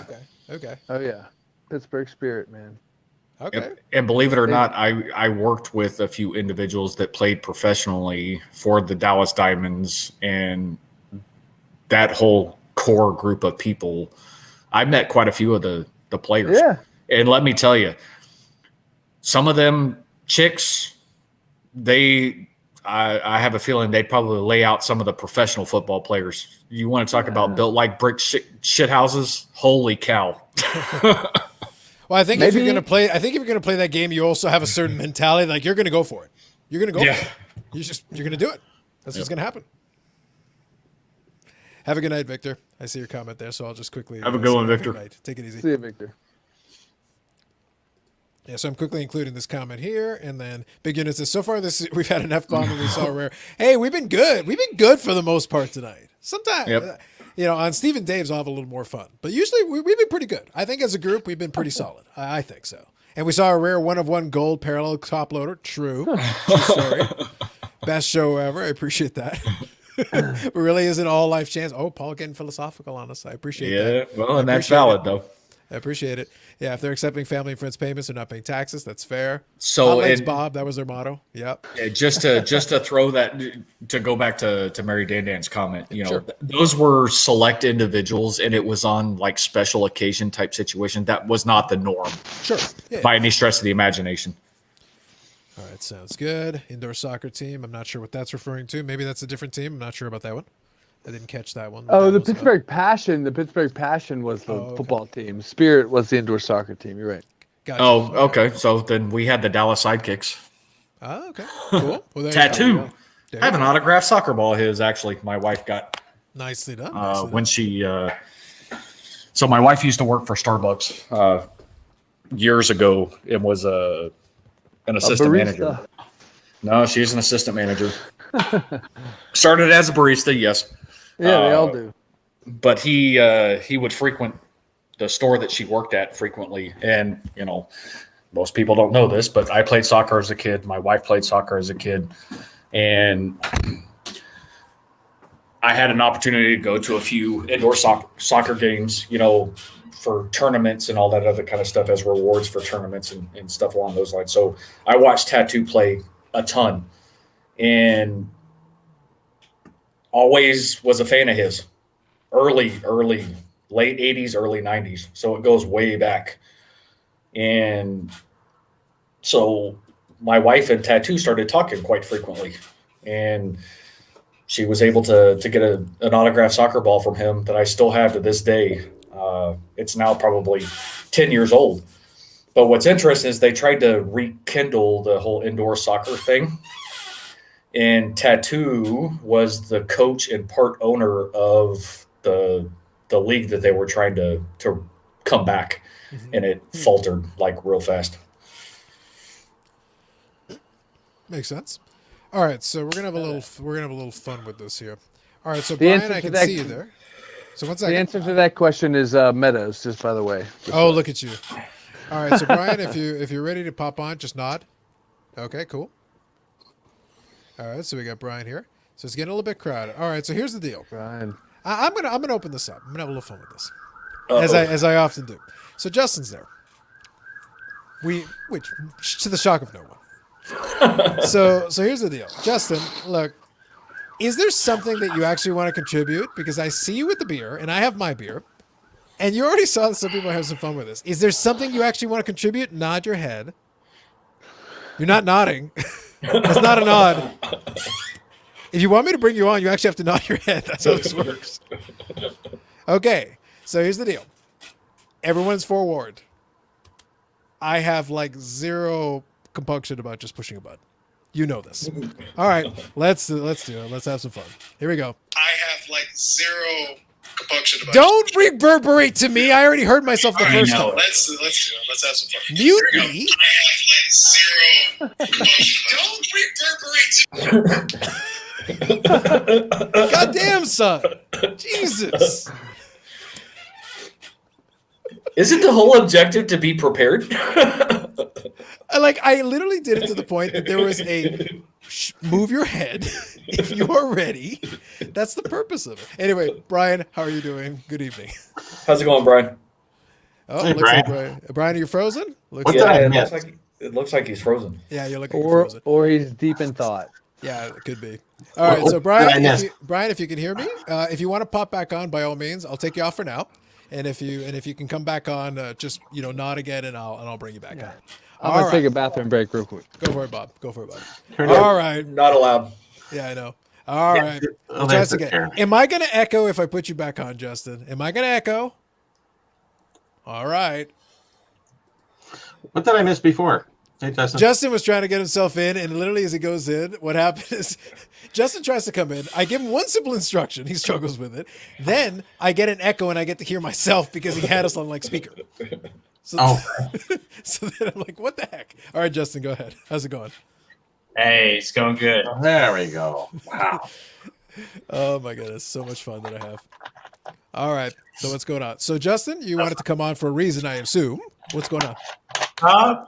No, I'm just kind of just joining in. All I'll right, give you my reasoning as I go. all right, great. Okay, So we want to. this is literary foreshadowing. I want you all to remember that. Please Do continue. do we want to go to the previous question? Does anybody care to answer that? Yes, you know what? Let's touch on this one, Bobby. You're more than welcome to touch on it if you wish. Obviously, I'm a Soto guy. You know, I think this has the potential to be a good season for him. I'm hoping that he starts building the foundation. Obviously, you want a consistency, right? Year by year is if he keeps playing well, that's always going to be good. Obviously, I have some Soto. I'm hoping Vladimir Guerrero Jr. plays for the local team. I want him to play well, so hopefully that's a good thing. But Tatis is a good player. But the thing is, if he plays a full season this year, he will have finally elapsed a full season worth of games. Acuna has at least played full seasons, and so has Soto. So Tatis is the one, like, big contract notwithstanding, he actually hasn't played a full major league season in terms of games. Part of that's COVID. That's not entirely his fault. But, like, he hasn't gotten there yet to a full 162 games in his career, which is kind of interesting. It's kind of crazy. I I'm have not- to go with Tatis Sure. because I just like the way the name sounds. Tatis. Fernando Tatis Jr. It's enough for me. Yep. Go Nice, next. nice. Well, That's Soto's pretty cool, and Acuna's nice. So there you go. They're all good players. You know it. But speaking of personality, though, I like these players because they all do have a little bit of personality, which is fun. It's Yes. fun to watch as a fan. It's fun to watch players with a little personality. It's cool. Sure. His dad Right, used Steve. to play on the Cardinals. Yep. Fernando. Yep. Yeah, Fernando Senior. That's right. He also played on the Rangers. Okay. Yeah, he had himself a good career. I think he had a good career, and it's one of those things. Sometimes being Lengthy. a kid of a major leaguer is tough. So if you can be a good, it's always fun. If I'm Steve, not you mistaken, which I one do you think like? I think Tatis Senior is the only one to hit 2 grand slams in a game, or was one of the first to hit 2 grand slams in a game. Well, that's an obscure Wow. enough thing where I wouldn't be shocked if he's in a short list of that. Baseball is cool though for stats like that because sometimes you get a player. It's like not somebody you would have thought of that will have some kind of a stat like that. It's like 2 grand slams in a game. He hit 5 that season. It'll be something like that. Yep. Where it's like, why you of all the players that it could have been. So from the pedigree perspective, I like Tatis, but I do agree with what you're stating that he hasn't even played a full season. Yeah. Soto's already got the hardware. I think it's going to be between Acuna and Soto. I like the Braves. I've always followed the Braves, even living in Texas. I always rooted for the Rangers, but we always got the Cubs and Atlanta because of the local broadcasts on cable TV. Is that TBS or a different network? It would have been TBS, yes, Okay. for sure. for the Braves. For sure. So it's one of those in which if I go specifically on the teams that I followed over the years and have some appreciation for, I'd have to go with Acuna. But Soto, I can't disagree with the Soto approach either. The kid is good. Yeah. I think all 3 young guys, like right now, you could make a pitch for all 3 young guys. With Acuna, he right now is a 40-40 candidate still. Like he can actually steal bases, and if he commits himself to that, like that's kind of cool. And he can hit some home runs, that's cool. Soto as a pure hitter, that's what I like about him. Fernando Tatis is kind of the full package. He may not approach the full stats of some of those other guys in terms of offense, but his defense is strong. Like his defense is great. So like if you like that, then you can make a case for all 3 players. It's kind of who you like. What's your flavor? What's your flavor right now? We'll have to see as the years go by, but right now I like all 3 for different reasons. And that's fair. Yeah.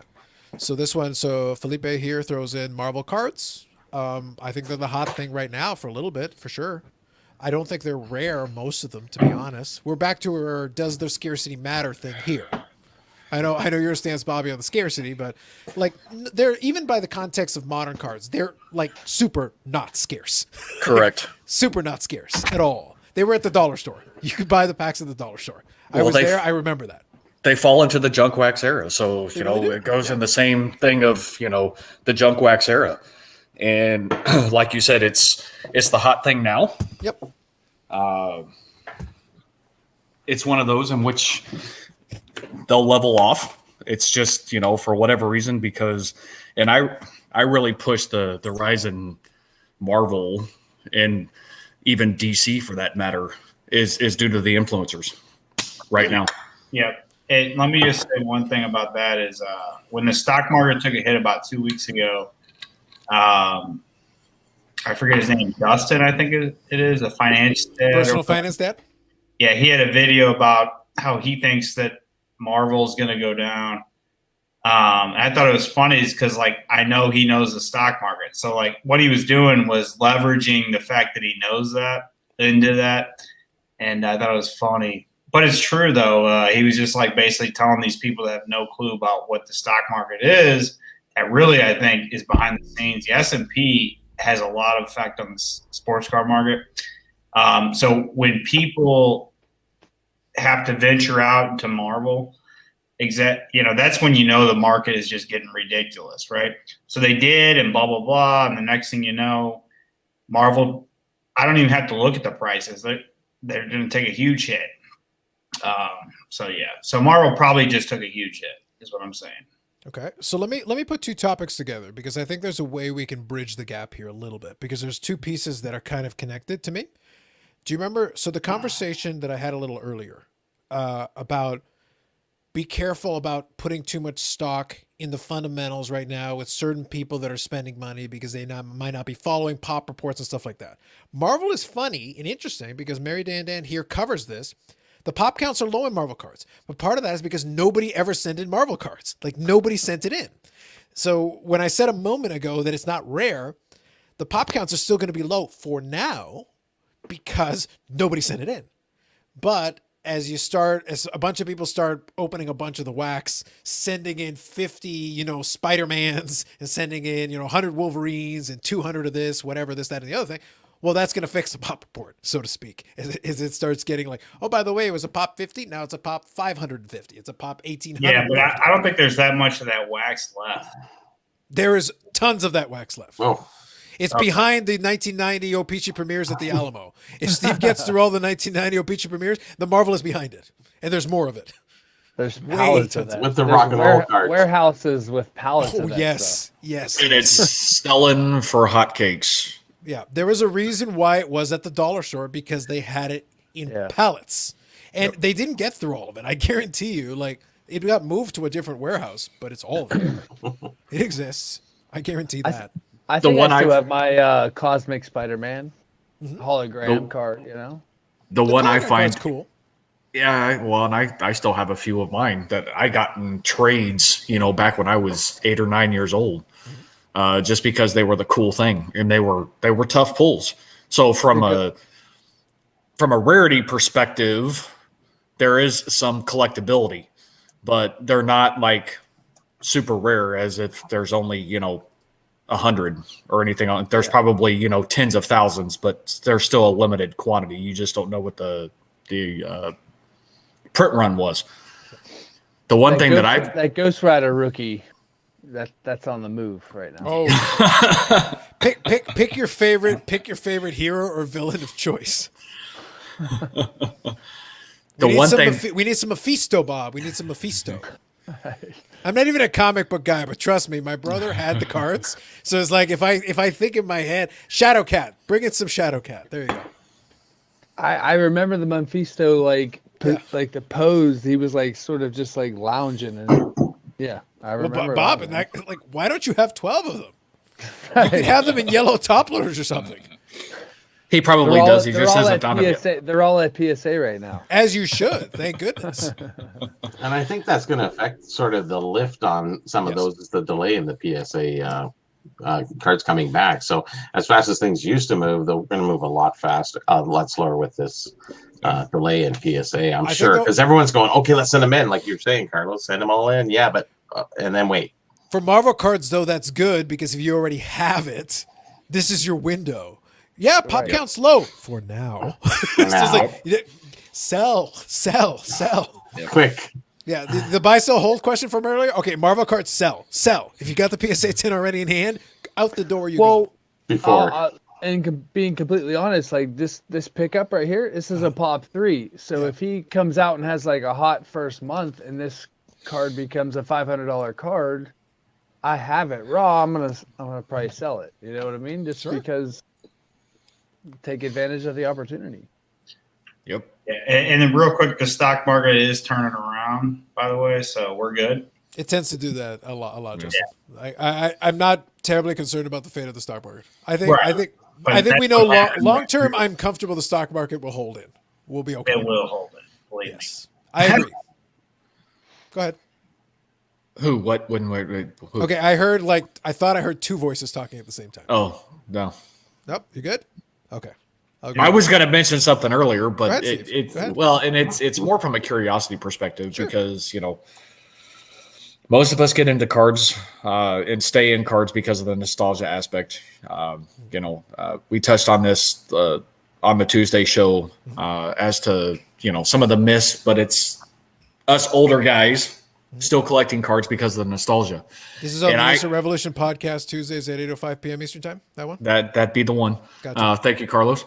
I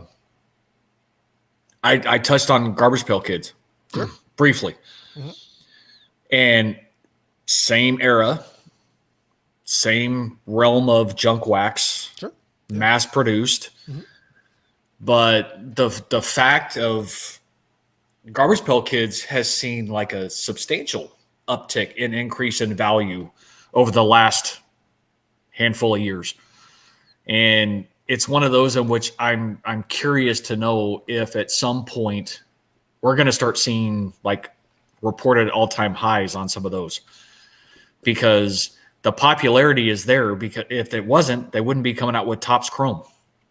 It was never Topps Chrome was never in the maker of, Garbage Pail Kids, so to speak. I mean, they were, but the fact that they're coming out with Chrome, and now you've got retro variations, and they're coming out and really associating some of the insert related parallels into the Garbage Pail Kid realm, which I find interesting. Now, as a manufacturer, capitalize on the situation. You're here to make money. But at some point, outside of what we're recognizing on eBay and things along those lines as it pertains to Marvel, and, I brought up Garbage Pail Kids. See? Hashtag invest. You're sitting on them. Some of those products, they're $300 and $400 a box. Blaster boxes. That's great. At some point, do you think that there's going to be an opportunity for somebody out there to start focusing on that area of the market, though, and focusing on all-time highs and things along those lines? Just posing the question. I think almost everything. So I think we can say definitively, I'm comfortable in saying the following. I think anything that has not already been fully exploited or it has been milked to completion is a candidate. Literally any stupid thing you could think of. It doesn't matter how obscure, how ridiculous. In fact, the more obscure and ridiculous, the better it is. I joked in the past about Roller Jam and why it was a very funny show that I enjoyed after ECW. If Roller Jam had trading cards right now, I would have cases of it, because it's like, wait for this ship to come in. When the Roller Jam ship comes in, you guys, I'm going to be sitting on a stack, my friends.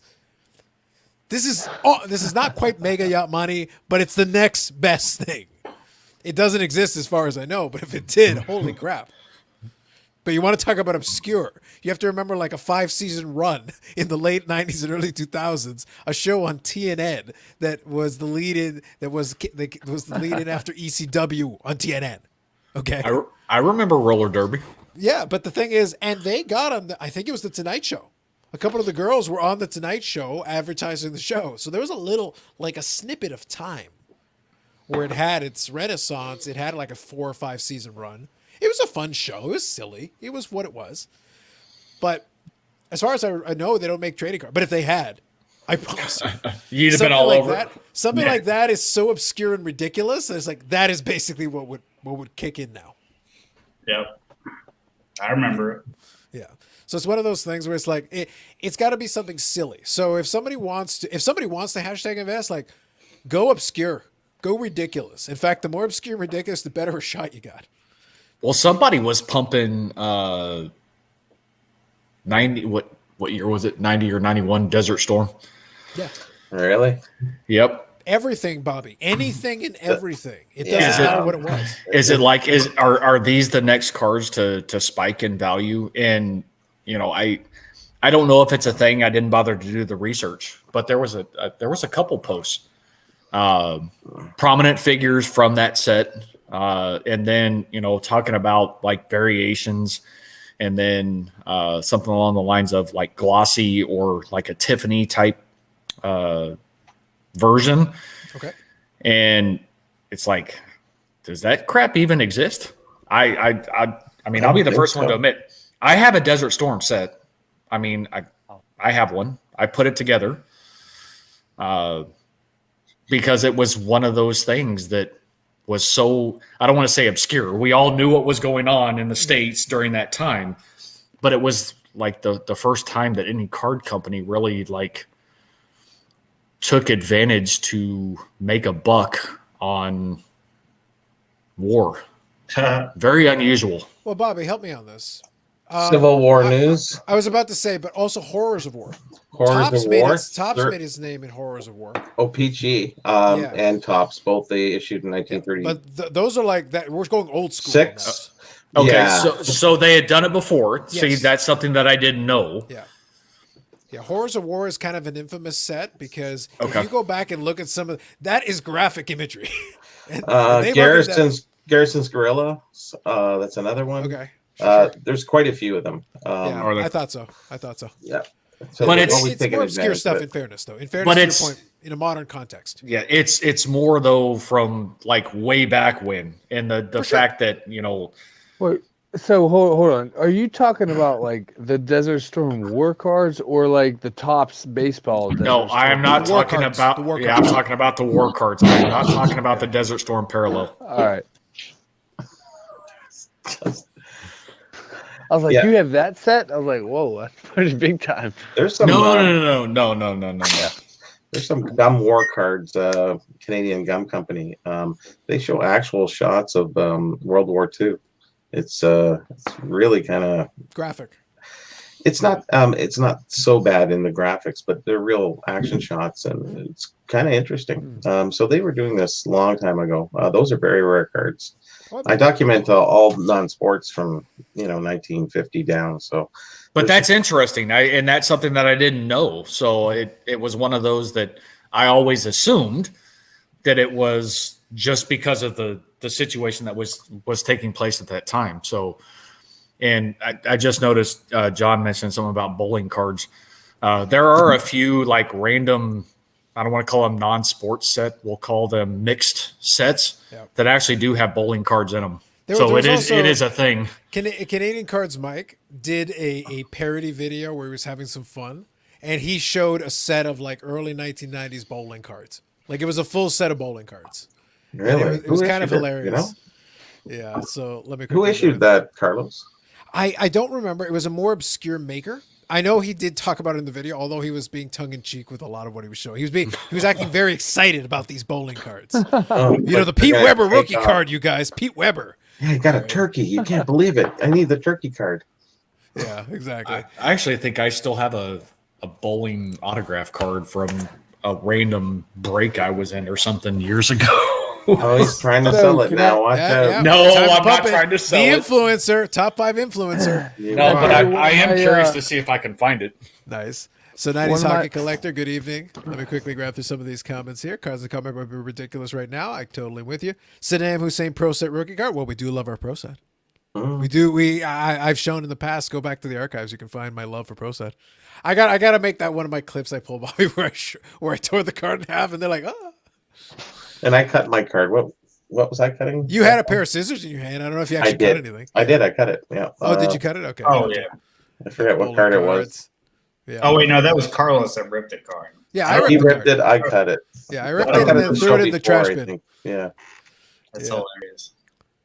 Yeah, Mary Dandan is criticizing your Bud Light choice there, Justin. Not liking the Bud Light. But why Bud Light? Well, they didn't have select at the fucking. Sorry. Terrible. Control yourself, sir. Control yourselves. You drink light for the calories? The select has more alcohol, less calories. Look at that relic. Okay, What- so hold what on, is hold that on. one? Let me zoom in a little closer here. Sorry. That's better. Okay, Oh, Willie Legends Nelson, of got Music. you. Oh, okay, that's cool. Interesting. I Okay, think Yeah. right? Jeremy got him to show that. there you go. I wish they had a Hank Williams card. I'm sure they do. somewhere, I'm sure. There is, for sure. Okay, so 1990 Kingpins, Bobby. 1990 Kingpins bowling set. So I guess the brand was Kingpins. Ah, I kind of remember that. That's weird. Like, who would have thought? Like, well, it's 1990, so It's 1990. They tried everything. everything, you name it. That's why I said, like, in a different era, I would have had the stupid roller jam cards. If it had been 1990, they would have done the roller jam cards. I guarantee it. I know there was so many of the 90s sets there. I'm just It trying probably to would think have been pro set, Bobby, and I would have been torn. Just think, Are these the only pro set cards that I like? just think of the guy at the conference table at the meeting that goes, I think we should do bowling cards this year. Maybe we got to change. 1990. You think that's a joke, but sir, that meeting is happening right now, and they're like Prism bowling, guys. Prism and Select bowling. And someone And off now the they're being distance, more sophisticated about it. and someone off in the distance, Bob is like, "This is my time. Back in those This days, is my moments." it was just like, hey, let's just do it. they're sitting there going, okay, just print it, man. Just print it. It's Prism, We're whatever. good to Prism go. Select. Bob, don't lie to me. Like, if Prism and Select Bowling like became a thing, you'd like leave this broadcast and the empty chair will be holding it down while you stand at Target like 3 days in advance. Like, it has to be like mine. there'd be like a cartoon like smoke image of me as I like That's right. left behind. Yeah. Well, for sure. it'd be a challenge of whether who would be first to market on the video unboxing, you or Cryptograph. Like, who would be the fastest to unbox Prism Bowling retail? Well, if it comes to like making a video, I'm gonna default to him. Yeah, for sure. Well, at that point, it might just be the video might be you live streaming with Cryptogriff doing a box war of Prism Bowling. Prism Bowling. Wow. I would tune in to troll the hell out of that shit, and then I would get on the broadcast so I could troll you verbally. That right there is a video. It's a video and a live stream. I can see it now. Yep, I see nothing wrong with that. Nothing wrong with that. And then I make my video where I just unbox a hobby case. I just trump y'all a hobby case of Prism Bowling. Yes. Yeah, Hulk Hogan 85. Yep. All the Hulk. To be honest, all those 80s, like 85 Hogan, Yeah. the 82 Wrestling All Stars is big time right now. I It's heard the everything. Ultimate Warrior, like whatever he has, like whatever his rookie card is that year, he has like multiple cards, but there's one that stands out. I guess it's more of like a portrait shot. It's I feel like probably 87 because I think the Warrior Yeah, was starting sounds to right. pick up some momentum by 87. I think that sounds right to me. I feel like like that's a right. few weeks ago it was like a $40 or $50 raw card. I mean, there's a bazillion of those. Oh, for sure. Yeah. Look, there was only one Warrior item that used to be the expensive thing. The LJN figures. Because they had a Warrior LJN figure. And that thing was actually, I think it was only like mail order only or something. Like it was actually wow. obscure. It was a little tougher to get. So that one was actually really tough. So if you get it on card, it was hundreds of dollars back then. Was that the 6-inch figure? Or No, they were the Well, LJNs, the big rubber ones, the big ones. like the dog toy ones? Like those 12-inch ones? Like that's what they call them. They were like, that, about 12 inches tall. And like just a full rubber like Big figure. rubber if you got it. doll. Yep. Yeah. So those things, like there was an Wow. Ultimate Warrior, and I'm pretty sure like it was expensive on the card if somebody had it. That used to be the Ultimate Warrior collectible, quote unquote, if you were going to get one. And that was it for years. Like it was like, oh, they make cards. Who cares? They're just there, whatever. And you guys So- think the 90s cards was bad. Look at the 20s. Alphabet chicken cards. Are I there get you, any brother. chicken sandwich? Oh, that's why I kinda Asking thought for a you friend. thought- Asking for a friend. Yeah. Yeah, They where's did a Dave? lot of that. Where's Dave when you need him, right? I know. Like this was your Imperial moment. tobacco. This was your moment, Archer. This was it. Yeah. Brutal. So I didn't find the bowling card, but I Okay. did happen to stumble across this again. I believe I've shown this before, but Okay. this is a 101 that nobody will ever find nor will ever want ever in their lifetime. The So key when- might be the second part. Yes, go on. so whenever you're ready. Go ahead. Yes. So Very nice. I can at least say Bob Lewis may be in the YouTube Hall of Fame, but does Bob Lewis have a Tube Traders 101 patch autograph? Well, let me go look. He's gonna go look if you've got a Tube Traders. That'd be funny. I'd hate to see what my card looks like. Working on it. Bobby is personally taking it upon himself to. He's commissioning the art. There's some intricacies that have been involved here. There's a lot of work to do. And I would just like to say, so the Reebok logo is actually It's from a hat, right? Is from a hat that I used to wear in some of my videos. So if there's like a Series 2 or Series 3, Steve, does that mean the Las Vegas hat gets chopped up this time? No, because there won't be another issue. I think there was only one more after this one when this one was released, because the checklist or the amount of people involved in this was quite substantial. I believe it. It takes a lot of work to do stuff like that. I think I want to say Richie, one of the guys that Jeremy had on, Bobby, I think you remember. Richie, one of the guys there, he makes custom cards.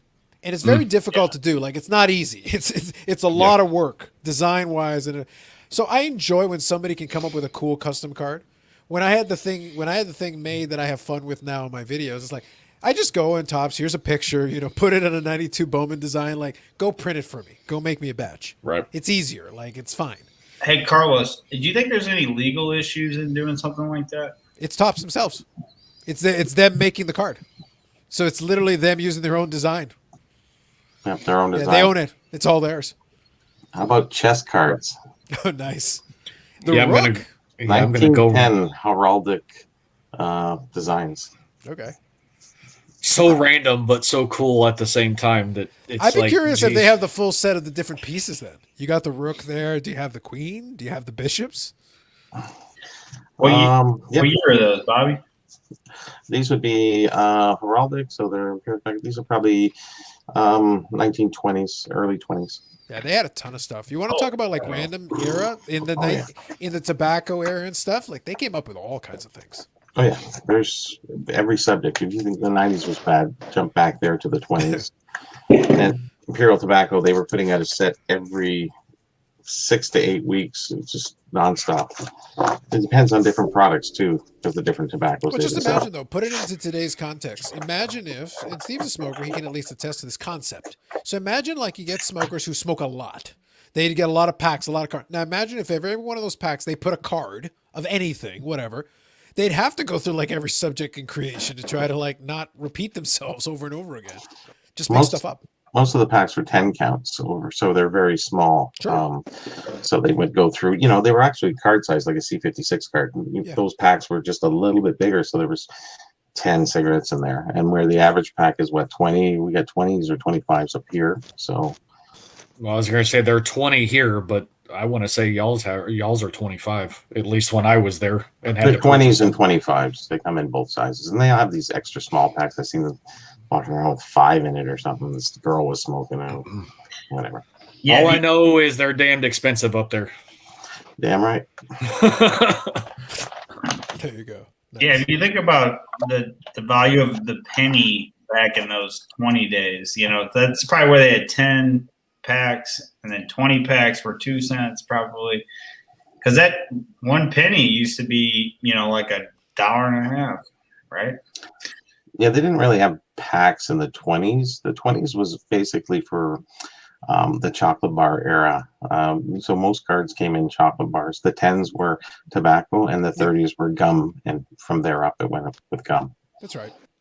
So those are defined in Bob, hockey. question for you. You went off looking. Did you find what you were looking for? So I did not. I Okay. will. It'll be revealed at a later date. It was a very boring night one night, and I had a lot of time on my hands, and Most of your nights, go on.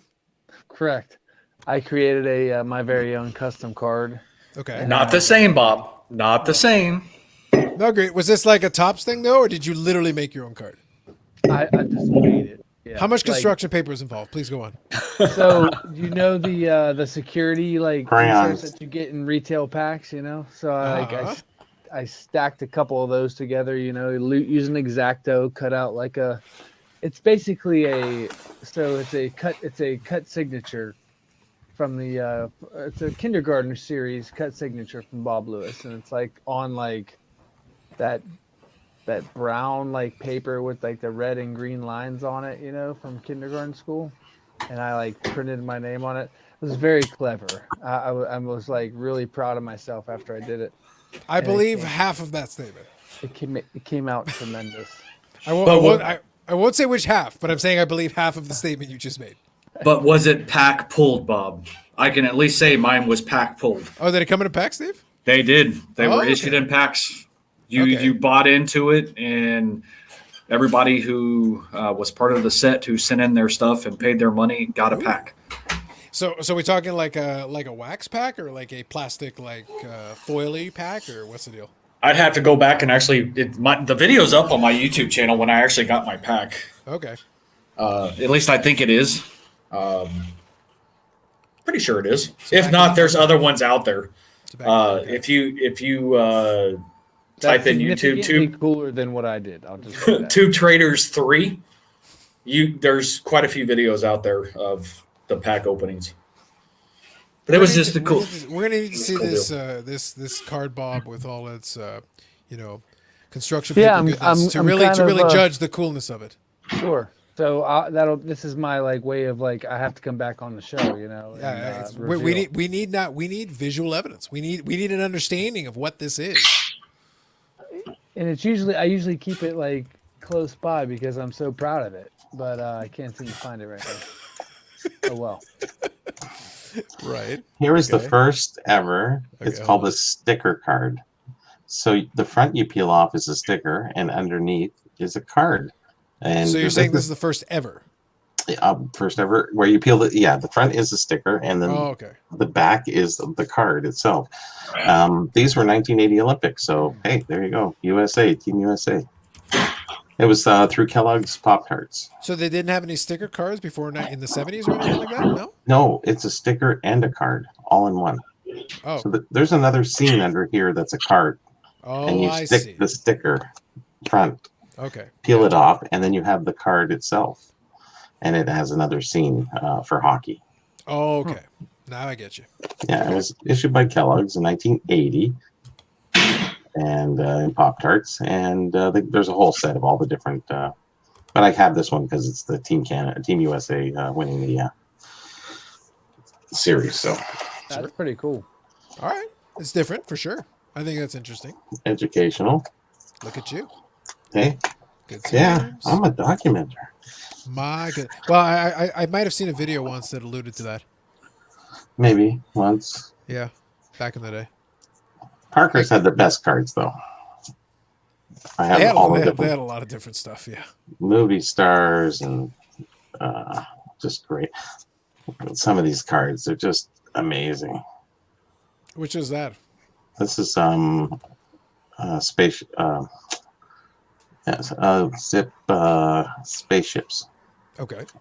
So Bobby, Parkhurst had a long gap in their production, or at least for mainstream cards. Is that I feel as far as me, a novice hockey guy, it's I remember them from the early '90s, but then they had they made Gordie Howe cards, and that was pretty much. Yeah, I think it was it 63 or 64 the last year of the original run of Parkhurst, Bobby. 63 or 64? Yeah, it was 63, 64 was the last year. Yeah, and then they got back into it for what reason? Yeah, it was Brian Price. Brian Price, who eventually went on to own In the Game, and now does President's Choice cards. So he went and made deals. It was a couple of manufacturers. There was a couple of different ones. Upper Deck had the license for a little while. In the Game became its own thing for a little while. So he decided he was trying to get into the game, and he actually tells the story very well. I'll plug Jeremy's Sports Card Live. He does tell the story of how he got back in and decided, hey, I can resurrect this. He basically bought the rights. It's really good video. Yeah, it's actually a good story. He bought the rights to Parkhurst's name to be able to make the cards, and then was trying to license with some manufacturers and saying, hey guys, I'd love to make these cards. Can we come up with something? So he pitched it to a couple of them. Eventually, one of them agreed to do it. I want to say maybe the first one was Pro Set, Bobby? No, I think it was. I know it wasn't Upper Deck first. Upper Deck came a couple of down the road. It was not Pro Set. It was it wasn't whatever. Score. No, it wasn't Score. It was the other. Was it Prism or So one of the manufacturers that was around at the time agreed to do it. Score? So they had a set. No. I don't think it was Score. It was one of them that came in, but they did agree to do it, and they did a Parkhurst set. Pinnacle? No. Maybe it was Pinnacle. Pinnacle might have been. Pinnacle might have been. Okay. So they agreed to do a set basically in 91. So that was basically the 91 Parkers that brought back the brand. So then they had a year or two of that, and then Pinnacle basically went under eventually, or they didn't want to do it anymore, and they changed up the license, and he had to work out a deal with Upper Deck, and then Upper Deck agreed to let him do something. That's where they did those throwback sets, the Missing Link set, that thing. And then, so it was this whole convoluted thing of getting licensing, getting a manufacturer to agree to make the cards. Eventually, Brian Price took it over and said, all right, fine, I'll just make my own cards, whatever. I still own the Parkhurst name. So when In the Game started making cards as Be a Player with the Players Association's blessing, eventually they would bring back the Parkhurst brand again under the In the Game. So that's a short version for you, Bob, a short version of the story. So they were out of business. They weren't out of business. Actually, they turned into Grant Products. Yeah. And if you ever seen the Monkeys pack, they're done by Grant Products in Canada.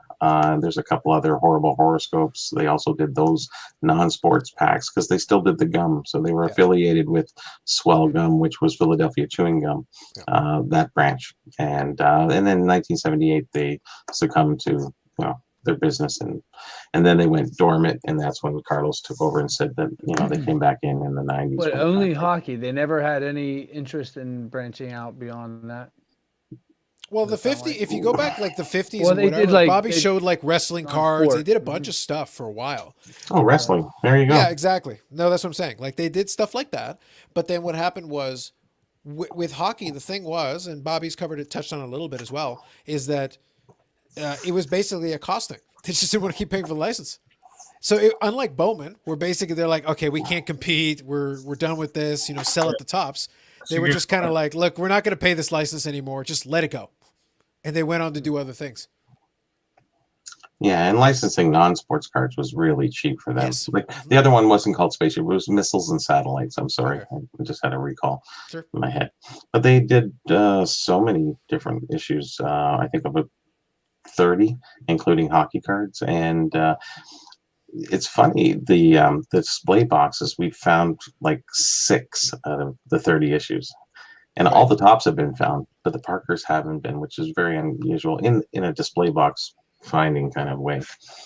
So they're very interesting, very graphically stimulating boxes. I will say, though, that the whole thing with Parkhurst is interesting just because they were the brand that went away just because they decided to go away. It wasn't like they were forced to, like, oh, you have to, like, you can't compete or whatever. It's like, no, we're not going to pay this. We're good. The 93-94 set was sick. Like they did a good job on those. They absolutely killed it. Like, so they didn't have a 94-95, did they? The tall boys, weren't they? I think that's when they started getting into those missing links and stuff like that. The missing links, and then there was the tall boys, and they had the signed tall boys, and then they did a few, and then they had the coins. 93 was the coins. 92, sorry. Yeah. They did eventually get back into it, but it took a little gap. Yeah. It was a lot of early 90s stuff. And then they started playing around with it. It was this weird. I remember the Emerald Parallel. I think the coins are Pinnacle, Bobby. No, they had throwback coins to replicate the old sheriff coins and stuff like that. Yeah. That's right. Okay. They did those as well. It was a retro style set. Yeah, they were pretty close with it all. It was actually not a bad set. I'll be honest with you, the Missing Link set, the 50s one, I like, for what it was, it felt like a legitimate design. Like this felt like it fit right in. If you had told me this was 1956 or whatever, yeah, sure. So Tops and O-Pee-Chee went up. I mean, Tops and Parkers went up head to head. And so he only squeaked out something in 56, but in 57, neither Tops nor Parkers issue sets, which is very interesting. So who did we have in 57, Bobby? Oh, you found is that the card that I showed 57? earlier? Oh, both. Nice. Both Tops and Parkers. Tops is, I say Tops, but it was O-Pee-Chee doing it, so. O-Pee-Chee was manning, just Tops owned the license, that's all. So all the cards were done in Canada and distributed only in Canada. Yep. Not in the US. Sounds good. Just See, quickly grabbing that's where something. historians come in. Look at you. I'm grabbing a quick point. Just I wanted to make sure. Chad seems to be all over the place with this question, but I'll touch on this one just for a second, just for fun. The UFC card, the early cards are probably going to be okay, just because the early ones they weren't producing as much. UFC is fun for me because I did buy a couple of boxes of like Topps Chrome and stuff, but it's before they were cool. Kimbo Because they and- weren't trying to produce a bunch, so you could buy the boxes pretty cheap. You could, and I like UFC. I like mixed martial arts. So for me, it was like a fun set to put together. I don't know if I'll ever finish my autograph set because some of those cards, the ones that are left, are kind of expensive. Oh, really? Yeah, like the George St. Pierre is kind of short printed. It's out there, but like it's a little tough to come by. So I need about probably like the last one was about $200 or $300. Oh, really? Yeah. But That's fine. Yeah. I was able to get almost all the other, even some of the others, like Amanda Nunes probably is the best female fighter ever, and I got her card for like $30. So like a lot of the other, Chuck Liddell is a Hall of Famer. I got his for like 25. He was a great fighter in his day. He was a great fighter in his day. Squarehead. Yeah. Exactly. But the thing is, so I was able to build most of that set. The autograph set for 2018 was 33 cards, and I have 28 of them. So I'm just sitting there with the last handful. What's that? It was only 33 or 33 of the autographs. It was the autograph set. Oh, okay. Yeah. Gotcha. Yeah, they got 150 in the base set, and then the refractors and stuff. I will say, though, with UFC, they do get to cheat a little bit because now Panini bought the license. So we're probably going to see some Prism and stuff. When did they buy the license? It was recent, so they haven't started releasing anything yet, but they have the license going forward now. I think the early starting UFC with April cards are going to go. I think That's a big they're deal. going to pop. The UFC cards are popping. They are. That's a big deal. Hashtag invest. Yeah, hashtag invest. So I That's think the I think previous. the first year Panini branded UFC cards I think will Oh, hold some shit. value because you're gonna have Prism, you may have Select. I don't know for sure, but I would assume they'll go Prism, for it. you can almost guarantee. Yeah. Select would be cool though. Select cards would look cool. They'd look pretty sweet, I think. I like the design, so if they do Select, that would be cool. I'm not gonna buy any. You know, I need Bob Lewis money to like buy that. I mean, look at what. So funny. That's what's going through my head. Like I hear all this. Like it sounds great. Opportunity. Da, da, da. I'm like, It'd be I cool ain't if I buying- could get I'm it. not buying any of that. It could be cool if I could get it. Yeah. Look at Topps Chrome Formula One. Yes. Yeah, for sure. But Was that's the Kimbo thing. Slice in the sign set? Oh, dude, that'd be amazing. That would have been, eh? That would have been amazing. That's a Bobby, flop. Bobby, you and I would go halvesies on a PSA 10 Kimbo Slice. You Yeah, know, that would be cool. we would make this happen Yeah, that would be cool. without a doubt. Trust me, Bob, you'd want in on this. Oh, yeah. It'd be you, me, Bobby, and Crypto Griff. It's like we come. It's like I've watched Sasha. those videos. Sasha T is like, guys, 500,000 cash. Sasha, I don't know, man.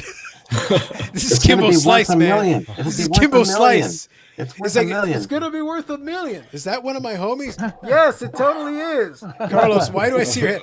It's gonna be worth $2 million. All right, fine, I got to do it. Take the money and run. This is what you'll learn about inner monologue. Today, Sasha learns about inner monologue. Inner monologue. As long as I get a piece of that fractional ownership. Was he around back then, Carlos?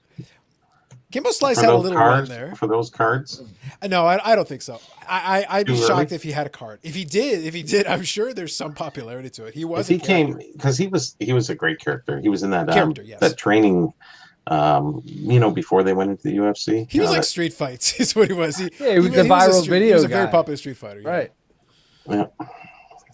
I would love there for be a Kimbo Slice UFC card. Now I'm looking it up. No, the problem is Kimbo Slice's like last fight was 2010. That's too soon. And he died in when? A couple of years later. Yeah, that's too early. I don't think UFC cards were happening at that time. Oh, I didn't know. Yeah, Yeah, I was going to say I don't remember how far they went back. Oh, well, hold on. 2010 Topps rookie debut. Was there a 2010 Topps UFC? Probably.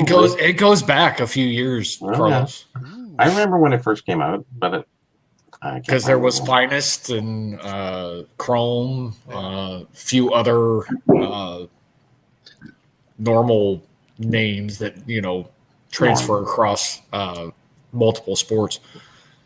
Well, if that's the case, there's a UFC debut, 2010 Topps Kimbo Slice from The Ultimate Fighter. The Ultimate Fighter. That's the Hashtag invest. Yeah. This is it, you guys. Is this the mega yacht money coming? Oh, Carlos? it's 4 hours and 18 it's minutes tough. to get to the good We stuff. got to be careful, Steve. We got to be careful, Steve. Mega yacht money, that's heady praise, my friend. That's Ziggy Palfy territory. We got to be real careful with that one. All right, Brian. We haven't moved to Greg Jeffries mega yacht yet. Dude, we can't quantify. They don't make numbers that big on Zimbabwe dollars. Like I don't think we don't have a sense. Maybe if Bitcoin really takes off, we might be able to afford the Greg Jeffries. Yeah, if it really takes off. Well, can we want just the go out guan. with the Googleplex? I mean, at least that was the last biggest or the largest documented number there for a while. Right. Brian, you good? You want to try? Yep. All right. Let's see. Is he back? That was an awful long 10 minutes. It was. Good evening, fellas. How y'all doing? What's going on, Brian? What's up, Brian? Just relaxing, enjoying the evening. 10 minutes? It's nice here in California. Yeah, I was a little longer than that, but I didn't want to screw it up again. My internet He had to dig the tunnel to redo the fiber optic cable himself and just be like, all right, I'm going to do this myself, guys. I'm just going to rethread this Yeah, my back's a little sore. I have a personal mini launcher. I had to go up, do one lap in the one orbit and realign it, but I'm back. That's legit. Well, at least you came back in time for the hashtag Kimbo Slice Talk, so that's important. Yep. So that's good. That's good. The key to the show. Key to the show. Super important. Absolutely. Oh, what was the other guy's name with the it's like a lunch? Lunch. He was a heavy dude. Butterbean? No, and he was Lunchbox. like a cowboy kind of guy. He had a big belly, and he was really. Oh, I know who you're talking about. He was the brawler who was like the big punch guy, but he was like the big. Everyone guy. thought he was going to get beat because he looked like sloppy and whatever, and he was just hammering people. It was like amazing. What's his name? I know who you're talking about. I actually So know who he's real. talking about. He had a cool nickname. I don't know why I said lunch, but I guess it's. I said it sounds like you're hungry. That's what's going on right now. We're long past that.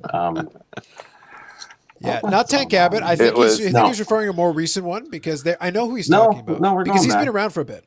Oh, he was back in Tank Abbott was back in the day. Tank Abbott was back in the day, but there is a more recent guy who was like a big husky guy who fought in the heavyweight division who was like that. He was a brawler. Yeah, something like high noon with a hoagie or something. Yeah. No, this other guy. This guy's in the Kimbo Slice era, kind of ish. I think about right. Yeah. Oh, it's called the man. Come on, Bobby, spit it out. Jeez. Come on. The suspense is killing us all. Short-term memory goes when you get old, man. Is it Roy Nelson? Roy Nelson, because he was the big husky guy. What was his nickname? I know who you're talking about here. If it's Roy Nelson, I think the big lunch. The big lunch again with the lunch. I don't know why I'm getting lunch. I was gonna say what the heck. Well, he had a Brian, nickname. that's CRS. Big country. Yeah. Was he big country? I know it's inevitable. Well, Big Country was Big Country Reeves. Oh no, you know what? He went by Big Country as well. He did go by Big Country. There it is. There you go. Okay, it's not lunch. Big Country. It's not lunch. Big country. Gotcha. I have to bow out, guys. Yeah, no worries, Bob. I know it's late, but hey, thanks for popping in. Thanks for fun. chair hanging out. You did contribute something as well sometimes. I made at least 1 point tonight, I think. You did for make sure. a point, yes. You asked a lot of good questions, though. That was the best part. Yeah, you did good. Yeah, I'm still learning. So Yeah. Good Well, keep We're all working on it. learning. Keep working on it. You keep this up, you're going to be up to 2 times your videos. all right, nice. Yeah, right. I'll find that custom Yeah. card and I'll request a future appearance for sure. Nice. To basically it'll just be a letdown for everybody, but I'll still be happy. Bob, isn't that your brand? It is pretty much something. Is that literally My- what you do? My shtick. That's right. Bob's on pace to do more shows this year. That's true. You can premiere it on Tuesday, Bob. All right, I'll take you up on that. Thanks, Nice, guys. nice. Have a good one. Have a good one, Take it Bob. easy. Thanks for popping in. Take it easy. Yeah, so thanks to Bob for popping in. That's the first time he pops on. So Spirit here asks, is this live? No. No. Don't shut down the stream yet. I'll see how I feel. I always love when someone asks this question. It's like, is this live? No. No. It's foolishness. No. If he answered you, you know it's live. It's artificial intelligence. Or maybe You've already done this before. Uh-oh. No. From the Twilight Zone episode. Oh my god. It's always There's a like wrinkle that. in the matrix. Watch Go out. take a nap. Yeah, exactly. Nice. Sounds good. No, it was good. No, I'm glad Pop popped in. He's been around once in a while, and it was like I figured if I was popping on Friday, as soon as he came in early, I was like, show up, get on the damn screen. Put in some work, man. Come on, let's go. Well, like I said, I know his wife is out of town, so he's been he's been Mr. Mom these last few days. So, no, it's good to see him on though. Yeah. No, that's fair. I like this here. Sometimes they premiere. Yes, they do. But again, this is not live. So let me make this clear. It is not live. This is a premiere. This is a pre-recorded footage. Come on, man.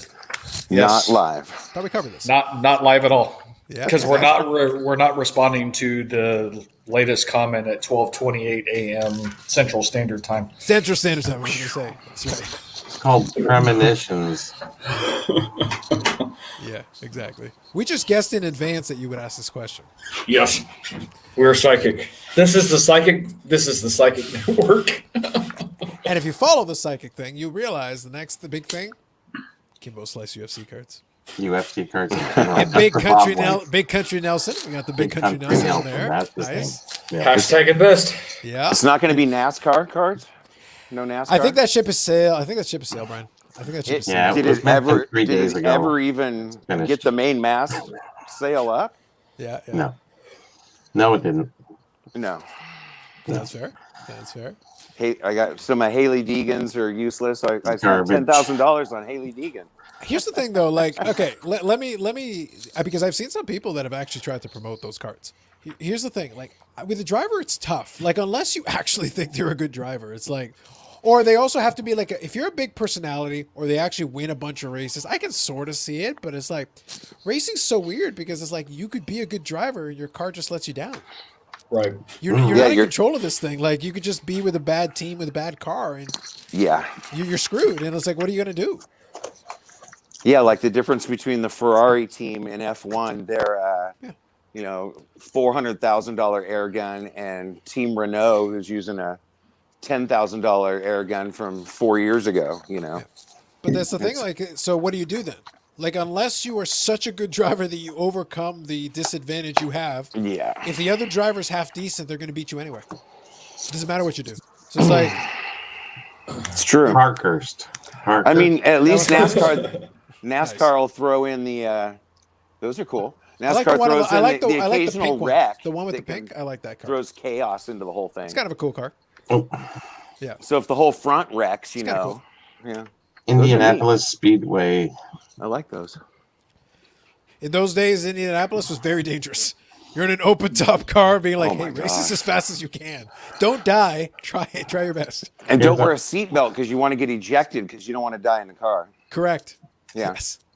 You want to make that'd sure be you up get to them. shot out of that thing. Seems legit. It's kind of funny on the Indianapolis Speedway winners, an issue Parker's put out in 1959. They had questions on the 59 Parkers, who's going to have the most points. They put the answers on the back of card number 50 on the sports card issue for the hockey. Okay. It's the weirdest thing ever. Weirdest thing ever. Nice Okay. cross marketing Since there. you brought a little segue here, let me have a little fun with that card you just did there. Since you mentioned Indianapolis 500, back years ago, there was an Indianapolis 500 PC game. Okay, so this game was on floppies at that point still, so we were playing them on there. But it was like VGA graphics. It was a fun game for what it was. It wasn't anything crazy for that time. But so you know how games now have these anti-theft mechanisms, different codes and things you can do to prevent you from stealing and pirating a game, right? Mm-hmm. They had a mechanism like that too. But the mechanism like that at that time was that they would ask you like a trivia question. And the trivia question, you needed the manual for it.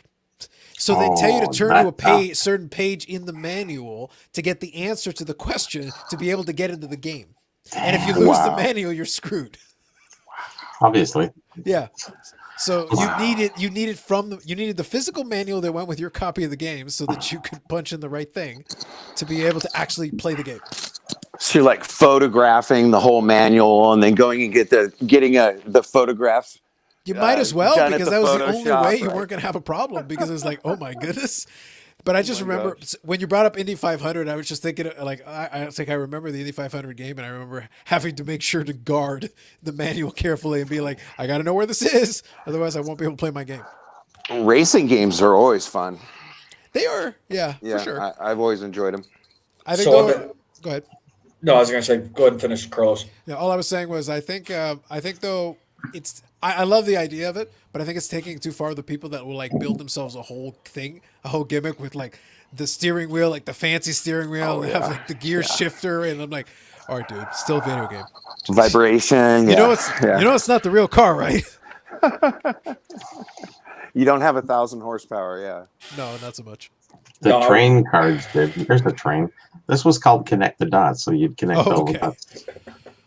They actually had a hockey one, a Richard. Okay. But you didn't know it's Richard until you connect the dots, then you can see it. It's kind of interesting. That's Bobby, Parker. is it 59? Connect the dot, I would say it's pretty close. It's hard to say because Parker's, I only went by the wrappers when I determined the different years of the Parker's cards. Sometimes they started to use zip with hockey. If you've seen this, the 57, the 58, the zip came out, and it's a big ZIP. So Parker's gum used zip, and we know those cards are really close to that time because there's no date of issue of sports cars if they're talking vintage ones. So. So I just matched up the wrapper, the font used. Sometimes they use Parkies, sometimes they use zip, zip, zip. So that's the only way we've really had a decent year for a lot of the non-hockey cards that you can't date, or they had the wrestling cards are easy, but all the other stuff like dogs and cats and animals, there's no reference to them on the back, so you can never figure out when they came out. But anyways, that's Parker's. It's a tough. Most non-sports are like that. Yeah, I get it. There's the non-sports Bible. It's like this thick, written by Chris Watson, and I was an editor for that. And man, we were just guessing at years, and just some of them you just don't know. Some guys say 20s, and the other one goes, "No, that's 40s," and it's like, okay, whatever. Put down whatever you want. Most of the stuff we don't know when it doesn't have any reference dates or I haven't found a wrapper for it. Mm-hmm. Right. I'm having a little fun with the chat here because it feels like a series of non sequiturs. It feels like almost disjointed As conversation. usual. About like I don't understand. There's no rhyme or reason to the sequencing of these questions and comments. Well, some are catching up. Royce Gracie. Yeah, some of it's talking about UFC stuff. Like they're having some debates. Here's the thing: I love UFC, and I will talk UFC all day, but it's got to have like a coherent theme. It just feels like random names being thrown out. So it's like I got nothing. Horace Gracie have a card from his era? No. The early days of UFC wouldn't have one. Early. Later on, though, I will say a couple of years later, you'll have like a UFC Legends. So I'm sure there's a Horace Gracie rookie card from the early UFC sets that would be like a Legends card. See, I never liked Horace Gracie because it was always he'd get him a submission move, and it was boring. Yeah, boring. Well, the thing is, the early UFCs were basically a Gracie invention to promote Gracie Jiu-Jitsu. Yes. The point was to be like, one of our family members is going to dominate this thing. That's how superior our jiu-jitsu is. It's basically an ad for Gracie Jiu-Jitsu. The sport didn't really take off until Zuffa bought it. And when they bought it, they basically said, okay, let's bring in the athletic commission. Let's treat it like boxing. We'll do weigh-ins. We'll do all this stuff. We'll do weight classes. Because the early UFCs, the whole point was like, oh, everybody fighting different weight classes. Like, have you seen a sumo guy try to like wrestle like a taekwondo guy? It looks stupid. I like And I seeing watched those early out of UFCs. country. Yeah, and they're like, we have no rules. It's all amazing. Yeah, look at these like 800-pound guys doing it. It's like what? No, Drug so your testing? strategy Did is they to be do- fat and like cholesterol the guy to death? Like, what is your plan? Well, the guy lost to like a 250-pound dude. That was just jumping all over him. But Well, if that guy because got a hold of you and sat Because on the you, big guy can't move. like 250-pound guys. This is the thing about it's like boxing. Heavyweight boxers, most of the time, heavyweight fights today are not that great because a lot of these guys are so big and so strong. It's basically a one-punch knockout. Because if you get hit with a guy who's 250 pounds who can throw a punch and it lands solid, it doesn't matter who you are. Basically, you go down. Yeah, like it's not a toughness thing. It's just physics. It's something that it's that much weight hitting you in a spot. right and you go down. Yeah, but too much muscle mass too for some of those guys. It just Agreed. drains them of their energy. For sure. So after 3 rounds, like they've been beaten down so bad because they can't throw another punch, they just basically fall against each other, and that's it. Yeah. No, And they don't fight as long as they used to. Oh For no. sure. For Yeah. sure. Yeah. And probably to their betterment. Oh, the most brain damage. definitely. The brain damage was off the charts with that kind of thing. Yeah, the cauliflower ears. Yeah, I So was watching a bit on that Irish boxer, Billy, whatever his name was, who took the pounding from. Oh man, I bring it up and now I can't think of it. Damn it! Lunch something. Yeah, just go with lunch if you're in a pinch. I feel like that's a But move. the trainer Panama, who got banned for life, he was training the Mexican guy and he had no stuff in his gloves and pounded the crap out of him. And after that, there was a big change in rules. Okay. That was a lame story though. Sorry about that. Nah, no worries. Because It's I all couldn't good. think of all the darn names. It's okay. You got Panamanian in there. We're talking Mexican. Look, one of these days, right now, it's not the right weather because I'm still not feeling baseball yet. It's not happening. But at some point, I'll make a video where I'll wear my Team Panama jersey. I got it. It's just waiting for the right moment for me to bring it out. It's coming. But it's got to be the right moment. I'm not feeling it yet. It's still a little too chilly outside for me to feel baseball yet. I'm not there yet. Well, May 14th, they come out with the Hall of Fame for the NBA inductees. You guys interested in that? I'm paying attention to it peripherally, not myself. But at the same time, don't we already know all the folks going in, basically? We do. We just don't know who's going to make it. You know, Chris Webber or Bosch or. Okay, so still a little room open for who actually gets in, eh? Okay. And it's Webber's last chance. Do they have a limit on the basketball one? They do. Oh, Yep. okay. I Yep. didn't realize that. That part I wasn't aware. Yeah. Bathroom break. Yeah. No worries. Go ahead. So, Paulie P, yep, we do read the chat. we will get. It's just a matter if there's a specific question. Is there a correct way to ship a booklet card inside of a proper holder where there's minimal movement, just like any other card? There are top loaders and holders that will hold it, and you just gotta put the right wrapping around it to make sure it doesn't get damaged. Yeah, you're gonna have to get one that's probably over 300 point in order to secure it properly. Yeah, movement is your enemy. Movement is your enemy. That's really with cards like that. Movement is your enemy. Good luck finding one. Unless you want to pay for a booklet mag, and you're Yes. going to pay a pretty premium for it. So, absolutely. Yeah. So here we go. I would argue Gracie is the only legend name from that era, aka most collectible, but he has no cards. Agreed on the latter portion. I think in the early era, Ken Shamrock emerged as a star early on. Dan the Beast Severn emerged as a star in that early. If you like the early part of UFC, those were guys that did develop into legends in that time.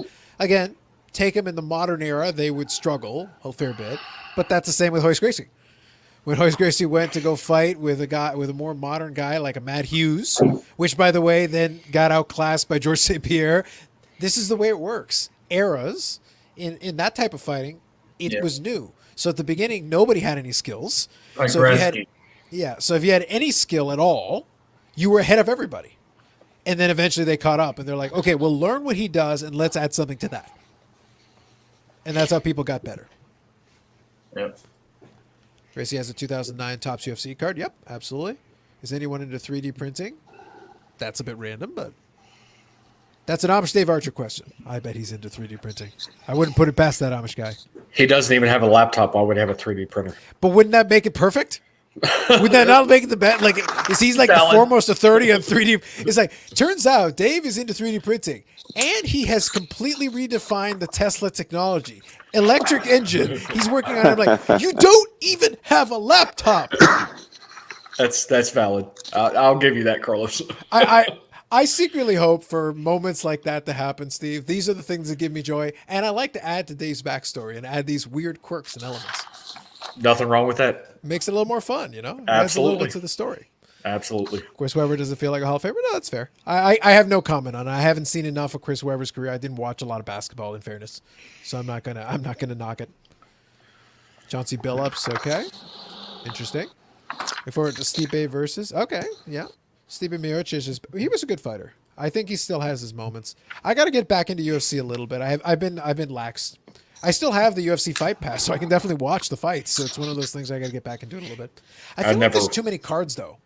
It feels like there's so many cards that it almost takes the specialness away from it. Where I used to enjoy watching a card here or there, and they would space them out a little bit. I think what's interesting right now is what Brian said earlier about the 22 points. I think Luca and Dame.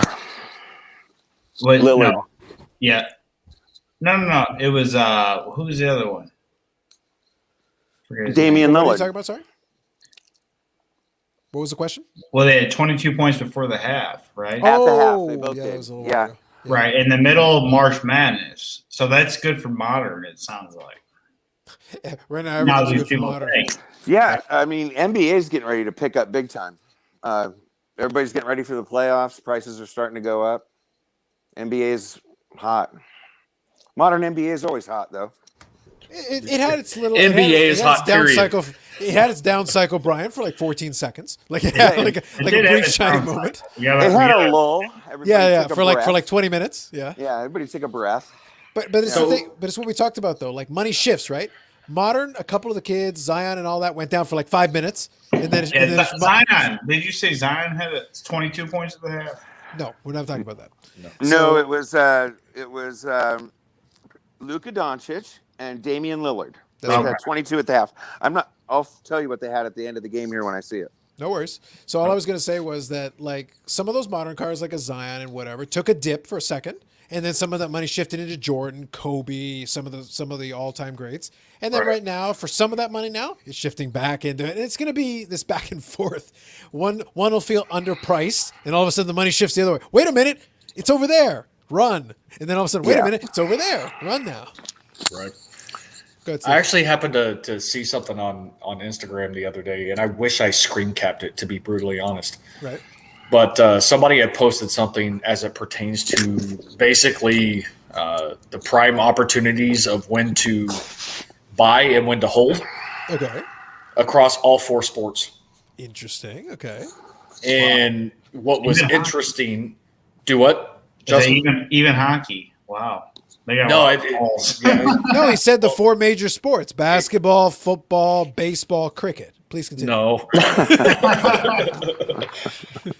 But what was interesting and something that I noticed is the time frame for buying for hockey and for basketball was like 2 months. Yeah. Yeah. Everything else, I mean, it kind of had the ebbs and flows based on off season and so on and so forth, which, you know, is always something that I always felt to be accurate. But after seeing that, now, whether or not the individuals did the research and everything else, and they have like something to back up what they posted, it'd be interesting to see what the back end research looks like to see if that's in fact an accurate assessment of prime opportunities. I just thought it was interesting that somebody had actually put something out there, and it was like in a chart. Sure.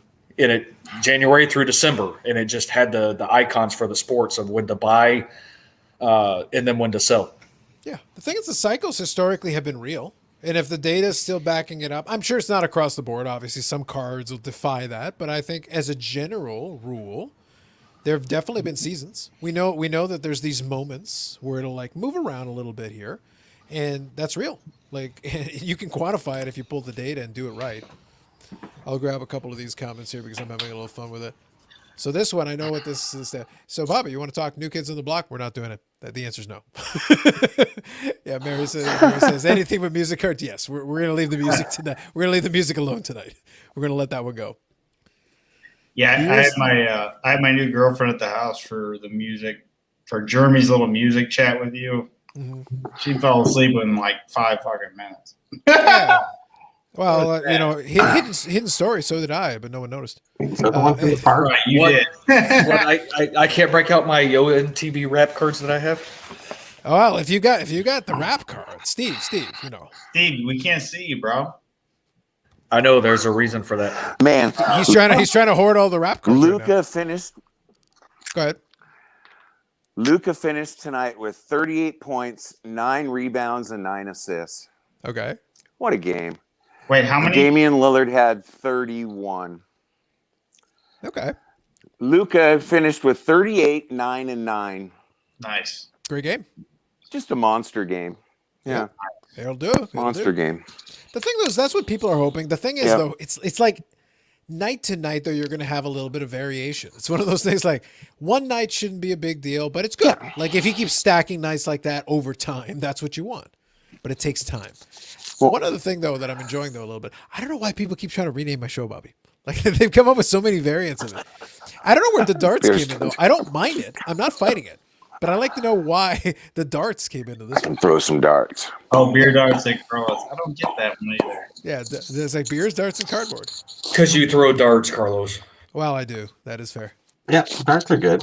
I don't think fair. there's dart cards, Yeah. but Cool. Well, I got verbal darts. I think that's what Steve's alluding to. I do have the Yes, verbal that's darts. what I was alluding to. Yeah, yeah. That's what I'm saying. 180. Listen, I like darts on when they put it in the pub. I love that. Where the commentator gets jacked up screaming 180. Like I love that. As a watching thing for a little bit, I'll sit there and watch it for a couple minutes. It's fun. I enjoy it. Yeah, that came out about 25 years ago when they started doing that, and it was just like, wow, it's cool because we never got to see that, and you see how good these guys are. They're just popping off. Oh, for sure. Yeah, yeah. But in Like- Europe, though, like they get entrances. Like they have girls that will follow them to like the main stage, and you've got this gigantic pub full of like drunk people losing their minds. Every time they get 180, they freak out. And I'm like, okay, this has got to be fun to watch live with the crowd. 45-year-old guys with big bellies. Yeah, playing you're darts. you're sitting there literally getting pumped up that the guy threw 3 darts. And the Oh yeah, commentators dude. like I've got a super high end dart board and darts. I play all the time. I love darts. it's a fun thing to play. I'm just not very good at it. But it's practice, right? Like it's practice at the end of the day. Yeah, yeah. So here we go. Paulie Pete just says Gary V recently said hockey was number 7 in the major scores category. Is he for real? It's like, well, it could be. Hey, Here's the thing. Not in my behind bowling.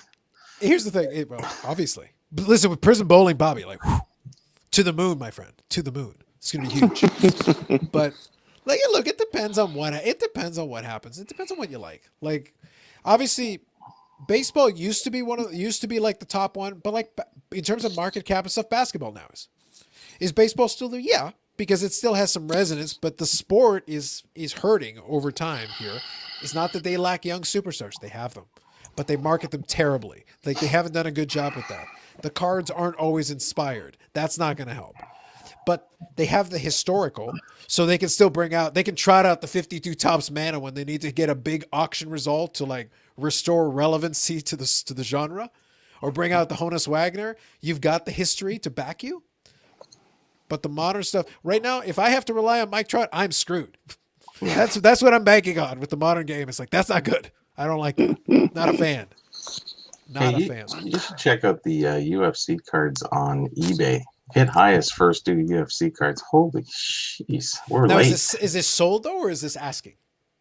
This is asking, but regardless of that, it's still huge. 175,000. Connor McDavid, 2013. Bloodline, Ruby, $175,000. Is this a subtle way of you telling me that you're going to offer 174? No, He's going to take this thing down, Bobby. I think you can do it.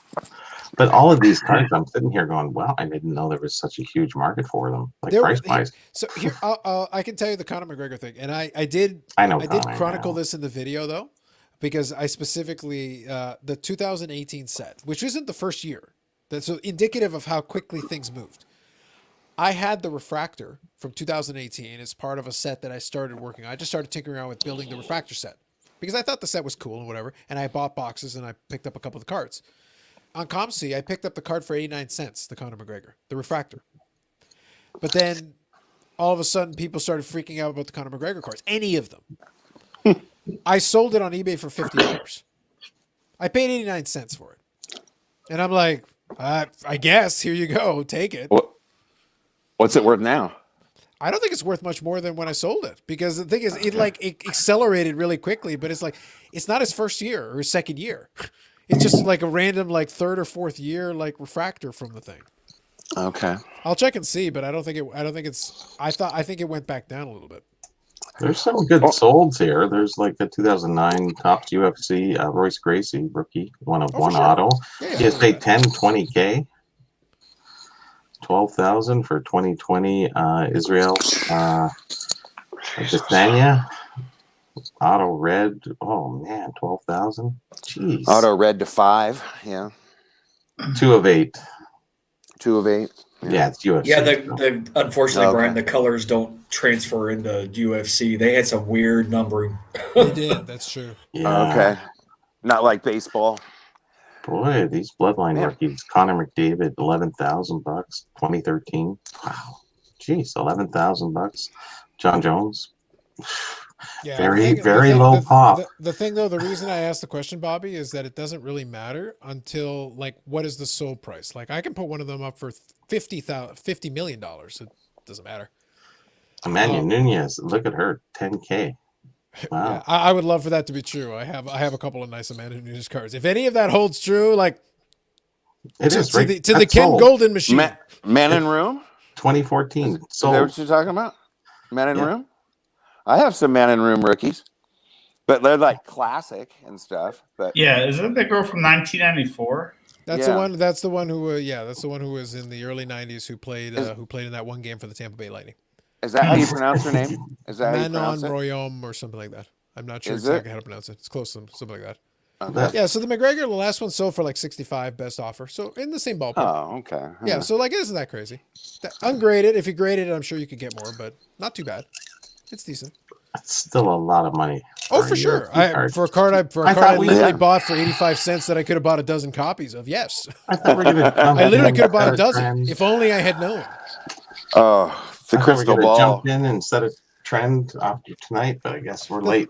Yeah. The thing is, I wasn't going to. The thing is, I saw that, and the possibility was always there. It would go up more, but it's like I paid 85 cents and I sold for 50. I'm not going to cry about that. I'll take it. Like, it is what it is. Yeah, that's a good. All you had to do is go Margin. back 1 year and buy every Jordan, every Kobe Sure. card, every Anything. Durant card you could get your hands on. You'd be paying off your house and buying a bigger one. Yeah, basically. Yeah, I think many people have. Yeah, Quite a few people it's have insane. made. You have to understand, most of those cards are in somebody's collection, or they were Yeah. in dealers' hands when Sure. COVID went on. So Oh yeah, I don't know if they were selling through COVID to make up for the lack of shows. So a lot of the people who bought them are probably laughing when we did the final big shift in the end of January there. Freak, it's just been insane. but the real lucky guys were the true collectors that were just holding on to that crap, and then now it's just insane prices. So you sell half, keep half, and Yeah, buy a new house. Right. basically, yeah. Yeah. Crazy with cards. Yeah. So I'll touch on this one here because they're still chatting about like the levels and everything. But there's actually a thing Who here. cares? Who cares what he thinks? No, but the thing is that he's not the only one. He's just the one talking with the biggest megaphone. And here's the thing, though. I wouldn't put hockey in the top 4. I wouldn't put it in the top 4. It depends on what you're measuring, though. If you're talking cards, you can probably get it in there. If you're talking about overall popularity, it depends. Soccer would be right up Soccer there. would be up there. Here's the thing, though. Like, if we're not talking cards, college football in the U.S. is monstrous in terms of eyeballs and popularity. Monstrous. If we're talking cards, though, different conversation. But if we're talking popularity eyeballs, college football's huge. Yep. That's a big one. Soccer would be the biggest worldwide. Sure, worldwide, yes, no doubt. If we're talking cards, though, we change the dynamic again because then college football is out of the discussion because it's not popular by a comparison to any of these other things. Then So soccer we have to goes reshift the way order. down. Yeah, Unless we got to you're push it down. Mbappe or whatever. Correct. That's why I say, like, when we're talking, so even that concept, out of context, I have to ask the simple question: we talking cards, or we talking popularity eyeballs? Two different questions, two completely different answers. We have to completely redo the list. Yep. So Gary Vee has to be more specific. Correct. And also, it matters when the video came out, when he said it, and that might have That been would have been recent. I'm willing to bet you. Yeah, it had to have been recent, though, which is weird because I mean, what the hell could be in 5 and 6? I mean, I get soccer being maybe 4, but what the hell is 5 and 6 at that point? Like, are you high, Gary? Were you smoking blunt when you said that? Do you want to ask Gary? Should we get into that? How popular is tennis? in a worldwide, there are Very. that's why I ask about Yeah. that's why I ask about eyeballs, right? There are Yep. pockets, and here's the thing: this is completely off the radar. But if I go to certain parts of the world and I say cricket, they're like, "Oh yeah, man, I watch entire games that take days." I wouldn't, but if I go to the right part of the world, the answer is yes. India, We Yes. have Australia. a huge Indian population here in Sure. California, and Yeah. cricket. Yeah. Cricket, And they're cricket. hardcore. But that's Yeah, what I'm trying to get hardcore. at. Like, Yeah. whenever this question, any kind of question, and that's I only put it up because it's a good point to make, just in general. It depends on what you're asking. Yep. What's the context behind it? Correct. And if I'm asking about cards, then it's a little bit easier. Then we can run some numbers. We can be like, okay, go to eBay. Let's see what sells the most. Like, it's a lot easier to figure that out. We can figure that out, or at least get a ballpark idea. Right. But with popularity, it's like, okay, which part of the world am I in right now? So Hey, that's like, you're in Toronto. yeah. So it's What? in Toronto. The answer is Maple Leafs. You mean NHL? No, Maple Leafs. That's the answer. That's it. What's the order for popularity in sports cards? In Toronto, Hockey, Toronto Maple Leafs, and then hockey, and then, and then hockey. hockey. That's right. There's And CFL then somewhere synchronized swimming, there. And then football. bocce, CFL. bocce, prison bowling, Curling, curling, yes, curling, Curling without is a doubt. actually and Curling's huge. lacrosse. cornhole. Now, fast forward 25 minutes from now after I've named thousands of things, and then CFL football. And and CFL football. lacrosse. Lacrosse. I already covered that in the first 5 hours when I was listening. Water I just fast polo. forwarded for our benefit. polo. That's always interesting. Water Yeah. polo, solid. Solid. Yeah. Ice dancing, Yeah. Yes. Big Ice time. dancing. Yes. prism ice dancing, huge.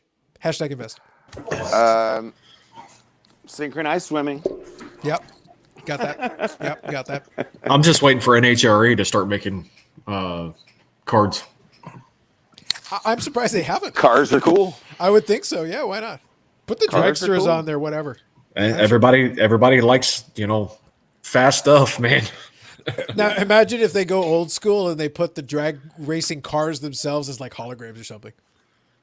That'd be cool. Yeah, I'd buy into it. You could do it. Pieces- I'm sure you could sell people on like, yeah, I'll take a flyer on that. What, Have a what the heck? tire mem, fire You suit could. mem, all that Yes. stuff. Yeah. And game use could be the tire exploded Yeah. Yeah. Mhm. because that happens all the time. Those tires don't last long. It's a real quick Oh, race. It's a one-time deal. Well, and they replace the headers after each race in their engine. I mean, you could do all sorts of stuff with pieces, so to speak. And now run them all off a computer. Yeah. But we joke about it, but the thing is, it always comes back to the one point is that, and this is what I've said, and I have this debate with Jeremy all the time. Just because a sport is popular doesn't mean people need the cards. Like, there's a Right. lot of stuff that we're naming off where, by the way, there are passionate fans for that thing, however silly it is. We're having fun with it, but there are fans for that thing. And I promise they could wax poetic for 3 hours about their sport of choice, whatever that is. But then, like, well, do you want any cards? No, man, I want to watch the sport. Or they want to buy something like this. Sure. Or a jersey or a hat or whatever, some swag. They don't want the card. They don't need it. They don't want it. And it's like, so you can't just sell cards of everything and hope that somebody's going to buy it.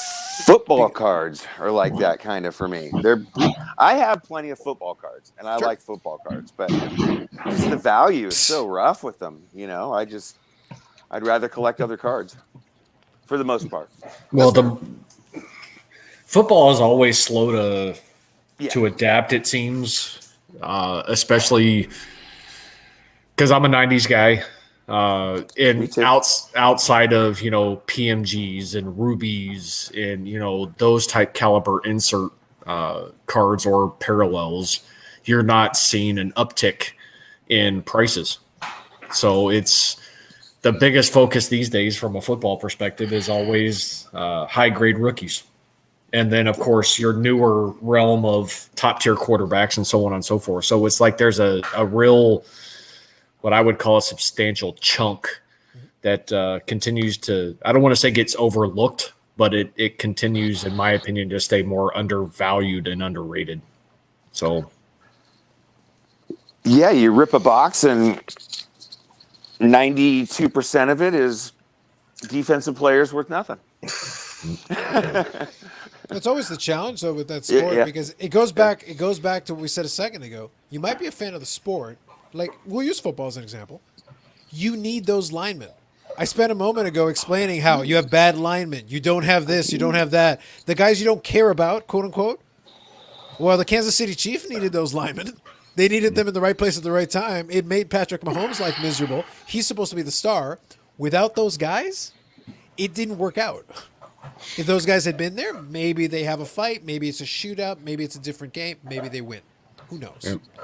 Yeah. But few people are collecting the cards of those linemen, as important as they are to the overall success or failure of that team. So it's not in proportion. It's not in proportion. That's what makes it interesting. It always has made it interesting. Hall of Fame linemen are hardly worth anything, you know? Yeah. I mean, it's sad, you know? Mexico has more pollution. Because I can appreciate them as great players, you know? And I can Bobby's just appreciate making them for friends everything they everywhere he goes. Is it Mr. Lagan or Mr. Lagn? I think we discussed that earlier. I don't think we He got a didn't definitive answer. answer on that. We did not get an answer on that one. I'm saying Lagan. I don't care. Okay, fair. Okay. Well, and Carlos, not to go back to the Mahomes conversation, Go ahead. Losing your left tackle due to injury, and what's interesting is, did they bother to keep him after said season? No, they let him go. But Eric Fisher is now in the free agent market. But Testament, like, look at this team had a bad day because they were missing some key pieces that won't get hobby love because no one cares. Yep. Until you need them. No. So that's why I say, like, I make fun of Tom Brady. I have my fun. But here's the thing. Some of the key components of that team were those guys in front of him you never heard of. Because they did their job most of the time and kept the guy upright. So he got to do his job effectively. He needed some help. But you don't know who these people are. You don't know who they are. But they matter a lot because they helped him do his job. Yep. That's the game. That's the way that game works. The other people have to do their job. It can't just be the one guy. Because Tom Brady himself, all right, go ahead, Tom. Here's the football. Run it in. Unless he's got a wide open gap, everybody in football will catch him. I can catch him from the 15th floor, from the 15th row of the stands. I'll give him a running start. I can still catch him. What? He couldn't run when he was 20. He can't run now. So it's like, but if he's got a gap because somebody did their job and created an opening for him, yeah. And if he's going to go over the top and get a yard, he can do that. He's a master of that. He knows how to do that. The quarterback sneak, he's good at it. Oh, yeah. Yeah.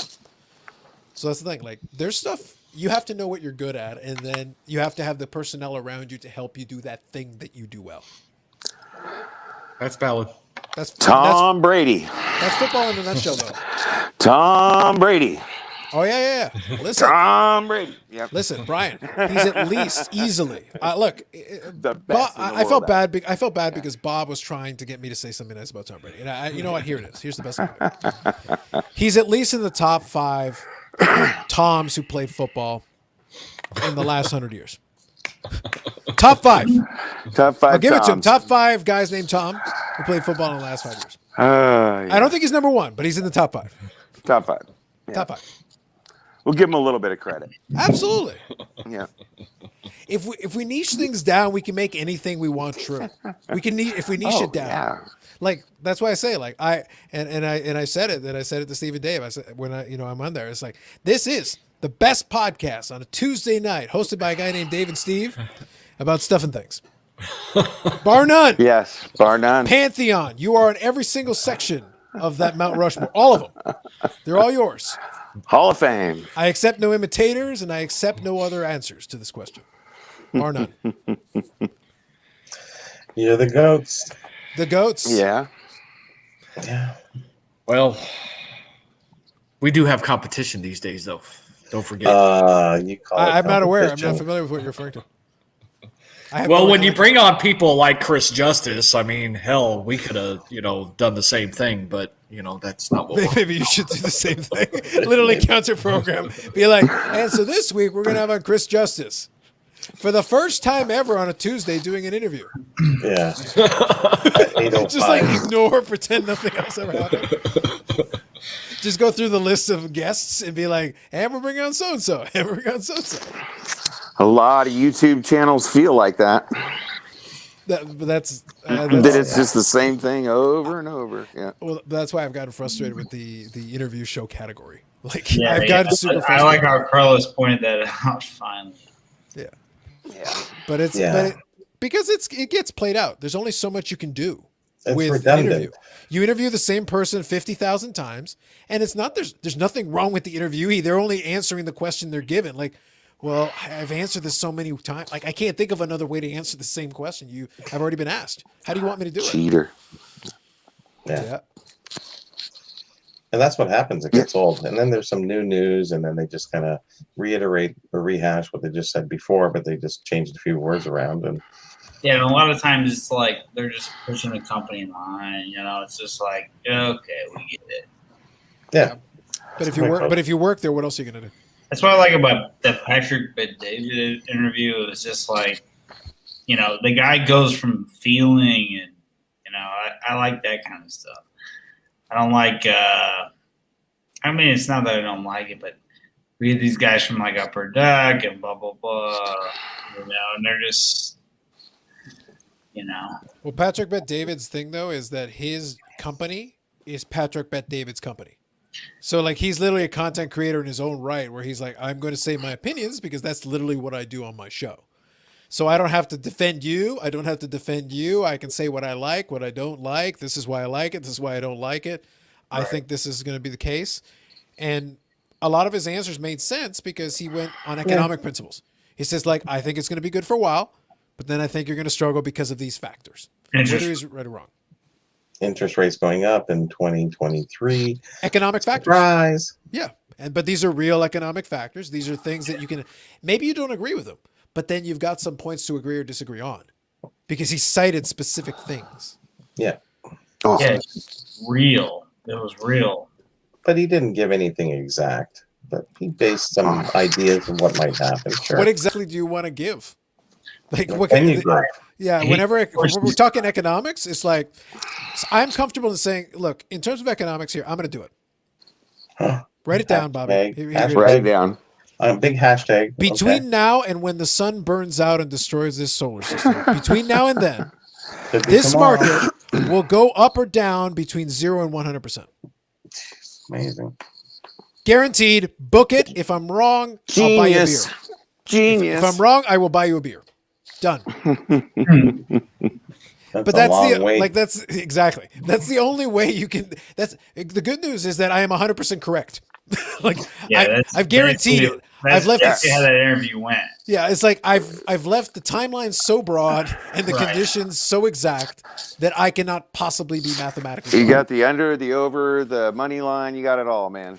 But if you In don't do between. that, you can't be definitive because because the likelihood is, let's say you called it and said the downturn is coming in 18 months, and it comes in 17. There's going to be somebody who's going to be like, "Oh, you got it wrong." It's like pretty close. Yeah, but you missed it by a month. That's pretty good. Buying modern Zions, right? So at the same time, I was saying that. So I mean, what a beautiful thing. You know, so he's basically saying, yeah, the market can do whatever. I don't give a shit. I'm rich. True. He is. Doesn't matter to You know him. what's going to happen now, don't you? I love my modern Zion. I was about to No, ask- don't Steve, yes say or it. no? No. Yes. Well, I missed it. This is going to be a new shtick now on my show. This is going to be fun. I missed it. Brian, literally, you were here last time. I was totally looking at my phone. Yeah. Justin, you're done for the evening. multitasking. You're good. The laughing at your own joke that I didn't quite follow was the end of the line for me. That was done. I know Bobby always says no. Bobby always says no. He just wants to drag it out a little longer. Well, I have to support my co-host. Of course. I understood. We got what we could out of that. We pushed it as long as we could. Which is why, of course, you asked me. Well, I can't leave it to Bobby. Bobby will be like, no, it's good. Yeah. Content. Yeah, content. Listen, you've got a YouTube channel now. You can start your own podcast with Justin. You and Justin for 2.5 hours. I will tune into that. I haven't got enough time in my life for that. stuff As long as it's not on Tuesday. Yeah, exactly. Right. at 8:06. We love you, Justin. Keep coming back. Well, the thing is, I keep letting him back on. I keep letting him back on. That's basically what Keep Steve was coming alluding back. to, that I'm It willing works. to take chances. Like, you never know what you're going to get. You just never know. I try, but like, it is what it is. What are you going to do? That's true. Hell, I just looked at the time as it is. No, I know. Over No, 5 it's- hours. No, I haven't been here the whole time. Yeah. But I was like, holy crap. Yeah. No, we'll start winding her down here a little bit because, but I did want to take advantage of Friday a little bit because I knew, like I said, Sunday. Let's put it this way: Sunday is quick hook on everything. Sunday's gonna be like, I'm gonna monitor that like a hawk and be like, all right, I need to get to bed, so we're gonna make sure that happens. So here, Paulie P. How can Brady not be considered the most valuable and important player to his team after winning 7 Super Bowls? He didn't win a single Super Bowl. The teams that he was on won 7 Super Bowls, if that's what you mean. Tom Brady's won 0 Super Bowls. Tom Brady's won as many Super Bowls as I have. Because team sport. Yep. That's Making 10 true. appearances, also team sport. Technically. Yeah. No, but the thing is, like I said, there's so many dependents. Like I say it to make fun of Brady because it's fun. But the thing is, there's dependencies all over the field. There are dependencies. There is, in basketball, one player can take over a game in a certain way with 5 players on their team and 10 players on the court. You can do that a little bit, not fully and indefinitely. There's going to be a point at which someone may, all right, fine. If you're not going to pass anybody, we'll quadruple team you. There are things you can do. But within reason, you can kind of take over a game a little bit, especially if you're able to pass, especially if you're able to make some moves and plays. You can control the flow of the floor. You can do that in basketball. In baseball, you're kind of stuck. Like maybe you bat 1 every 9 bats. That's all you have control over. During that 1 at bat, you can totally be in control of everything to the best of your ability. Maybe in the field, the ball gets hit your way. If the ball doesn't hit your way, you can't do a damn thing. Individual efforts, yeah. So, like, there's limits. So in baseball, a player can't affect the outcome the same way.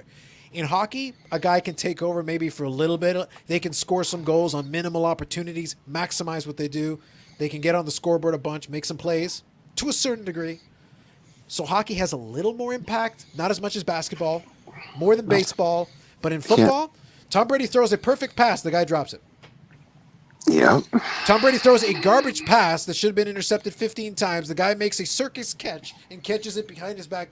So does he get credit for the catch or the bad throw? But it counts as a completion on the stat sheet, right? Yeah. And what if the guy then turns around and dodges 5 tackles and runs at 85 yards for a touchdown?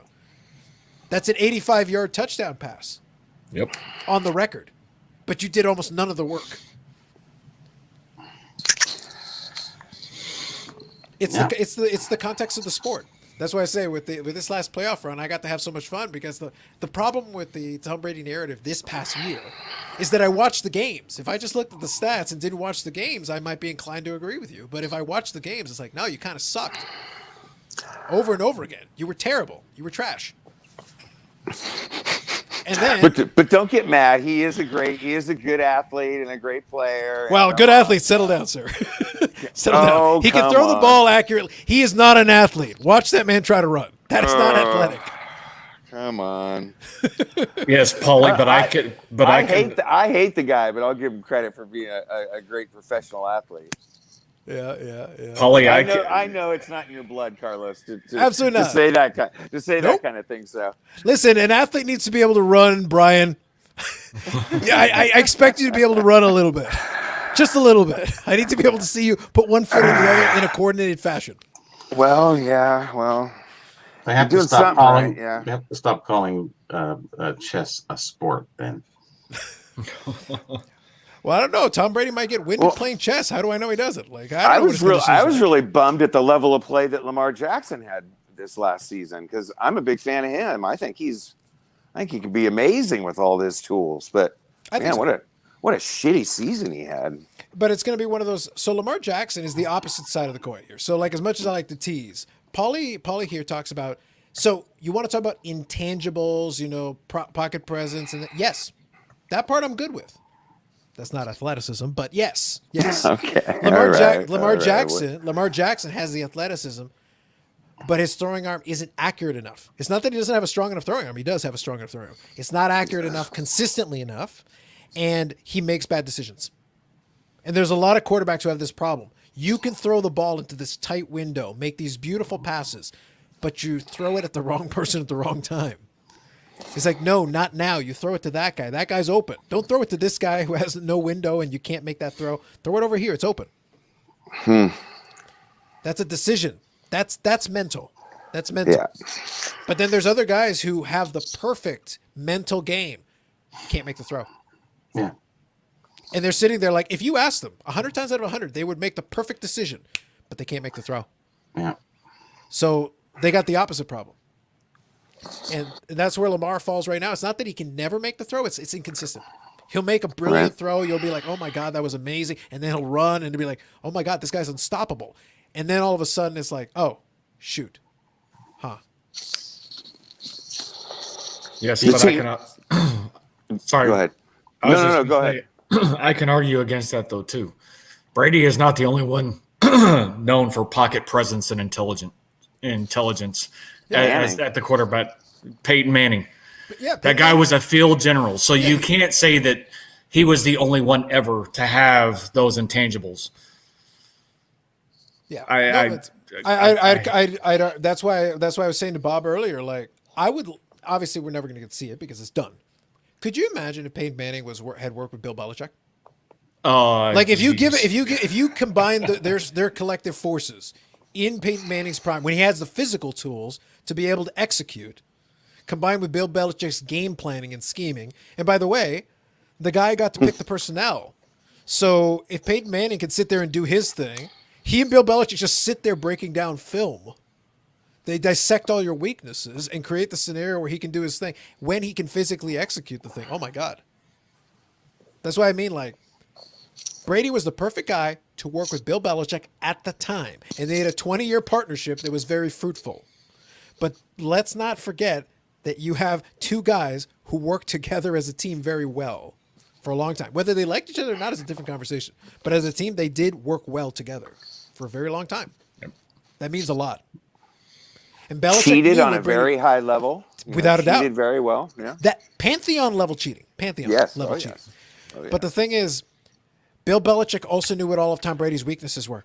And he put him in a position to succeed. He goes, I know your athleticism sucks. Carlos is right. Who's Carlos? Don't worry about it. Carlos is right. But the point is, he goes, we'll build this line in front of you that will protect you. You're a statue. You can't move, so you're not going to have to. We'll leave you so you can just find your guy and throw. Complete the pass, and we're good to go. One major injury in his entire career. Exactly. Deflategate. Very dangerous. That's very fortunate. Just heard his next goat. There you go. LeBron, well, I gotta bow out, guys, because I gotta go to work tomorrow. So early. So no worries. I'm always pushing the envelope, and we'll all see you soon. Tuesdays at what's the time? 8:05 Eastern. 8:05 Eastern. Oh, I thought it was at earlier. No. Oh, that's the other show. The other show is also not earlier. Oh, it's at 9 o'clock. No. 9 o'clock. The other show that doesn't exist, Bobby, is now so later. Yes, the other show was non-existent. Correct. I don't even know what show you're talking about. Exactly. Gotcha. Have a good night, Bobby. Take it easy. See you, bud. Yeah, we'll wind it down here. I like this. Paulie V. No, Bobby. No, Paulie. No. Incorrect. Factually incorrect. Tom Brady's not even top 5, not top 10, maybe top 50. Maybe in the 2000s, top 50. Perhaps. Yeah. I think there's like a cornerback or something that threw a pass once that I think is ahead of Brady. I'll have to rerun my advanced analytics. Let me get back to you on that. Yeah, Phil Simms, he was better. Pick anybody you want. The corpse of Johnny Unitas, better in every way. Jim Kelly. Oh, did you see the stats the corpse of Johnny Unitas put up? Oh my God, amazing! His advanced stats were huge. Yeah, LeBron James's problem has always been that his mental game was his issue. And I mentioned before, like if he had the killer instinct and moment presence of so LeBron James is the opposite. He's got all the physical tools, all of them. Oh, guy's a beast. And a great mental acuity, a great IQ for the game. But he doesn't have that killer instinct. He doesn't have it. he can have his moments where, like, against the right opponent, he can put him away or whatever. But it's got to be the right opponent. If the other opponent though can punch back, he struggles a little bit. Jordan though was a guy who loved that fight. He loved the fight. So Jordan's advantage was here. He had the athleticism too, but towards the tail end of his career, when the athleticism wasn't at its peak, here's where Jordan beats you, right here. If LeBron had half of that, LeBron would have dominated. It would have been ridiculous. Shaq had it too. Shaq had it. Yeah, but he would also lose focus. Like sometimes he would be like, he'd have the physical dominance and then not want to like train as hard all the time. Like there'd be moments where he's motivated, he's into, and then he's unstoppable, and he's unstoppable. And with Shaq, he always had one thing. Like, Shaq, we know the free throws are your weakness. If you were even decent at free throws, no one would stop you. Yep. You don't have to be great, just decent. That's your one glaring weakness that everybody knows. So not okay as a professional player. But the thing is, He's like, my it's favorite not like, player too. I love Shaq. I mean, who doesn't tell this guy, like, look, you are literally if you were a 60% free throw shooter, the hack of Shaq would be a terrible strategy because you demolished them. You'd be making all these free throws in addition to being physically dominated. They can't stop you either. You'd literally be unstoppable. Like, you'd be Will Chamberlain for the modern era. You'd be that guy. Yeah. A lot of these greats though have that one Achilles heel. They just have that one Achilles heel. He literally had it. That's what ended him too. So. Yeah. But that's just the way it works, right? Yeah. For That's a lot always of those been the guys. problem. That's always been the problem, is that when you talk about GOATs in basketball, it's Jordan and LeBron, they tend to stay in the argument. These tend to be, because the two guys LeBron though has more longevity, but Jordan had this prime era of excellence, this prime era of like, he had this 8-year run where he won 3, took a couple of years off, sort of, a year and a half, and then 3 again. Dominance in this era. And then earlier he was a scoring champion. So he's got all that. Right. LeBron, though, has this large, increasing body of work, this consistent, great play over such a long period of time that is super impressive. But if you're talking about a short window, you're saying, like, take the best of the best. Prime Shaq is hard to beat. Prime Shaq, motivating Prime Shaq at his physical best, is going to bully LeBron and is going to knock Michael Jordan into the 15th row with, like, an elbow or something. Because Michael Jordan isn't going to guard him. What's he going to do? Now, Michael Jordan could shoot, like he's got to go hang out in the he's not going to go in the paint against Shaq because Shaq will knock him over. Yeah. So physical dominance wise, then Shaq comes in the conversation. But his physical prime era was, I can't give him the same credit. But when he was at his best, he was virtually unstoppable. No doubt about it. So Michael Jordan takes the nod. So I'll agree here with Mary Dan. Michael Jordan gets the nod. Longevity though for LeBron is impressive, super impressive. Yep. I'm super impressed by it. The longer it goes, I'm more impressed. But he also started young.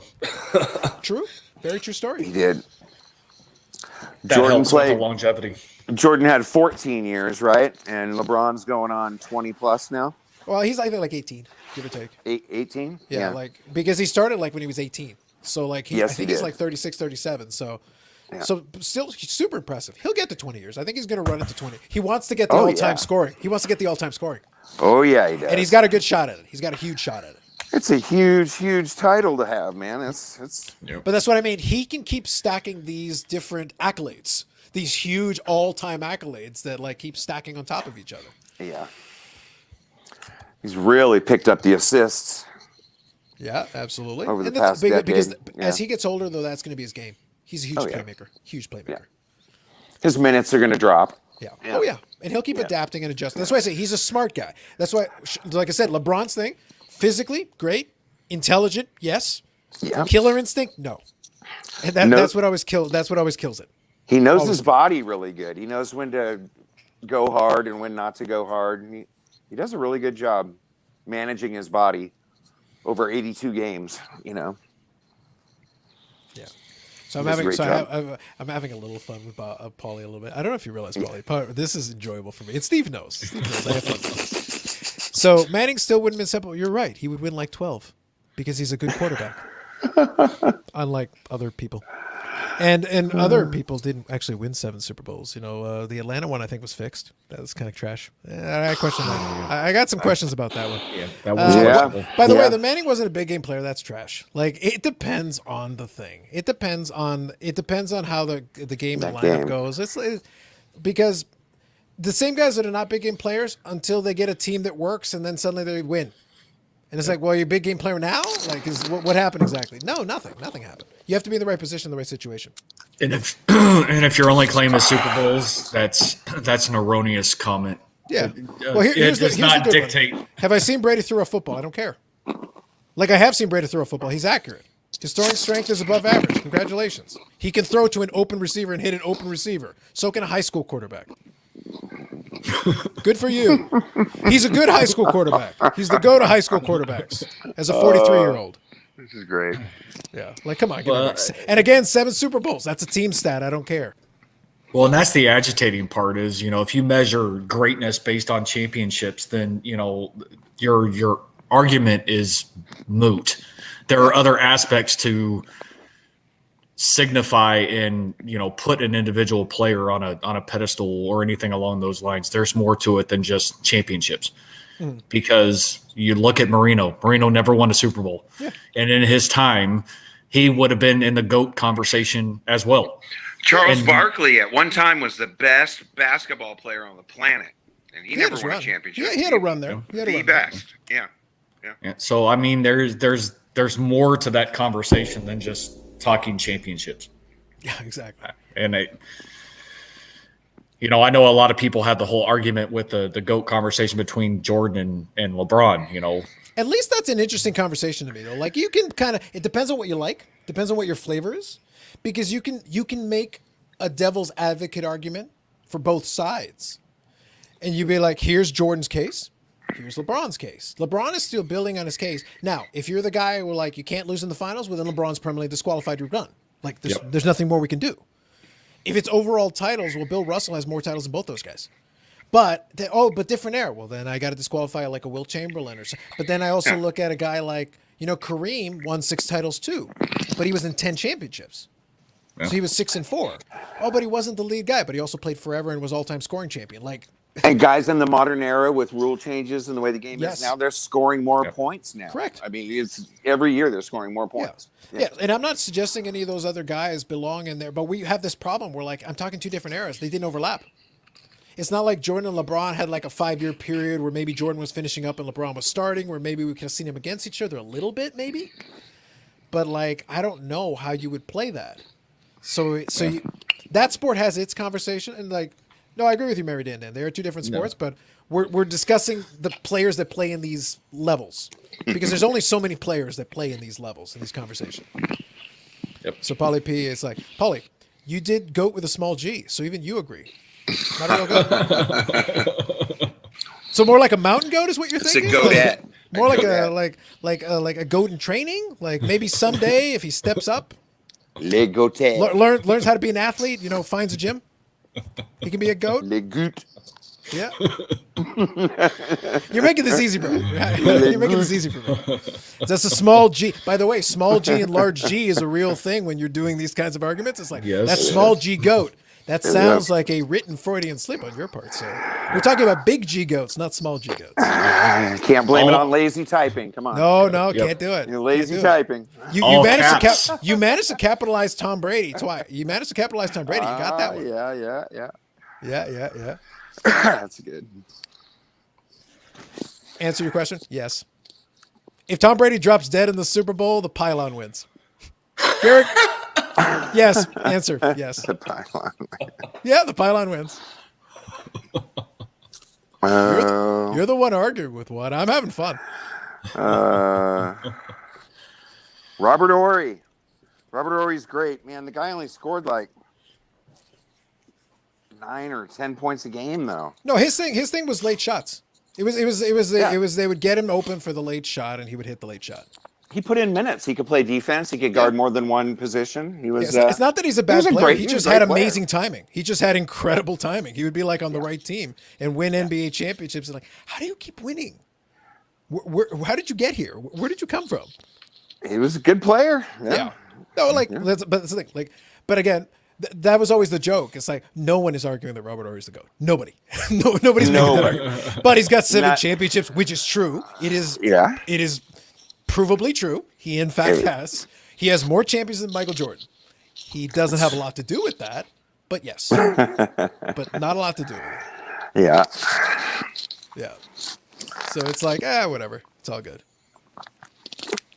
Anyway, it's all good. Who was lagging earlier was saying that soccer was going to take over America as the #1 sport. They've been saying that for years, though. It was supposed to take over America when Pele was in his prime. I played competitive soccer at a pretty high level, and I love soccer. But guess what? Soccer's freaking boring. Americans don't want to watch soccer. It hasn't held up. You'll get a lot of viewership during the World Cup. Like the World Cup gets big viewership, and they always keep citing that, which is true. They're not wrong. That's true, but it's like it doesn't hold.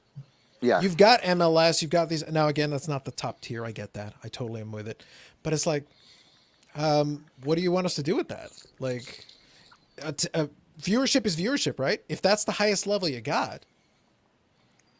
Yeah. So what do you? That's all I've got to compare it. Like I said earlier, you know, I played as a kid, and it's one thing to play it, but to watch it.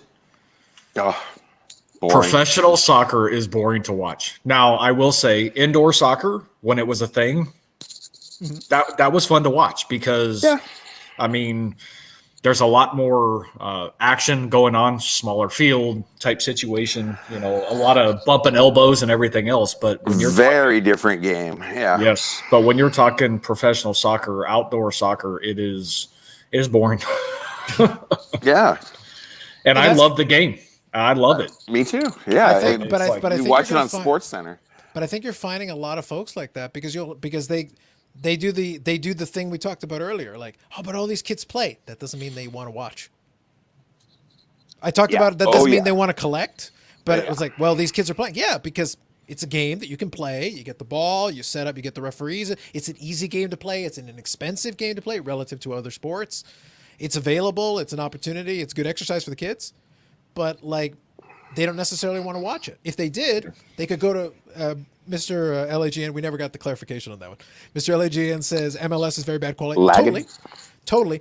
But that is the highest level they have in North America. But then we got to look at the attendance for like the European on Saturdays, right? Right. So like, what's the attendance? You know, because that is the highest tier. If you tune in on Saturdays, you can watch the highest tier in Europe, the best of the best. These are the best. And they did try to sign some superstars. They tried. But a lot of times they're over the hill because they're coming to MLS for last payday, right? David Beckham later on in his career and some of these other guys who were stars in their international teams and stuff. Right. Maybe not to everybody, but they were names. People knew who they were. Oh, yeah. Yeah, so it wasn't nobody. So I get it. It's one of those things. I'm having a little bit of fun. So I'm gonna do one more here just for fun. What do we got? Yes, I am. I am indeed. I'm in real and I'm in Technicolor. Thank you for asking. When will these children learn I'm trolling them? When would they learn? Like, I felt like it was obvious. Brian, wasn't it obvious by now? Wasn't it obvious by now? It was, man, right on. And a lot of these points, by the way, we already covered. Brady has no Marvin Harrison. Who cares? He wouldn't have been able to hit him anyway in stride. He would have been too fast for him. He would have overthrown him. Reggie Wayne. Montana had Jerry Rice. Yes, Montana had Jerry Rice. Yes, correct. He had Moss for a year. Yes, that's not my problem. And they lost. Yeah, and they lost. So you're saying with a good wide receiver, he sucks. That's even worse. That's terrible. It's not even the best wide receiver. Well, arguably second best wide receiver. Yeah, exactly. Second best. Well, now self-proclaimed GOAT. Now I know I got Paul. Now I know I got Paulie's GOAT. This is good. Have I even played a sport? No. I just commented on the internet, like some people in chat. All right, I've had enough fun with Paulie. He's done. He's getting the timeout. Carlos gets your GOAT. That's what it's called. Oh my God, I got him so bad. Carlos gets your GOAT. Yeah, he's done now. We're done with Paulie. He's not entertaining anymore. He's just sinking too far down the rabbit hole. I can't help him. Oh, it's all. But thank you, Paulie. We are in agreement. All in good fun. Brady's trash. He sucks at football. But thank you. We're all in agreement. We have consensus. Reply if you disagree. You have 5 seconds. And I completely. That's concession. That sounded like concession to me. I'm pretty bummed that the son of a bitch went to Tampa Bay and won another one. To be honest with you, I was hoping he was going to eat shit. But hey, you know what? I'll quickly give you the story. I was going to say it for crypto grip. Well, it was fun. So I hate bet the Tampa all the whole way because I'm like, these morons. Brady's has a horseshoe up his ass that he inherited from Eli Manning. So they were going to ride this. So I go, all right, you know what? Then I'm going to make some money along the way. If that's going to happen, I'm going to make some money. We're going to do this. So I rode it all the way to the Super Bowl, won a little bit of money, not a crazy amount, but a couple $100 all the way as I started winning all these different games. So it was cool. I found out the virtual sports book could pay out in Bitcoin. And I was like, what? Crypto Griff would be so proud of me. So I left some of the money in there to do future wagers and stuff, but I grabbed a chunk of it and I actually got the Bitcoin deposited to my virtual wallet. I was like, yes. All right. yeah, I got a little Bitcoin out of the deal. Hey. Oh, Nice. what, 1/64th of a Bitcoin? I was about $500 or $600 worth. So like it's a small fraction compared to like what the price is today. But hey, you know what? As far as I'm concerned, it was free. Like I won it, so No, I'll take it. It's fine. I'm not crying about it. It was and like I said, as much as I don't think much of Brady, I did think that Tampa team was performing well. I thought that defense was performing at a super high level. I was super impressed with that defense. So they were playing so well that I was like, okay, they're winning despite their inferior quarterback play. So I was like, okay, I think they can ride this thing. This is Trent Dilfer 2.0 right here. Like I can see this. This is working. So basically, Trent Dilfer. Yeah. Well, you know, I've often said Tom Brady is a poor man's Trent Dilfer. Well, Trent Dilfer could once make a throw, and I saw him run a little bit, so he's an athlete. So anyway, too easy. So the thing is, though, that as they were doing their thing, it was better than 2-1 in Tampa. I'm like, well, they're not that big an underdog. I'm like, no, they've got a shot. Like, certainly, like better than 2-1 odds worth. So here's gambling advice. What you're trying to figure out is if there is a difference between the odds you're getting and what you actually think the discrepancy is. Most of the time they nail it because most of the time if it's close, they'll make it a pick 'em and you're not getting great odds. That's why you got to shop your bet, right? You're kind of getting trash odds. I was getting 2.4 to 1. Okay. So I was like, okay, they're better than a 2.4 to 1 like wager. Okay, why not? Like, what's the worst that happens? I lose a couple of bucks? Not a big deal. Not a big deal. But the opportunity was there to more than double my money, so it's like, you know, okay. And it worked out, and I got some crypto out of it. So it's like, okay. Crypto Griff would be proud of me. Good old hashtag Crypto Griff. Nothing wrong with that. Nice. Yep. Yeah, so quickly I'm grabbing these ones here. So it says there's no history of soccer cards being a good investment. That's true. Like right now, we don't have the track record. There's been a moment in the sun right now, but that's because a lot of stuff's hot. A lot of crazy I don't have any. I still can't get into it. But I wish a year and a half ago when I was leaving all that Prism soccer on the shelf that I would have grabbed it now. Hindsight's 2020, Brian. Bought it all, huh? So what I'll touch on is this one here. I think if you're talking the vintage, you talk like a Pele or something like that. Oh. Those cards are obscure and they're condition sensitive as far as I can tell. So if you believe in the genre, I think there's some room there because I think those populations are going to stay low. Stuff like Prism and I feel like they still made a fair bit of that stuff. Like I don't think they're short-footed. I really don't. So that it's gotten more and more as each year. Yeah. Yes. And go ahead. Not when you have 50 parallels of the same player. I mean, that if you think about if you have a 200 card set and you have 30 parallels of every player, including, 10 insert sets, you can get a rough calculation of how many or what the print run is. Yeah. So it's not in short supply. No. Well, you pick them up for $20 and hopefully you pop a sweet gold to 10 and you sell the son of a bitch and buy some vintage. The thing buy is, some Jordans. As long as the centering is good on those Prism, you're generally going to do well grading wise. You've got a real shot at a 10 if you're centering. The centering is usually the piece that'll break you. But if your centering is good, you got a good shot. Yep. And if you can get so many 10s, it's like, well, then how long does it take before that pop report goes nuts? Now again, we talked about like maybe people aren't paying attention to it, but eventually somebody will. Eventually somebody will clue in. It's like that's a lot of cards already. That's a lot of 10s. Well, the meat of the epidemic, as far as I'm concerned, I pretty much submitted during the peak of it. I submitted my 100 cards, and I'm just starting to get them back right now. So the way I figure it, we're right in the meat of 1 million cards coming back. Boom. Yeah. Yeah. I just think though it'll be spread out a little 4 bit. million. Yeah. The only point that I was making is that there's going to be large chunks of that are going to be consolidated into fewer hands, because a lot of people, there's some bulk submitters that submitted a lot. Oh yeah. So like imagine, I'll give you a silly example. So let's take the Zion Prism. Just an example. So Zion Prism, there's already lots of them out there. Tons. They're having a very passionate debate on soccer. I'm not going to touch that. I don't have the knowledge base. I'm going to leave that be. You guys keep doing your thing though. Keep doing your thing. You're enjoying yourselves. I'm just acknowledging the chat, but at the same time, you guys do your thing. I can't touch that. I'm not going to. I have no idea. Yeah, I have no idea. But all I was going to say, so if you take like the Prism Scion, right, that already has a large PSA 10 population, already large. But imagine, I as a bulk submitter submitted 500 of them. Right. And let's say 300 of them come back PSA 10s. And then there's a bunch of other ones doing that as well. And a bunch of other ones doing that as well.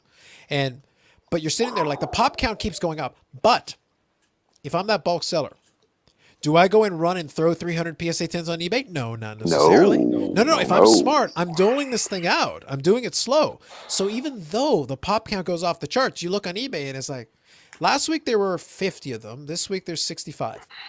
That doesn't seem that crazy. So your brain is not reconciling the pop report with what you're seeing in the sales market, because somebody's sitting on a stack. Yep. And they're not going to release it into the wild in one shot. Yeah. They're not going to release it into the wild in one shot. They're going to have to release them in multiple waves, because they're going to catch the first wave and then it'll die. They're going to catch the next wave, and they got to. If they're smart, I don't know what they're going to do, but I'm saying if they're smart, they should be intentionally holding back a little bit. It's got to sit in the warehouse, stick it behind the cases of 1990, at the Alamo, behind the set of cases. That's where the Zion Prisms are. Stick it behind there, back there, all the way at the back. Don't even talk about it. Just there's got to be people sitting on big stacks. Yeah. Well, that's the reason I like to use the Sasha thing is at one point he had 50 of the Prism Luca PSA 10s. 50 by himself. Right. And eventually he consolidated those and traded them into bigger and bigger cards to keep moving up the chain to get these bigger and bigger cards. But I'm like, if you have 50 and you're one person, you're not the only one who's doing this. You're not the only one who's stacking these things, and they're going somewhere. Yeah. There's more than just you. Yeah. And my problem isn't when you look at demand. My problem is that if you have stacks and stacks and stacks of them, how long can you keep that up? At some point, you're probably going to want to sell it. Who's your buyer? Do you have enough buyers? Because right now it's okay as long as they're getting doled out in a controlled fashion. But I don't know. That's why I'd be curious. Like, I genuinely have no idea. Yeah, it always goes back to the basics of supply and demand. We're gonna find out. Yeah. Yeah. But that's where I'll use Jeremy's term. That's where the float concept comes in, because that's what's in the market, right? So whatever's in the market is the real thing. There could be 50 billion of them, but if I can only find 5 in the world in a market, it feels like there's only 5, because that's it. Yep. After those are sold, there's no more being sold. But they're still sitting in warehouses, so they're still there. They haven't gone away. It's just, where are they? I don't know. Yep. They're not on StarStock. They're not on ComC. They're not on eBay. They're sitting at Brian's house. He's got warehouses full of just the one card. Just one. I don't know. I don't have the answer to that. Yeah. But that is totally true, though. Yeah. And that's where I said, unfortunately, even though logically we can work out the logic, we can think our way through it and, conclude the obvious. That doesn't mean the market's going to behave in the way we expect it to, because some of them aren't even thinking about the stuff. Some of them are like, okay, is the price going up? Yeah, sell me 5 of those. I'll take 5 of those.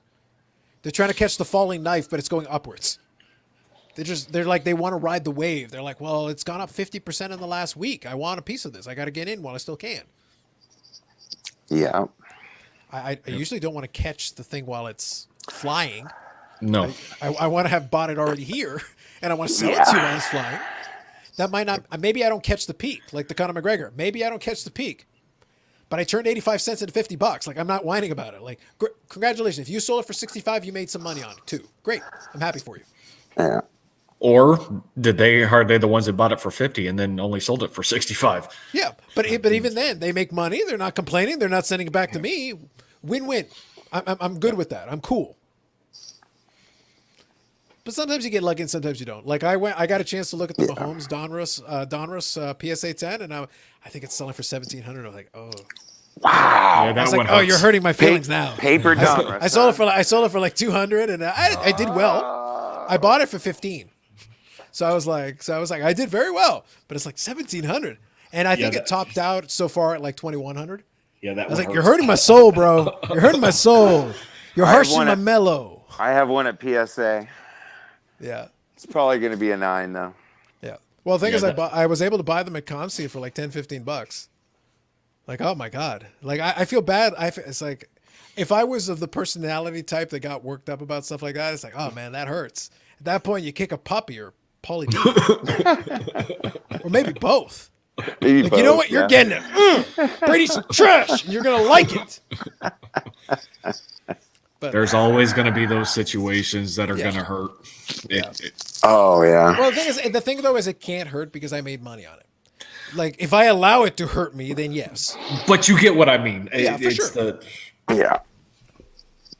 Yeah, it's one of the. It could have just as easily gone the other way. That's one of those things. Like, you just never know. The guy's so young.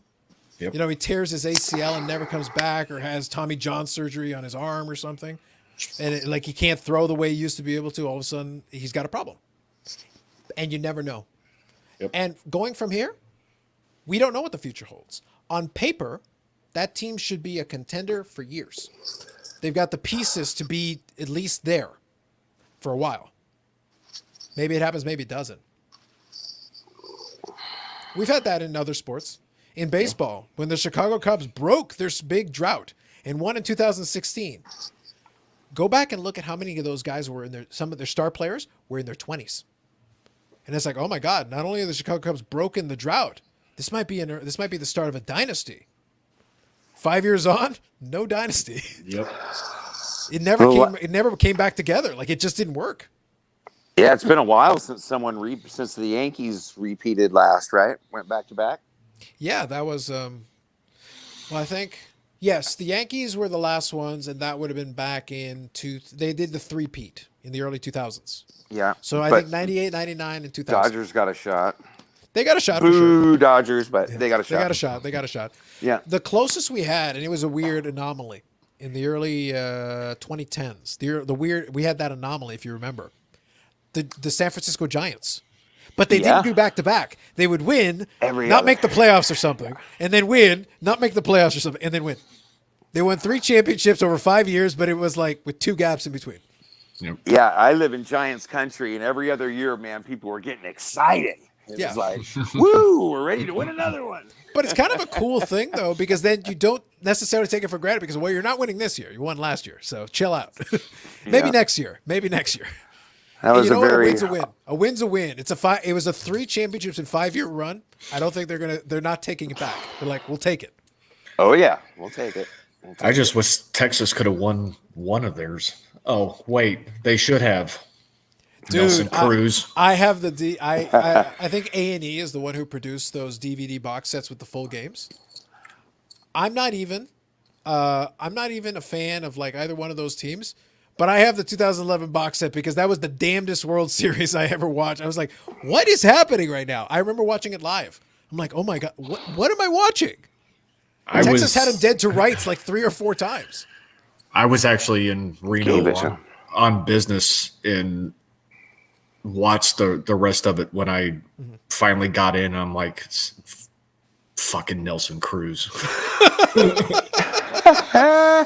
You were the hero leading up to everything else, and then you just blew it. And Thanks. Nelson Cruz is still going. Yep. Respect. He's still going. Yep. Like, and he's still a good player. I'll respect the longevity aspect, but he's the whole reason why they ended up losing that. Man, that hurt. Hall of Famer. Yeah, that was that was I think 2011, and that was the last World Series that the Cardinals had.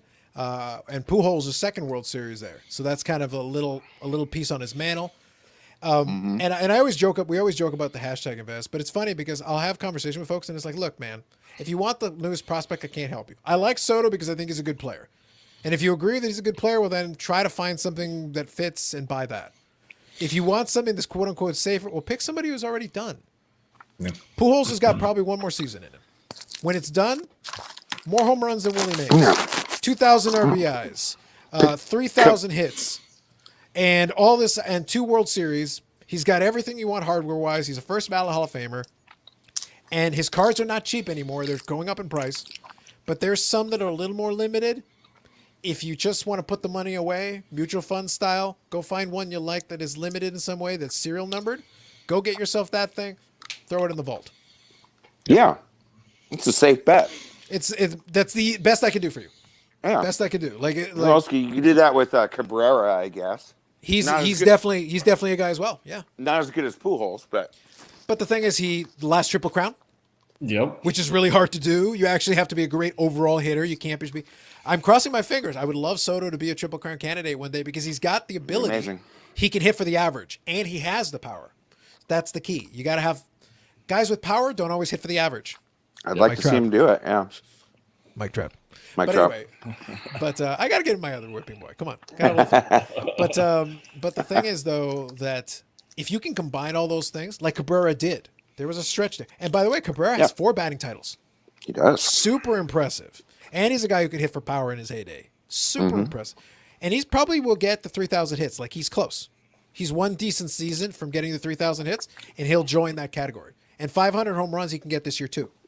Yeah, he's 500 home runs, 3,000 hits. Like punch his ticket. Go tell JT he's good to go. Yep. I agree. Yeah. So it's like there are these guys where it's like I don't need to guess. Right. Most of the resume is written. I don't need to speculate a lot. It's kind of done already. Cabrera's rookie stuff is really shooting up though too. Yeah, it is. I went and grabbed the 2000 tops traded a while back, so I went and got it. Yeah, I've got a 9. It's not like a 10, but like I went to go get it. It was like $60 when I bought it. It was still super cheap. But I just look at these guys. I go, this dude's a Hall of Famer. Use your eyeballs. If you actually watch the sport and you enjoy it, like use your eyeballs. Yeah. Dude's a Hall of Famer. Like I can see it. I know this. It's gonna happen. It's already happened. Yeah. Yeah. If you really want to get cute, well then buy multiple copies if you can sit on it. If you can afford that. I'm not going to tell you to do it, but I'm saying if you had done that a couple of years ago, it would have been better. It'd be a lot better off. There's probably still some room though. There's probably still some room for a couple of these guys to appreciate. Oh yeah. If you're going to wait some years, for sure, there's room. Yeah. But that's basically what's going to happen is that some of these guys are going it. So quickly, I'll grab this comment here. Yep. No, we're degenerates. We talk about sports cards too much, and occasionally. So it should have been like sports cards and Tom Brady bashing. He missed the professional hater bit. Like I covered that hours ago. He was trying to take out a professional hater. It's like, bro, this is what I do. I have a passion for this. Clearly. Well, and the difference is people do that stuff though in hopes that people get overly aggravated and everything else, and it's like, I don't care enough. Well, when I log off, I literally don't think of Tom Brady ever until someone brings him up, and then my eyes light up. I'm like, oh, this is gonna be fun. But like you always say, it's like trolling a troll, I can sit there and honestly say, back in the blog days, there were times in which people would get aggravated and so on and so forth in situations like that. They'd get the boot type situation, but it's like. When you let them get to you to that extreme, they win. Well, as soon as he gets to the name calling, I'm like, I got you. Yep. You just lost. I got you there. It's like you're not even arguing cases anymore. You're like, and I'm like, oh my goodness. Oh yeah, I'm sure you lay awake at night just pissed off. Oh my God, that is specifically what I lose sleep over. Yep. Right. I do it all the time.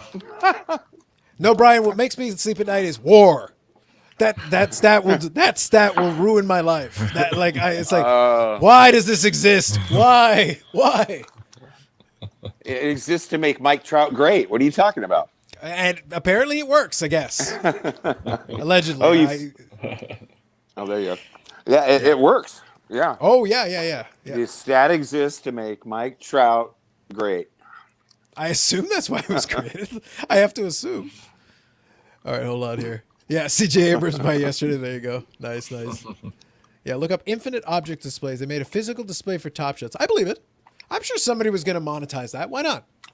Like, you don't have a physical element to it, so you got to come up with something to make it a little more interesting. That's They why were getting some hate. They just, if I caught it right, they just created a Twitter account. Okay. And they were being inundated. Oh yeah. Oh wow. Okay. Card porn, I think, had it up. Okay.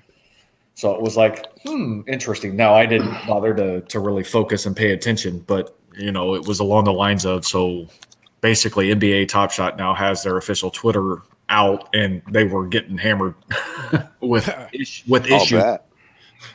I believe it. That makes sense. I believe it. Yeah. So cool.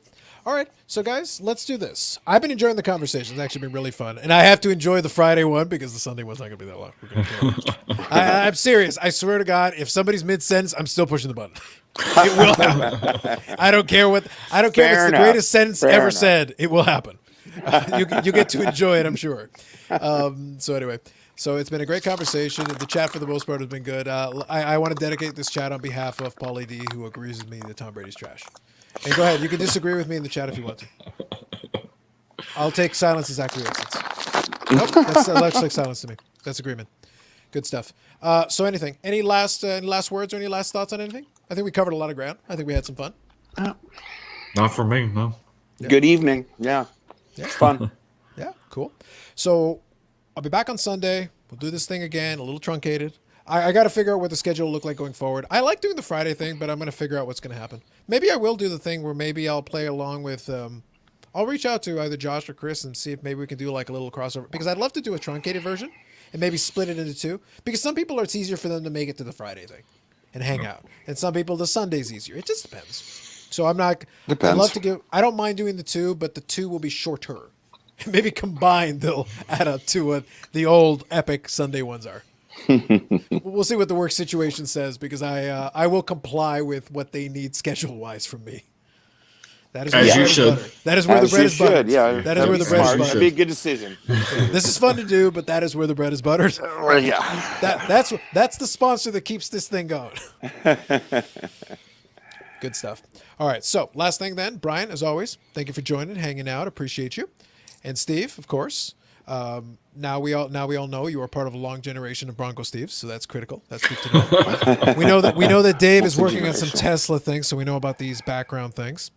And for those of you that are still hanging around, 16 of you, I'm very impressed. Very impressed. Considering the hour and everything. Super impressive. Yeah. Thank you for that.